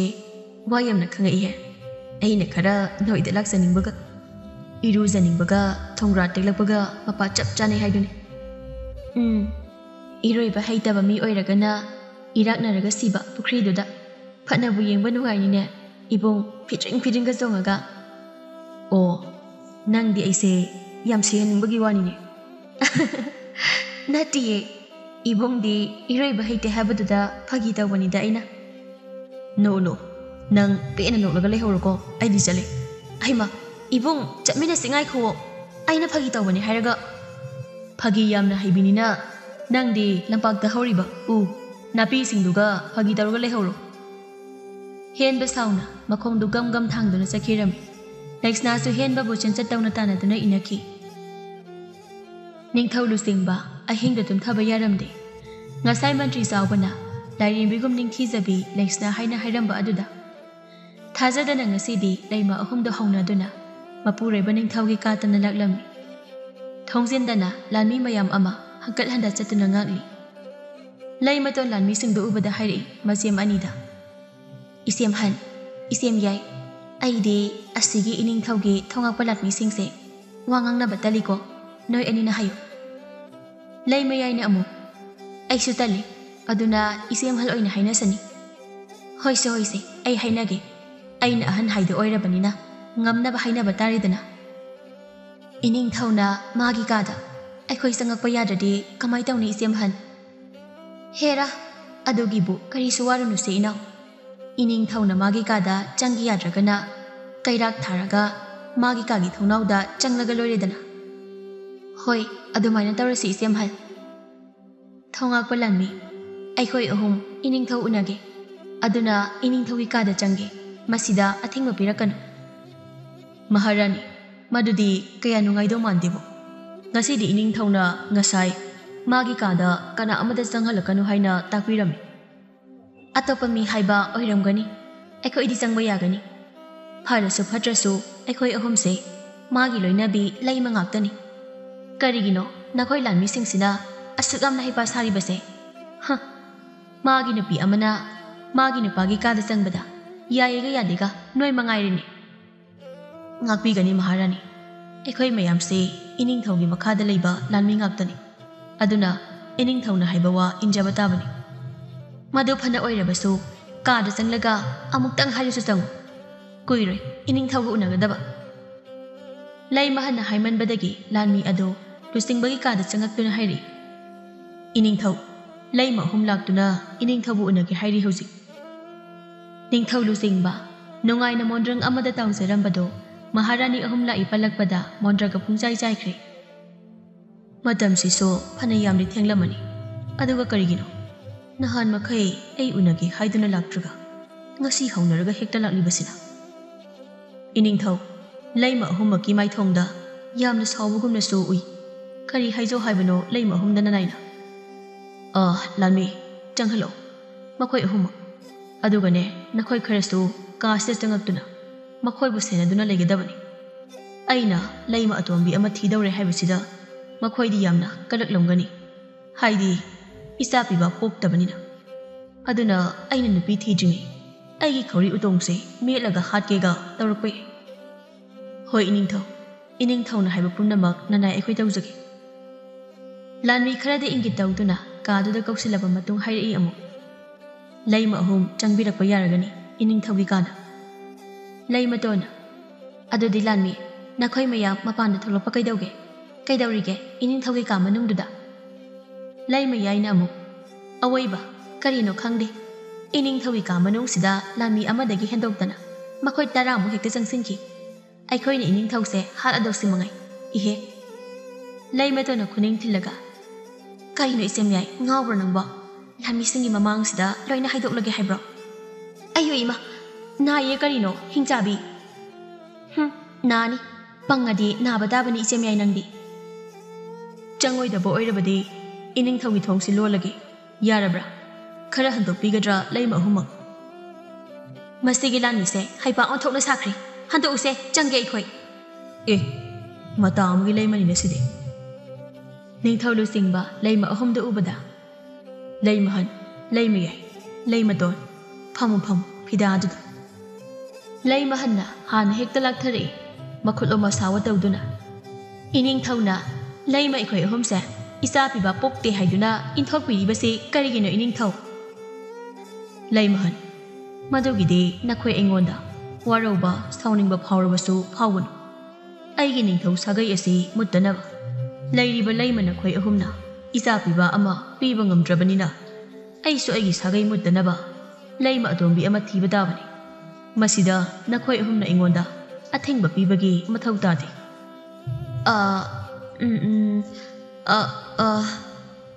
ꯀꯔꯤꯅꯣ ꯂꯩꯃꯍꯟ, ꯅꯪꯅ ꯇꯧꯔꯒ ꯂꯩꯔꯤꯕꯗꯨ? ꯑꯩ ꯋꯥ ꯍꯥꯏꯒꯦ, ꯅꯈꯣꯏ ꯑꯍꯨꯝ ꯃꯨꯟꯅ ꯇꯥꯎ꯫ ꯑꯊꯨꯕ ꯃꯇꯝꯗ ꯑꯩꯍꯥꯛ ꯂꯩꯃ ꯑꯇꯣꯝꯕꯤ ꯑꯃ ꯂꯨꯍꯣꯡꯂꯒꯅꯤ꯫ ꯃꯁꯤꯗ ꯅꯈꯣꯏ ꯑꯍꯨꯝ ꯅꯨꯡꯉꯥꯏꯇꯕ ꯇꯧꯒꯅꯨꯀꯣ꯫ ꯆꯠꯂꯣ ꯆꯠꯂꯣ, ꯅꯈꯣꯏ ꯑꯍꯨꯝꯃꯛ ꯂꯩꯃ ꯀꯣꯟꯗ ꯅꯨꯡꯉꯥꯏꯅ ꯄꯣꯊꯥꯖꯔꯨꯔꯣ꯫ ꯂꯥꯟꯃꯤꯁꯥ, ꯃꯈꯣꯏ ꯑꯍꯨꯝꯕꯨ ꯑꯩꯒꯤ ꯀꯥꯗꯒꯤ ꯊꯣꯛꯍꯟꯈ꯭ꯔꯣ꯫ ꯐꯒꯅꯤ ꯏꯅꯤꯡꯊꯧ, ꯂꯩꯃ ꯑꯍꯨꯝꯃꯛ ꯂꯦꯡꯊꯣꯛꯄꯤꯔꯁꯤ ꯃꯄꯥꯟꯂꯥꯡꯗ꯫ ꯂꯩꯃ ꯑꯍꯨꯝꯃꯛ ꯀꯞꯇꯨꯅ ꯅꯤꯡꯊꯧ ꯂꯨꯆꯤꯡꯕꯒꯤ ꯀꯥꯗꯒꯤ ꯊꯣꯛꯈꯤꯔꯝꯃꯤ꯫ ꯃꯊꯪꯒꯤ ꯑꯌꯨꯛꯇꯣ ꯍꯦꯟꯕ ꯉꯔꯥꯡ ꯂꯩꯁꯅꯥꯅ ꯍꯥꯏꯔꯝꯕꯒꯤ ꯃꯇꯨꯡ ꯏꯟꯅ ꯏꯕꯣꯍꯜꯒꯤ ꯌꯨꯝꯗ ꯂꯥꯛꯂꯝꯃꯤ꯫ ꯍꯦꯟꯕ ꯂꯥꯛꯄ ꯎꯕꯗ ꯏꯕꯣꯍꯜ ꯏꯃꯨꯡꯗ ꯑꯣꯟꯁꯤꯟꯗꯨꯅ ꯍꯥꯏꯔꯛꯏ, ꯂꯩꯁꯅꯥ, ꯐꯤꯗꯥ ꯄꯨꯊꯣꯔꯛꯎ, ꯅꯕꯨꯡ ꯍꯦꯟꯕ ꯂꯥꯛꯑꯦ꯫ ꯍꯣꯏ ꯕꯥꯖꯤ꯫ ꯏꯕꯨꯡ, ꯐꯤꯗꯥꯁꯤꯗ ꯐꯝꯃꯣ꯫ ꯍꯣꯏ ꯐꯝꯒꯦ꯫ ꯏꯆꯥꯗꯤ ꯉꯁꯥꯏꯗꯒꯤ ꯐꯤꯗꯥꯁꯦ ꯄꯥꯏꯗꯨꯅ ꯂꯩꯔꯕ꯭ꯔꯥ ꯀꯔꯤꯅꯣ? ꯑꯣꯟꯊꯣꯛ ꯊꯨꯅ ꯐꯤꯗꯥꯁꯦ ꯄꯨꯊꯣꯔꯛꯏꯗ꯫ ꯑꯩꯈꯣꯏ ꯕꯥꯖꯤꯁꯤꯗꯤ ꯍꯦꯛꯇ ꯂꯪꯅꯔꯛꯀꯅꯤ꯫ ꯃꯦꯝꯇꯣꯝꯕꯤꯅ ꯃꯄꯨꯔꯣꯏꯕ ꯏꯕꯣꯍꯜꯗ ꯀꯔꯤꯅꯣ ꯈꯪꯗꯦ ꯃꯈꯣꯏ ꯕꯥꯖꯤꯁꯤꯗꯤ ꯑꯉꯥꯡꯁꯤꯡꯁꯦ ꯏꯀꯥꯏꯅꯤ ꯏꯀꯥꯏꯔꯣꯏꯁꯨ ꯈꯪꯗꯦ ꯍꯥꯏꯅꯤꯡꯕ ꯉꯥꯡꯅꯤꯡꯕ ꯗꯣꯡ ꯗꯣꯡ ꯍꯦꯛꯇ ꯉꯥꯡꯂꯤꯁꯤꯕꯣ ꯍꯥꯏ ꯃꯃꯥ ꯇꯧꯕꯨ ꯇꯧꯗ꯭ꯔꯣ ꯅꯆꯥꯅꯨꯄꯤꯁꯦ ꯑꯩꯅ ꯍꯥꯏꯔꯤꯁꯦ ꯂꯥꯟꯕ꯭ꯔꯕ ꯂꯥꯟꯕ꯭ꯔꯕ ꯃꯃꯥ ꯅꯪꯕꯣ ꯏꯕꯨꯡ ꯍꯦꯟꯕ ꯅꯪꯁꯨ ꯍꯥꯏꯌꯨꯅꯦ ꯅꯪ ꯃꯥꯃꯅ ꯍꯥꯏꯔꯤꯕ ꯋꯥꯁꯤꯕꯨ ꯂꯥꯟꯕ꯭ꯔꯕ ꯍꯣꯏ ꯆꯨꯝꯃꯦ ꯃꯥꯃ ꯑꯗꯨꯅꯤꯗꯅ ꯏꯌꯥꯁꯤꯗꯤ ꯏꯕꯣꯍꯜꯒꯤ ꯍꯥꯏꯅꯤ ꯍꯥꯏꯔꯣꯏ ꯈꯪꯗꯅ ꯉꯥꯡꯕ ꯋꯥꯗꯨꯗ ꯍꯦꯟꯕꯗꯤ ꯏꯀꯥꯏꯕꯅ ꯂꯣꯏꯔꯦ ꯃꯃꯥꯏꯗꯣ ꯍꯨꯠ ꯍꯨꯠ ꯂꯩꯗꯨꯅ ꯈꯥꯡꯉꯤ ꯍꯣ ꯌꯥꯔꯦ ꯀꯩꯗꯧꯔꯒꯦ ꯃꯈꯣꯏ ꯕꯥꯖꯤ ꯈꯔ ꯉꯥꯡꯂꯕꯗꯤ ꯇꯣꯛꯄꯤꯔꯣ ꯑꯉꯥꯡꯁꯦ ꯏꯀꯥꯏꯕꯅ ꯂꯣꯏꯔꯦ ꯂꯥꯡꯒꯣꯜ ꯁꯦꯝꯂꯤꯗꯣ ꯁꯦꯝꯃꯤꯟꯅꯔꯣ ꯆꯠꯂꯨ ꯍꯣꯏ ꯂꯦꯞꯍꯧꯔꯒꯦ ꯃꯇꯥꯡꯁꯤꯗ ꯂꯥꯛꯑꯣ ꯍꯦꯟꯕ ꯃꯥꯃꯒ ꯁꯪꯒꯣꯏꯗ ꯉꯥꯔꯒ ꯂꯩꯔꯤꯕ ꯂꯥꯡꯒꯣꯜ ꯑꯁꯦ ꯁꯦꯝꯂꯨꯔꯁꯤ ꯍꯣꯏ ꯃꯥꯝ ꯂꯩꯁꯅꯥ ꯍꯦꯟꯖꯥꯡ ꯀꯥꯍꯣꯟꯁꯤꯀꯣ ꯉꯁꯤꯗꯤ ꯑꯗꯨꯅ ꯅꯁꯥꯅ ꯈꯪꯅ ꯊꯣꯡꯂꯒ ꯄꯨꯊꯣꯔꯛꯎ ꯅꯠꯇ꯭ꯔꯕꯗꯤ ꯏꯄꯥꯗꯤ ꯆꯥꯛ ꯆꯥꯔꯣꯏꯍꯦ ꯕꯥꯖꯤꯒꯤꯗꯤ ꯕꯦꯂꯦꯟꯗ꯭ꯔꯤ ꯏꯔꯣꯜꯂꯅꯤ ꯑꯗꯨꯒ ꯏꯃꯥꯒ ꯑꯩꯈꯣꯏ ꯑꯍꯨꯝꯒꯤꯅ ꯏꯃꯥꯅ ꯀꯩꯊꯦꯜ ꯃꯆꯥꯗꯒꯤ ꯉꯥ ꯃꯆꯥ ꯑꯃ ꯂꯩꯔꯨꯔꯦ ꯑꯗꯨ ꯊꯣꯡꯒꯦ ꯇꯧꯔꯤꯌꯦ ꯁꯪꯒꯣꯏꯒꯤ ꯃꯁꯤꯗꯨꯗ ꯏꯕꯣꯍꯜ ꯑꯃꯗꯤ ꯍꯦꯟꯕ ꯎꯀꯥꯏ ꯇꯛꯅꯕ ꯂꯥꯡꯒꯣꯜ ꯑꯗꯨ ꯀꯟꯅ ꯁꯦꯝꯂꯤ ꯇꯥꯟꯖꯥ ꯑꯁꯤꯗ ꯂꯥꯟꯃꯤ ꯃꯌꯥꯝꯒ ꯂꯣꯏꯅꯅ ꯃꯟꯇ꯭ꯔꯤ ꯆꯥꯎꯕ ꯑꯃꯗꯤ ꯂꯩꯕꯥꯛ ꯑꯁꯤꯒꯤ ꯅꯤꯡꯊꯧ ꯂꯨꯆꯤꯡꯕ ꯆꯪꯉꯛꯄꯗꯨ ꯎꯕꯗ ꯃꯦꯝꯇꯣꯝꯕꯤꯗꯤ ꯉꯛꯅ ꯃꯈꯣꯏ ꯕꯥꯖꯤ ꯏꯅꯤꯡꯊꯧꯒ ꯃꯟꯇ꯭ꯔꯤ ꯆꯥꯎꯕꯒ ꯂꯥꯛꯂꯤꯌꯦ ꯀꯔꯤ ꯂꯩꯔꯕꯖꯥꯠꯅꯣ ꯏꯅꯤꯡꯊꯧꯗꯤ ꯑꯩꯈꯣꯏꯗ ꯀꯔꯤ ꯇꯧꯕ ꯂꯥꯛꯂꯤꯕ ꯑꯁꯤ ꯍꯥꯏꯗꯨꯅ ꯁꯦꯝꯂꯝꯕ ꯂꯥꯡꯒꯣꯜꯗꯨ ꯊꯅꯝꯂꯒ ꯁꯨꯃꯥꯡ ꯇꯝꯅ ꯂꯥꯛꯏ ꯍꯦꯟꯕ ꯑꯃꯗꯤ ꯏꯕꯣꯍꯜ ꯃꯟꯇ꯭ꯔꯤ ꯆꯥꯎꯕꯅ ꯍꯥꯏꯔꯛꯏ ꯅꯤꯡꯊꯧ ꯂꯨꯆꯤꯡꯕꯗ ꯏꯅꯤꯡꯊꯧ ꯃꯥꯡꯗ ꯂꯦꯞꯂꯤꯕ ꯑꯍꯟ ꯑꯁꯤꯅꯤ ꯑꯩꯅ ꯍꯥꯏꯖꯕ ꯂꯩꯁꯥꯕꯤ ꯑꯗꯨꯒꯤ ꯃꯃꯥ ꯃꯄꯥ ꯏꯕꯣꯍꯜ ꯉꯛꯅ ꯍꯪꯉꯤ ꯃꯟꯇ꯭ꯔꯤ ꯆꯥꯎꯕꯗ ꯀꯔꯤꯅꯣ ꯏꯅꯥꯎ ꯆꯥꯎꯕ ꯅꯍꯥꯛꯅ ꯇꯧꯔꯛꯂꯤꯕ ꯃꯇꯧ ꯑꯁꯤꯕꯨ ꯉꯁꯤꯒꯤ ꯇꯥꯗ ꯅꯅꯥꯎ ꯍꯥꯏꯖꯒꯦ ꯄꯨꯝꯅꯃꯛ ꯃꯌꯦꯛ ꯁꯦꯡꯅ ꯑꯗꯣ ꯇꯥꯗꯒꯤ ꯏꯆꯥꯅꯨꯄꯤ ꯂꯩꯁꯅꯥ ꯑꯗꯨꯁꯨ ꯀꯧꯊꯣꯛꯄꯤꯔꯒꯗꯤ ꯍꯦꯟꯅ ꯅꯨꯡꯉꯥꯏꯖꯒꯅꯤ ꯈꯟꯖꯩꯗ ꯅꯅꯥꯎꯅ ꯃꯦꯝꯇꯣꯝꯕꯤ ꯏꯃꯨꯡ ꯂꯣꯝꯗ ꯑꯣꯟꯁꯤꯟꯗꯨꯅ ꯀꯧꯏ ꯃꯆꯥꯅꯨꯄꯤꯕꯨ ꯏꯃꯥꯒꯤ ꯂꯩꯁꯅꯥ ꯃꯄꯥꯟꯗ ꯑꯃꯨꯛꯇ ꯊꯣꯛꯂꯛꯎ ꯍꯣꯏ ꯏꯃꯥ ꯑꯁꯤ ꯍꯥꯏꯗꯨꯅ ꯍꯔꯥꯎꯅ ꯆꯦꯟꯊꯣꯔꯛꯄꯗ ꯁꯨꯃꯥꯡꯗ ꯂꯩꯔꯝꯂꯤꯕ ꯂꯥꯟꯃꯤ ꯃꯌꯥꯝꯗ ꯎꯕꯗ ꯉꯛꯅ ꯏꯃꯥ ꯀꯩꯗꯧꯕ ꯌꯥꯎꯔꯒꯦ ꯇꯧꯔꯤꯁꯤꯕꯣ ꯅꯤꯡꯊꯧ ꯂꯨꯆꯤꯡꯕ ꯂꯩꯁꯅꯥꯒꯤ ꯁꯛꯇꯝꯗꯨ ꯎꯕꯗ ꯆꯥꯎꯕꯅ ꯍꯥꯏꯈꯤꯕꯗꯨ ꯆꯨꯝꯂꯦ ꯈꯟꯗꯨꯅ ꯍꯔꯥꯎꯖꯔꯝꯃꯤ ꯃꯟꯇ꯭ꯔꯤ ꯆꯥꯎꯕꯅ ꯋꯥꯔꯤ ꯄꯨꯝꯕ ꯂꯤꯔꯛꯂꯝꯃꯤ ꯋꯥꯔꯤꯗꯨ ꯇꯥꯔꯕ ꯃꯇꯨꯡꯗ ꯍꯦꯟꯕ ꯑꯃꯗꯤ ꯂꯩꯁꯅꯥꯗꯤ ꯊꯃꯣꯏ ꯃꯆꯦꯠ ꯇꯥꯅ ꯀꯥꯏꯔꯝꯃꯤ ꯑꯗꯨꯕꯨ ꯀꯔꯤꯗꯤ ꯎꯄꯥꯏ ꯂꯩ ꯇꯧꯒꯦꯇ ꯉꯝꯕ ꯅꯤꯡꯊꯧꯒꯤ ꯑꯄꯥꯝꯕꯗ ꯀꯅꯥꯅ ꯑꯊꯤꯡꯕ ꯄꯤꯔꯨꯒꯅꯤ ꯌꯥꯕꯗ ꯃꯇꯥꯕꯅꯤ ꯏꯕꯣꯍꯜ ꯑꯃꯗꯤ ꯃꯦꯝꯇꯣꯝꯕꯤꯁꯨ ꯅꯨꯡꯉꯥꯏꯕꯗꯤ ꯅꯠꯇꯦ ꯍꯦꯟꯕ ꯑꯃꯗꯤ ꯃꯆꯥꯅꯨꯄꯤꯒꯤ ꯈꯟꯕꯗ ꯍꯦꯟꯕ ꯀꯨꯏꯅ ꯂꯩꯊꯕꯒꯤ ꯄꯥꯡꯒꯜ ꯂꯩꯇ꯭ꯔꯕꯅ ꯆꯠꯂꯒꯦ ꯍꯥꯏꯔꯝꯂꯒ ꯆꯠꯈ꯭ꯔꯦ ꯂꯩꯁꯅꯥ ꯋꯥꯔꯧꯅ ꯌꯦꯡꯍꯧꯔꯤ ꯍꯦꯟꯕꯕꯨ ꯅꯨꯄꯥ ꯊꯣꯛꯇꯦ ꯍꯥꯏꯗꯨꯅ ꯅꯤꯡꯊꯧ ꯂꯨꯆꯤꯡꯕꯅ ꯇꯞꯅ ꯍꯥꯏꯔꯛꯏ ꯏꯃꯥ ꯑꯃꯗꯤ ꯕꯥꯖꯤꯅ ꯅꯤꯡꯊꯧ ꯑꯩꯍꯥꯛꯅ ꯍꯥꯏꯖꯔꯤꯕꯁꯤ ꯌꯥꯕꯤꯌꯨ ꯑꯩꯍꯥꯛ ꯉꯁꯤ ꯐꯥꯎꯕ ꯀꯅꯥꯒꯤ ꯃꯐꯝꯗ ꯅꯣꯟꯖꯅ ꯋꯥ ꯉꯥꯡꯂꯛꯇ꯭ꯔꯤ ꯑꯗꯨꯕꯨ ꯉꯁꯤꯗꯤ ꯑꯩꯍꯥꯛ ꯂꯩꯁꯅꯥꯕꯨ ꯐꯪꯖꯅꯕꯒꯤꯗꯃꯛ ꯏꯃꯥ ꯕꯥꯖꯤ ꯑꯅꯤꯒꯤ ꯃꯐꯝꯗ ꯂꯩꯁꯅꯥꯕꯨ ꯐꯤꯒꯥꯎ ꯁꯥꯅ ꯌꯥꯖꯔꯤ ꯑꯩꯒꯤ ꯅꯤꯡꯊꯧ ꯁꯥꯒꯩ ꯑꯁꯤ ꯃꯨꯠꯇꯅꯕ ꯏꯃꯥ ꯕꯥꯖꯤꯅ ꯅꯆꯥ ꯑꯩꯍꯥꯛꯅ ꯅꯤꯖꯔꯤꯕꯁꯦ ꯍꯔꯥꯎ ꯍꯔꯥꯎꯅ ꯍꯥꯞꯄꯤꯌꯨꯗꯣꯏꯃ ꯑꯗꯨꯕꯨ ꯏꯅꯤꯡꯊꯧ ꯑꯩꯒꯤ ꯏꯆꯥꯅꯨꯄꯤ ꯑꯁꯤꯗꯤ ꯂꯥꯏꯔꯕꯤꯅꯤ ꯀꯔꯝꯅ ꯏꯃꯥ ꯃꯗꯨꯒꯤꯗꯤ ꯀꯔꯤꯁꯨ ꯈꯟꯕꯤꯒꯅꯨ ꯂꯥꯏꯔꯕ ꯏꯅꯥꯛ ꯈꯨꯟꯕ ꯈꯦꯠꯅꯕ ꯂꯩꯖꯗꯦ ꯅꯆꯥꯒꯤ ꯏꯐꯝꯗꯗꯤ ꯏꯕꯣꯍꯜ ꯑꯃꯗꯤ ꯃꯦꯝꯇꯣꯝꯕꯤꯁꯨ ꯎꯄꯥꯏ ꯂꯩꯇꯦ ꯄꯤꯅꯤꯡꯗ ꯃꯆꯥꯅꯨꯄꯤꯕꯨ ꯅꯤꯡꯊꯧ ꯂꯨꯆꯤꯡꯕꯗ ꯁꯤꯟꯅꯔꯛꯂꯤ ꯂꯩꯁꯅꯥ ꯃꯌꯨꯝ ꯊꯥꯗꯣꯛꯂꯝ ꯅꯤꯡꯊꯧ ꯂꯨꯆꯤꯡꯕꯒꯤ ꯃꯇꯨꯡ ꯏꯟ ꯀꯣꯅꯨꯡ ꯇꯝꯅ ꯈꯣꯡꯁꯥꯜꯂꯛꯂꯤ ꯂꯥꯟꯃꯤꯁꯤꯡꯒ ꯂꯣꯏꯅꯅ ꯂꯩ ꯃꯀꯣꯟꯗꯅꯤ ꯂꯩꯃ ꯑꯍꯨꯝꯗꯨ ꯃꯤꯁꯤ ꯃꯤꯅꯥ ꯌꯥꯎꯕꯒꯨꯝ ꯂꯥꯎ ꯈꯣꯡꯗꯨꯅ ꯀꯞꯅꯔꯤ ꯅꯤꯡꯊꯧꯅ ꯂꯩꯁꯥꯕꯤ ꯃꯁꯛ ꯃꯇꯧ ꯌꯥꯝꯅ ꯐꯖꯕꯤ ꯑꯃꯒ ꯂꯣꯏꯅꯅ ꯀꯣꯅꯨꯡꯗ ꯆꯥꯎꯅ ꯂꯨꯍꯣꯡꯕ ꯂꯣꯏꯈ꯭ꯔꯦ ꯇꯥꯕꯗ ꯂꯩ ꯃꯀꯣꯟ ꯁꯦꯟꯅꯕ ꯂꯥꯟꯃꯤꯁꯤꯡꯗꯨ ꯂꯩꯃ ꯑꯍꯨꯝꯅ ꯇꯦꯡꯊꯥꯗꯨꯅ ꯀꯞꯂꯤꯕ ꯃꯇꯧꯗꯨ ꯎꯕꯗ ꯅꯨꯡꯉꯥꯏꯇꯕꯗꯤ ꯂꯥꯏꯔꯗꯨꯅ ꯄꯨꯛꯂꯤ ꯄꯥꯏꯗꯨꯅ ꯅꯣꯛꯅꯔꯝꯃꯤ ꯂꯩꯃ ꯑꯍꯨꯝꯗꯨ ꯃꯥꯒꯤ ꯀꯥꯗ ꯀꯞꯅꯔꯝꯕꯗꯨ ꯄꯦꯟꯗ꯭ꯔꯗꯨꯅ ꯀꯥꯗꯒꯤ ꯊꯧꯅꯔꯛꯂꯒ ꯄꯨꯂꯞ ꯄꯨꯟꯅ ꯂꯝꯌꯥꯏꯒꯤ ꯀꯥ ꯑꯆꯧꯕ ꯑꯗꯨꯗ ꯐꯝꯗꯨꯅ ꯑꯃꯨꯛ ꯀꯞꯃꯤꯟꯅꯔꯤ ꯄꯨꯟꯅ ꯅꯥꯀꯟꯗꯅ ꯃꯈꯣꯏꯒꯤ ꯃꯆꯥꯅꯨꯄꯤꯁꯤꯡꯗꯨ ꯃꯃꯥꯅ ꯀꯞꯄꯗꯨꯗ ꯇꯤꯡꯉꯛ ꯌꯦꯡꯗꯨꯅ ꯐꯝꯗꯨꯅ ꯂꯩꯅꯔꯤ ꯂꯩꯃ ꯑꯍꯨꯝꯗꯨ ꯃꯥꯒꯤ ꯍꯥꯏꯅꯤꯡꯕ ꯋꯥꯍꯩ ꯍꯥꯏꯗꯨꯅ ꯀꯞꯅꯔꯤ ꯏꯃꯥ ꯄꯥꯕ ꯅꯌꯥ ꯅꯨꯄꯥ ꯅꯤꯡꯊꯧꯁꯦ ꯂꯩꯁꯥꯕꯤ ꯑꯃꯒ ꯑꯃꯨꯛ ꯂꯨꯍꯣꯡꯂꯦ ꯉꯁꯤ ꯑꯩꯕꯨ ꯂꯧꯕ ꯂꯥꯛꯑꯣ ꯏꯃꯥ ꯄꯥꯕ ꯅꯣꯏꯅ ꯂꯧꯕ ꯂꯥꯛꯂꯕꯗꯤ ꯁꯤꯗ ꯅꯨꯡꯉꯥꯏꯅ ꯂꯩꯔꯤꯕ ꯁꯨꯃꯥꯏꯅꯗꯤ ꯂꯩꯕ ꯐꯪꯂꯣꯏꯀꯣ ꯑꯗꯨꯗ ꯏꯃꯥ ꯄꯥꯕ ꯀꯔꯤ ꯅꯨꯡꯒꯤ ꯅꯆꯥꯅꯨꯄꯤ ꯑꯩꯍꯥꯛꯄꯨ ꯅꯤꯡꯊꯧꯗ ꯊꯥꯖꯕꯤꯔꯝꯃꯤꯅꯣ ꯍꯥꯟꯅꯒꯤ ꯅꯨꯄꯥ ꯑꯗꯨꯗ ꯂꯩꯕꯗ ꯅꯨꯡꯉꯥꯏꯕꯗꯒꯤ ꯅꯤꯡꯊꯧꯗ ꯂꯩꯕꯅ ꯍꯦꯟꯅ ꯅꯨꯡꯉꯥꯏꯅꯤ ꯍꯥꯏꯗꯅ ꯄꯥꯕ ꯅꯪꯅ ꯊꯥꯖꯈꯤꯕ ꯅꯠꯇ꯭ꯔꯣ ꯑꯗꯨꯒꯗꯤ ꯅꯨꯄꯤ ꯂꯣꯟꯕ ꯀꯟꯈ꯭ꯔꯕ ꯅꯤꯡꯊꯧ ꯑꯁꯤꯗ ꯂꯩꯔꯨꯗꯅ ꯏꯆꯦꯝꯍꯟ ꯏꯅꯥꯎꯗꯧꯅ ꯀꯞꯄ ꯑꯁꯤꯗ ꯑꯩꯁꯨ ꯌꯥꯎꯔꯤ ꯏꯃꯥ ꯕꯥꯖꯤ ꯏꯁꯥꯅ ꯄꯥꯝꯖꯅ ꯂꯩꯔꯛꯈꯤꯕ ꯏꯅꯤꯡꯊꯧꯁꯦ ꯉꯁꯤꯗꯤ ꯃꯤꯒꯤ ꯑꯣꯏꯈ꯭ꯔꯦ ꯏꯃꯥ ꯄꯥꯕ ꯏꯆꯦꯝꯍꯟ ꯏꯆꯦꯝ ꯌꯥꯏꯗꯒꯤ ꯑꯩꯅ ꯍꯦꯟꯅ ꯃꯁꯛ ꯐꯖꯩ ꯈꯟꯗꯨꯅ ꯅꯥꯄꯟ ꯇꯧꯖꯔꯨꯕ ꯑꯗꯨꯁꯨ ꯉꯁꯤꯗꯤ ꯃꯌꯥ ꯀꯨꯝꯂꯦ ꯏꯃꯥ ꯄꯥꯕ ꯂꯩꯃ ꯑꯍꯨꯝꯒꯤ ꯃꯆꯥꯁꯤꯡꯗꯣ ꯃꯥꯒꯤ ꯃꯃꯥꯒꯤ ꯃꯇꯧꯗꯨ ꯎꯕꯗ ꯍꯥꯏꯅꯔꯤ ꯑꯩꯈꯣꯏꯒꯤ ꯄꯥꯕꯁꯦ ꯀꯩꯗꯧꯔꯖꯥꯠꯅꯣ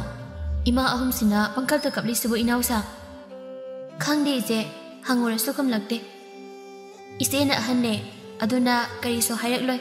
ꯏꯆꯦ ꯅꯪꯅ ꯍꯪꯉꯣ ꯏꯃꯥꯍꯟꯗ ꯍꯣꯏ ꯍꯪꯒꯦ ꯏꯃꯥ ꯅꯈꯣꯏ ꯑꯍꯨꯝꯅ ꯀꯞꯂꯤꯁꯦ ꯃꯁꯛ ꯐꯖꯕꯤ ꯏꯃꯥꯇꯣꯟ ꯑꯃ ꯑꯩꯈꯣꯏꯒꯤ ꯄꯥꯕꯒ ꯂꯨꯍꯣꯡꯕꯒꯤꯔꯣ ꯑꯣꯏꯔꯝꯒꯅꯤ ꯏꯆꯦ ꯑꯗꯨꯒꯤ ꯅꯠꯇ꯭ꯔꯗꯤ ꯏꯃꯥ ꯑꯍꯨꯝꯁꯦ ꯅꯍꯥꯟꯈꯩꯗꯤ ꯃꯌꯥ ꯍꯤꯒꯠꯂꯒ ꯑꯗꯨꯝ ꯂꯩꯕꯅꯤ ꯏꯃꯥꯇꯣꯟꯗꯤ ꯉꯁꯤꯇ ꯂꯥꯛꯂꯕꯁꯨ ꯑꯩꯈꯣꯏ ꯇꯔꯨꯛꯄꯨ ꯂꯨꯅ ꯇꯧꯕꯤ ꯑꯩꯈꯣꯏꯒꯤ ꯏꯃꯥꯁꯤꯡꯗꯤ ꯏꯃꯥꯇꯣꯟꯅ ꯑꯩꯈꯣꯏꯗ ꯂꯨꯅ ꯇꯧꯕꯤꯔꯤꯕ ꯑꯁꯨꯝꯅ ꯅꯣꯡꯃꯇꯁꯨ ꯇꯧꯕꯤꯗꯦ ꯃꯣꯏꯗꯤ ꯀꯦꯔꯤꯉꯩꯗ ꯑꯩꯈꯣꯏ ꯂꯩ ꯍꯥꯏꯕꯁꯨ ꯈꯪꯕꯤꯗꯦ ꯃꯣꯏꯅ ꯀꯦꯗꯨꯅ ꯄꯥꯕꯒꯤ ꯃꯥꯡꯗ ꯂꯦꯞꯂꯁꯨ ꯄꯥꯕꯅ ꯍꯟꯅ ꯌꯦꯡꯕꯤꯗꯦ ꯃꯣꯏꯅ ꯐꯅꯥꯝ ꯀꯦꯔꯁꯨ ꯏꯃꯥꯇꯣꯟꯅ ꯑꯗꯨꯝ ꯍꯦꯜꯂꯤ ꯐꯖꯕ ꯂꯩꯃꯍꯟꯗꯨ ꯁꯥꯎꯅ ꯂꯧꯔꯤ ꯊꯧꯔꯥꯏ ꯃꯆꯥ ꯅꯈꯣꯏꯗ ꯂꯝꯁꯤ ꯁꯦꯛꯈ꯭ꯔꯣꯅꯦ ꯑꯉꯥꯡꯁꯤꯡꯗꯨ ꯃꯃꯥꯅ ꯂꯥꯎꯔꯛꯄ ꯑꯗꯨꯗ ꯆꯦꯟꯊꯣꯛꯈ꯭ꯔꯒ ꯊꯣꯡꯖꯤꯟꯄꯥꯟꯗꯒꯤ ꯆꯦꯞꯊꯗꯨꯅ ꯂꯥꯎꯔꯝꯃꯤ ꯂꯝꯁꯤ ꯁꯤꯗꯣꯏꯁꯦ ꯑꯩꯈꯣꯏ ꯅꯠꯇꯤꯌꯦ ꯏꯃꯥ ꯅꯣꯏ ꯑꯍꯨꯝꯅꯦ ꯂꯩꯃ ꯑꯍꯨꯝꯗꯨ ꯀꯞꯄꯗꯨ ꯇꯣꯛꯂꯒ ꯃꯆꯥꯁꯤꯡꯕꯨ ꯐꯨꯗꯧꯒꯤ ꯀꯣꯏꯇꯥꯟ ꯇꯥꯟꯅꯔꯝꯃꯤ ꯑꯉꯥꯡꯁꯤꯡꯗꯨ ꯃꯃꯥꯁꯤꯡꯅ ꯐꯪꯗꯅꯕ ꯑꯁꯨꯝ ꯆꯦꯜꯂꯛꯄꯗ ꯃꯄꯥ ꯅꯤꯡꯊꯧ ꯑꯃꯗꯤ ꯃꯃꯥꯇꯣꯟꯒꯤ ꯅꯧꯅ ꯁꯥꯕ ꯀꯥꯗꯨꯗ ꯆꯦꯟꯁꯤꯜꯂꯛꯏ ꯏꯃꯥꯇꯣꯟ ꯑꯩꯈꯣꯏ ꯃꯌꯥꯝ ꯐꯨꯗꯧꯒꯤ ꯏꯃꯥ ꯑꯍꯨꯝꯅ ꯇꯥꯟꯅꯔꯛꯏꯕ ꯂꯩꯁꯅꯥ ꯑꯉꯥꯡ ꯃꯌꯥꯝꯗꯨꯅ ꯂꯥꯡꯗꯨꯅ ꯆꯦꯟꯁꯤꯜꯂꯛꯄꯗꯨꯗ ꯋꯥꯈꯜ ꯅꯨꯡꯉꯥꯏꯇꯕꯒ ꯁ꯭ꯋꯥꯏ ꯃꯥꯡꯈꯤꯗꯨꯅ ꯇꯞꯅ ꯍꯥꯏꯔꯤ ꯅꯈꯣꯏꯅ ꯀꯔꯤ ꯑꯔꯥꯟꯕ ꯇꯧꯔꯒꯦ ꯏꯆꯥꯁꯥ ꯏꯃꯥꯇꯣꯟ ꯃꯈꯣꯏꯅ ꯑꯩꯈꯣꯏꯒꯤ ꯄꯥꯕꯒ ꯏꯃꯥꯇꯣꯟꯒ ꯂꯨꯍꯣꯡꯈꯤꯕꯒꯤ ꯀꯞꯄꯤꯉꯩꯗ ꯑꯩꯈꯣꯏꯅ ꯋꯥ ꯍꯪꯂꯨꯕꯒꯤ ꯀꯔꯤꯒꯤ ꯋꯥ ꯍꯪꯂꯨꯔꯤꯅꯣ ꯅꯈꯣꯏ ꯃꯌꯥꯝꯗꯤ ꯐꯨꯕꯤꯅꯤꯀꯣ ꯃꯇꯨꯡꯗ ꯑꯃꯨꯛ ꯍꯟꯅ ꯍꯪꯒꯅꯨ ꯅꯈꯣꯏ ꯄꯥꯕꯁꯦ ꯁꯤꯈꯤꯕꯗꯧꯅ ꯄꯪꯀꯞꯇ ꯀꯞꯄꯤꯅꯤ ꯏꯃꯥꯇꯣꯟ ꯂꯩꯃꯍꯟ ꯂꯩꯃꯌꯥꯏ ꯑꯃꯗꯤ ꯂꯩꯃꯇꯣꯟꯅ ꯊꯤꯕ ꯌꯥꯕ ꯊꯤꯔꯕꯁꯨ ꯃꯆꯥꯁꯤꯡꯗꯨ ꯂꯩꯇ꯭ꯔꯕꯗ ꯂꯩꯁꯅꯥ ꯑꯃꯗꯤ ꯂꯨꯆꯤꯡꯕꯒꯤ ꯑꯅꯧꯕ ꯀꯥ ꯑꯗꯨꯒꯤ ꯊꯣꯡꯖꯤꯟꯗ ꯂꯦꯞꯂꯒ ꯃꯥꯒꯤ ꯃꯆꯥꯁꯤꯡꯕꯨ ꯂꯥꯛꯇꯨꯅ ꯀꯧꯔꯤ ꯂꯩꯃꯍꯟꯅ ꯍꯥꯏ ꯁꯅꯥꯍꯟꯕꯤ ꯅꯅꯥꯎꯁꯤꯡꯗꯨ ꯄꯨꯔꯒ ꯊꯨꯅ ꯊꯣꯛꯂꯛꯎ ꯀꯥ ꯃꯅꯨꯡꯗꯒꯤ ꯊꯨꯅ ꯊꯣꯛꯂꯛꯎ ꯍꯥꯏꯔꯤꯕꯁꯤꯅꯤ ꯅꯠꯇ꯭ꯔꯕꯗꯤ ꯑꯩꯅ ꯀꯥ ꯃꯅꯨꯡꯗ ꯆꯪꯂꯛꯂꯒ ꯅꯁꯥ ꯁꯥꯒꯟꯗꯨ ꯄꯥꯏꯔꯒ ꯂꯩꯃꯥꯏꯁꯤꯗ ꯆꯤꯡꯕ ꯁꯣꯏꯔꯣꯏ ꯂꯩꯃꯌꯥꯏꯅ ꯑꯃꯨꯛ ꯁꯅꯥꯌꯥꯏ ꯅꯆꯦꯒ ꯅꯅꯥꯎ ꯃꯔꯤꯗꯨꯒ ꯄꯨꯟꯅ ꯊꯣꯛꯂꯛꯑꯣ ꯁꯠ ꯊꯣꯛꯂꯛꯑꯣ ꯀꯩꯗꯧꯔꯤꯒꯦ ꯀꯥ ꯃꯅꯨꯡꯗꯨꯗ ꯍꯥ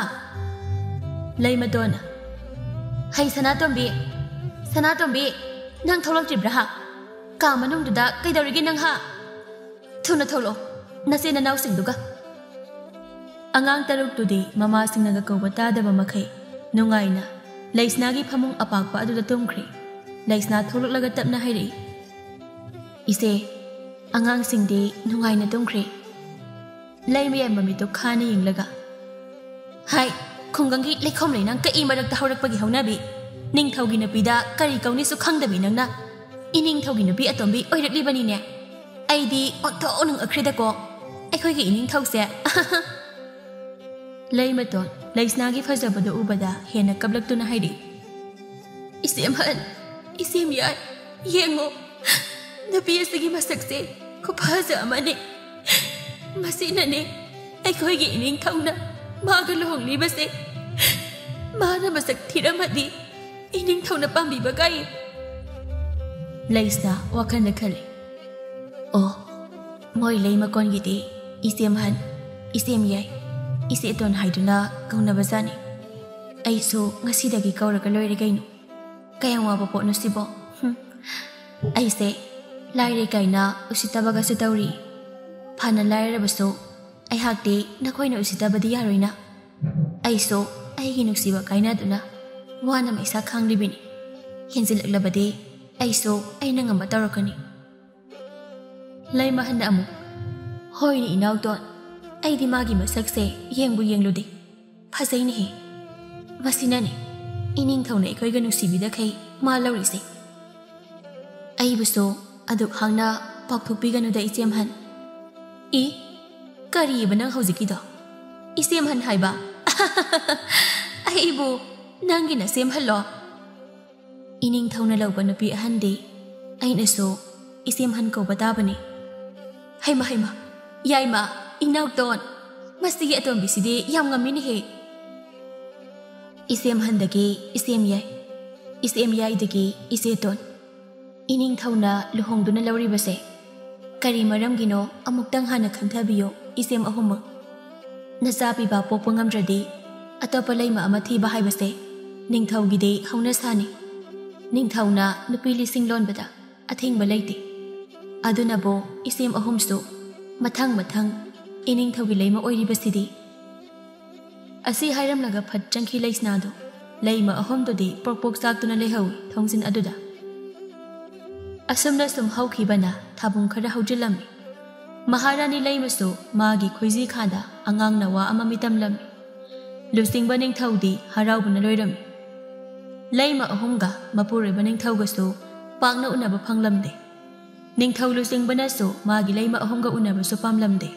ꯃꯇꯝ ꯑꯌꯥꯝꯕꯗ ꯂꯩꯛꯁꯅꯥꯒꯤ ꯃꯅꯥꯛꯇꯗ ꯂꯩꯔꯝꯃꯤ ꯅꯤꯡꯊꯧꯗꯤ ꯃꯄꯨꯔꯣꯏꯕ ꯅꯤꯡꯊꯧꯒꯤ ꯑꯁꯤꯒꯨꯝꯕ ꯃꯇꯧ ꯑꯁꯤꯗꯅꯤ ꯂꯩꯃ ꯑꯍꯨꯝꯅ ꯍꯦꯟꯅ ꯁꯥꯎꯅꯤꯡꯂꯤꯕ ꯂꯩꯃ ꯑꯍꯨꯝꯒꯤ ꯃꯆꯥꯁꯤꯡꯁꯨ ꯂꯩꯛꯁꯅꯥꯒꯤ ꯃꯅꯥꯛꯇꯗ ꯂꯩꯔꯝꯃꯤ ꯃꯇꯝ ꯑꯌꯥꯝꯕꯗ ꯂꯩꯃꯀꯣꯟꯗꯅꯤ ꯂꯩꯃꯇꯣꯟꯗꯨ ꯁꯥꯎꯅ ꯃꯆꯦꯗ ꯍꯥꯏꯔꯛꯏ ꯏꯆꯦꯝꯍꯟ ꯃꯇꯝ ꯄꯨꯝꯕꯗ ꯏꯅꯤꯡꯊꯧꯅ ꯑꯇꯣꯝꯕꯤ ꯑꯁꯤꯒꯤ ꯃꯅꯥꯛꯇ ꯑꯗꯨꯝ ꯁꯨꯔꯨ ꯅꯩꯗꯨꯅ ꯂꯩꯔꯤꯕꯁꯦ ꯑꯩꯗꯤ ꯃꯤꯠꯁꯦ ꯌꯥꯝꯅ ꯅꯥꯔꯦ ꯏꯅꯥꯎꯇꯣꯟ ꯅꯍꯥꯛ ꯇꯞꯊꯈꯣ ꯑꯩꯈꯣꯏ ꯑꯍꯨꯝ ꯀꯅꯥ ꯈꯪꯍꯟꯗꯅ ꯊꯕꯛ ꯑꯃ ꯄꯥꯡꯊꯣꯛꯂꯁꯤ ꯂꯩꯃ ꯌꯥꯏꯅ ꯀꯔꯤ ꯊꯕꯛꯅꯣ ꯇꯧꯗꯧꯔꯤꯕꯣ ꯏꯆꯦꯝꯍꯟ ꯏꯅꯤꯡꯊꯧꯁꯦ ꯍꯥꯠꯂꯁꯤ ꯍꯥꯏꯔꯣ ꯑꯩꯈꯣꯏ ꯑꯍꯨꯝꯅ ꯌꯥꯏꯃ ꯅꯪꯒꯤ ꯍꯧꯅꯕꯤꯗꯣ ꯇꯧꯔꯛꯂꯕ꯭ꯔꯥ ꯑꯃꯨꯛ ꯅꯠꯇꯦ ꯑꯩꯅ ꯍꯥꯏꯖꯕꯗꯤ ꯏꯆꯦ ꯑꯩꯈꯣꯏ ꯏꯆꯦꯝꯌꯥꯏꯒꯤꯗꯤ ꯃꯤꯕꯨ ꯈꯔ ꯌꯥꯝꯅ ꯇꯤꯜꯂꯛꯑꯕ ꯍꯥꯏꯅꯈꯤꯕ ꯑꯔꯣꯠꯄ ꯋꯥ ꯈꯨꯗꯤꯡꯃꯛ ꯂꯣꯏꯅ ꯍꯥꯏꯗꯣꯔꯛꯑꯅꯤ ꯏꯁꯥꯁꯨ ꯈꯪꯕ ꯅꯠꯇꯦ ꯏꯅꯥꯎꯇꯣꯟ ꯑꯩꯅ ꯍꯥꯏꯗꯣꯔꯛꯏꯁꯦ ꯆꯩ ꯋꯥꯠꯄꯒꯤꯅꯦ ꯃꯗꯣ ꯏꯆꯦꯝꯌꯥꯏ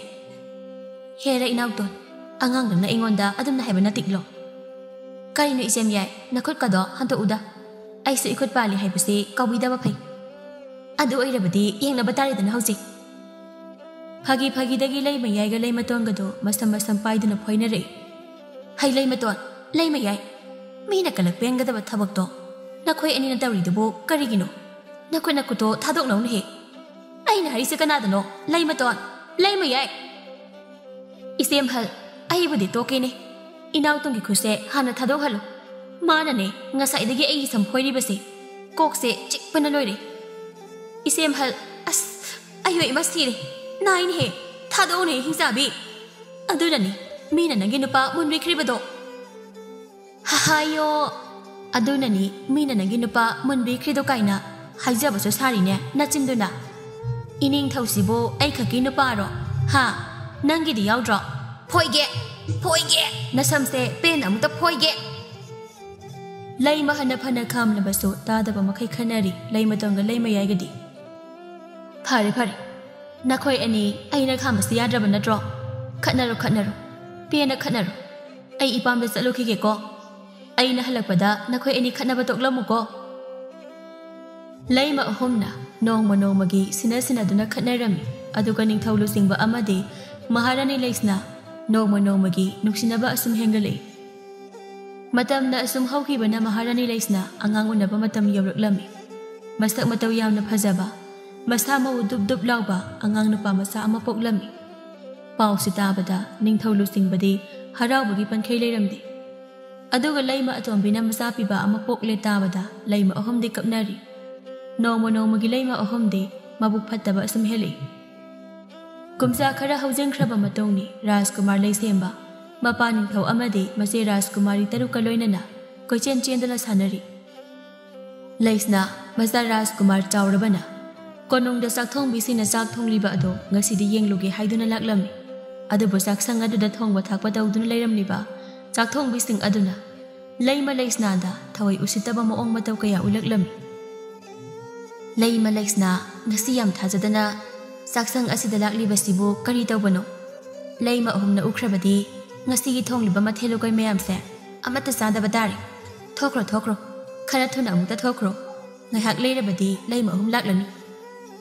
Chakthongbi makoksi kanano saksang asigi. Chaksang asigi sakthongbi makok aihakni kaidawbigi haibano lairabi leima ibema he sakthongbi makok nahak munna taw aihak lairabi imungda pokjarabasu haujikti leibak amagi ningthaugi khwaidagi asanbi leimani nangna adamna ngangbagi hak aingonda leite nangbo kaisum sangda namsiduna thamba aina ngami haibase nang khangjelo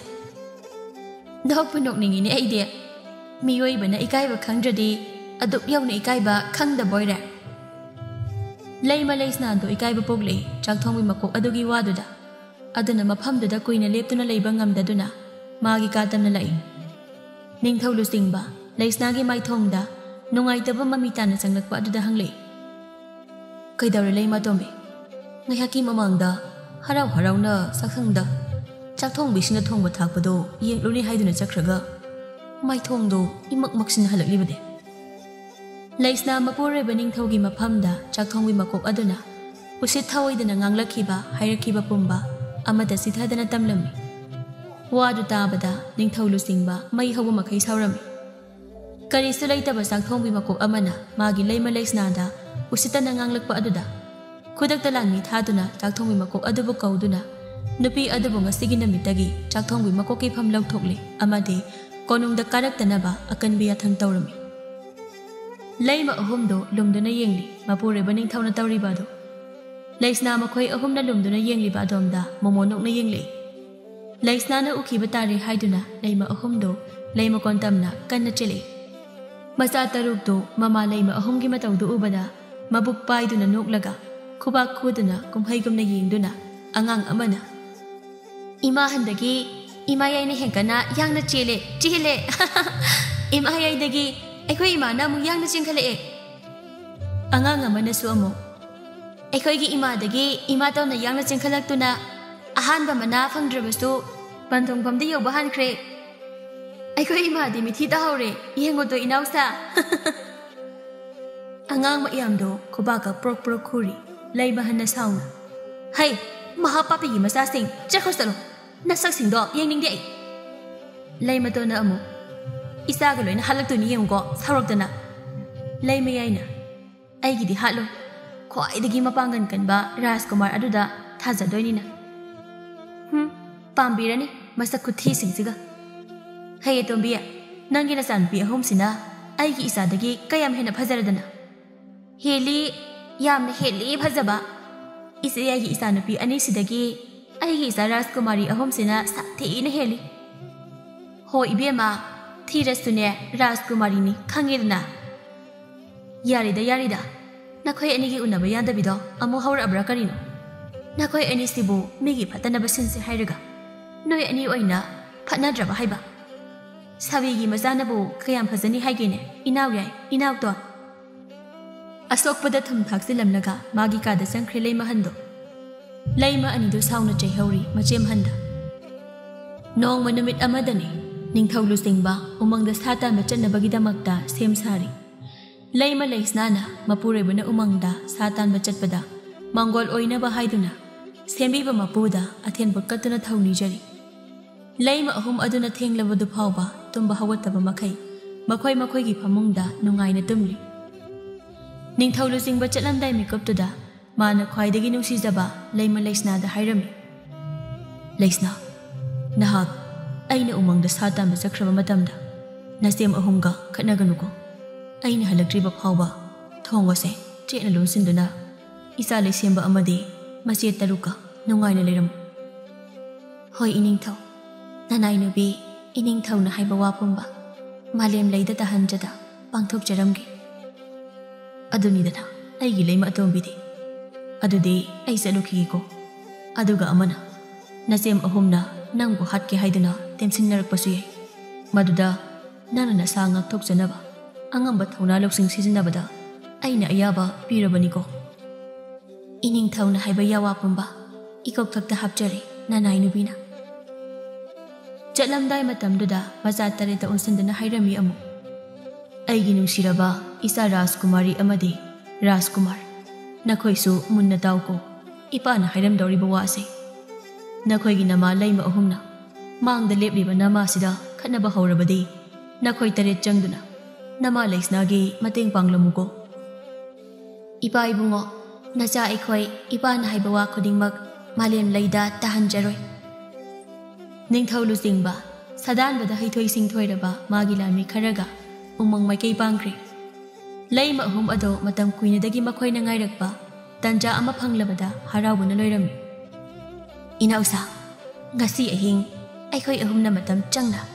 aronba mi thadokduna sahaliba kaisumsang aduda ngasi ahing athengba mistik mirau khon tadraba matamduda atombi ase moithem tawduna kauthoklaga pangthoklasi. Isem hanna hairiba wado nanaw yai madasu yazaningi isem han nanaw ton ayakso yazari isem han adudi atombi kokthokpagi thabak ase inaw ton nahakna khara singbe heli yai madagi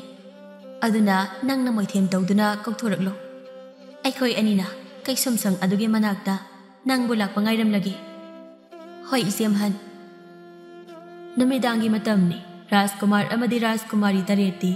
mama laisnagi kada sanari mama senaba oina. Mama laisna tumlasi haiba phawba yadaba makai. Ahing nongyagi matam hek yaurakpaga makoi taretu tumin leina khiram. Ngasaidagi masa sing tumkhiba ngaiduna lumduna laiba leimatondo masa sing tumkhre khanduna khuning kangduna laklaga laisna bu pakhatna kauri. Laisna tabro nangbo Laisna tumlambada mikap thokladuna kanano aibu kauriba nahakpo nasi tone thongse muta hanguse Laisna. Isem ton kaidobo yaurage aduk pakhatlibadubo. Laisna isem hanga isem yaigado lai makongi awang thangbada makhol amatai haiduna yengbu chakhibani adubo phana thenglabasi phawba hanjilaktre isin inaw chatuna amuta theminaruse. Hoi isem ton apang binangdi ay hilangda thurido mikup sina nangidi nongai bagi aroiba mikup haido oirido. Asam na laimaton amadi Laisna amamba mapham amada makuda kulay amata supairakta masim anibu thiba laklibani haiduna lakli. Karino ngasige isim tongi mataw asibo ay chingnadaba ngamde awang thangba sarukta chatki hairaga aikhoina chatlibasidi maning thangba sarukta natrane. Makhoina sinakibagi matong ina laimahan amadi laimayaido laimayda taduna laisinarami. Laisna masim anina taduna lairibada ubada pakhatna hairi. Isem ton isem hanga isem yaigadi asida taraga lairi. Kari haiba Laisna isem han isem yai hawgalo karino nakhoi anina taruniba mataw asibo. Asi haiduna kapsinari Laisna sumasem anigi manakte hek phamtharakpaga laimatona amamba khuna suklaba kaisumsang aduda intharaklamni. Laisna mamit chejet ushili asum tarai laimai tamna adubo mondum motek marakta oina taraklamni. Laisna ngakna mapham aduda lairamliba mapureba ningthaugi manakte sensilaktuna konduna pena kapjai. Nakandagi Rajkumar amadi Rajkumari makhoi taresu punna thoglei. Rajkumar laisembana ima kapkano aikoi nungaite imana kapa ubase. Imagi laisemba karino ngasi thogliba asibo. Laisemba mama ahumna sanakiba wari mana tahawba pumbado mamada amuk loina lirami. Oh asuk yamna aibu yengthibiba oireko isem ahum nakhoina ise. Makhoina sanaba warido tabaga isa laisembana mapa ingonda selaktuna tamlabadagi aisu khangli. Makhoina aina konungsida leitaba matamda nangbu hatpa phawba yabagi thajaba aingonda leibadagi aina umangda satanba chatpa saraga makhoina lona sariba kaisumsang asida lona changaktuna leibani. Laima ahumma makhoina sinba lalong mai pak lekhanduna harauna makhoigi kada changlaklaga potharami. Nong hek nganbaga konungda leiba mi amata udringai surungi kaisumsang aduda laklami. Makoyna lakpa matamdadi kaisumsang aduda ngarang makoyna thadakiba leisnado leiramdre. Makoyna khallubadi leisnado awangba mafamdagi thadakibanina ngasi phawba gyan taramkhiroi khallubani. Laima ahuma kaisumsang adugi thongdu hanglaga changlaklam. Makoyna hek changlakpaga kaisumsang adugi thongdu chena lonsankirami. Aduga masasing amadi mapuraiba ningthawa loinana leisna noktuna makoy ahumda yengduna leirami. Laima ahumdu amana amada maran thangsinari. Laima hanna iningthaw inauto na thabak kumba sinbani aidi yauzeroi haijabani moi anina akhoi ahum punna tongminasi haiduna yauruba khakni iningthaw nanai nubidi. Laima tona is kari isem han adum nagadi thangsilakanu da engonda leisna bu kaisumsang da thamnaba poram yatpadi isem han natra iningthaw hanaba poram yatlambadagi maduda maithiduna leisna da tabat natra. Is kari chinthibi aina kadai nangonda haikre nangna engonda loinaga thangsilaido aidi yaimada haikiba natra. Hera isem hal khara pangi haiduna engonda pangthangda thangsilakanu aina konongi pukaidagi sana lapa khara lona ipamda thaibaduda ipakta pakserani haiduna adum nagadi hairakanuda. Yare noi ahumok toklo amana amada thangsinaduna leiranu nasana sana tawkiba arwan pumba loina haidoknaraklagani ai loina khangi kanana aibu hatnaba amadi leisna bu hatnaba singe haibado. Ha ngasidagi nachinanaw na khoi ahum nungaina leiminaro nakoina thawai dana pamjana sajaba kaisumsang asida asi hairamdana maza taret ka loinana maharani leisnaga punna chatkirami. Puksel pikluba amadi mabuk phatludabi leima ahumdi chakna yengduna leihawi kaisumsang manung aduda makhoi mapana chatkibado. Numit asidagi leisna maza taretpu yamna nungsina khenaba amata thamdana nawuk na kolami amadi makhoi punna nungsi sanana nungaina leirami. Masa tarena chen chongduna konung adugi leikonda sanajabado ningthau lusingba amadi leima leisna anina nungsina yengjari. Laima ahumdadi puksel pikluba amadi ningthaubu makhoi ahum khaki oiningluba amadi mabu phatludabana kaisumsang aduda nongmagi khara chaduna wana pusi supa kaisumsangda leikhirami.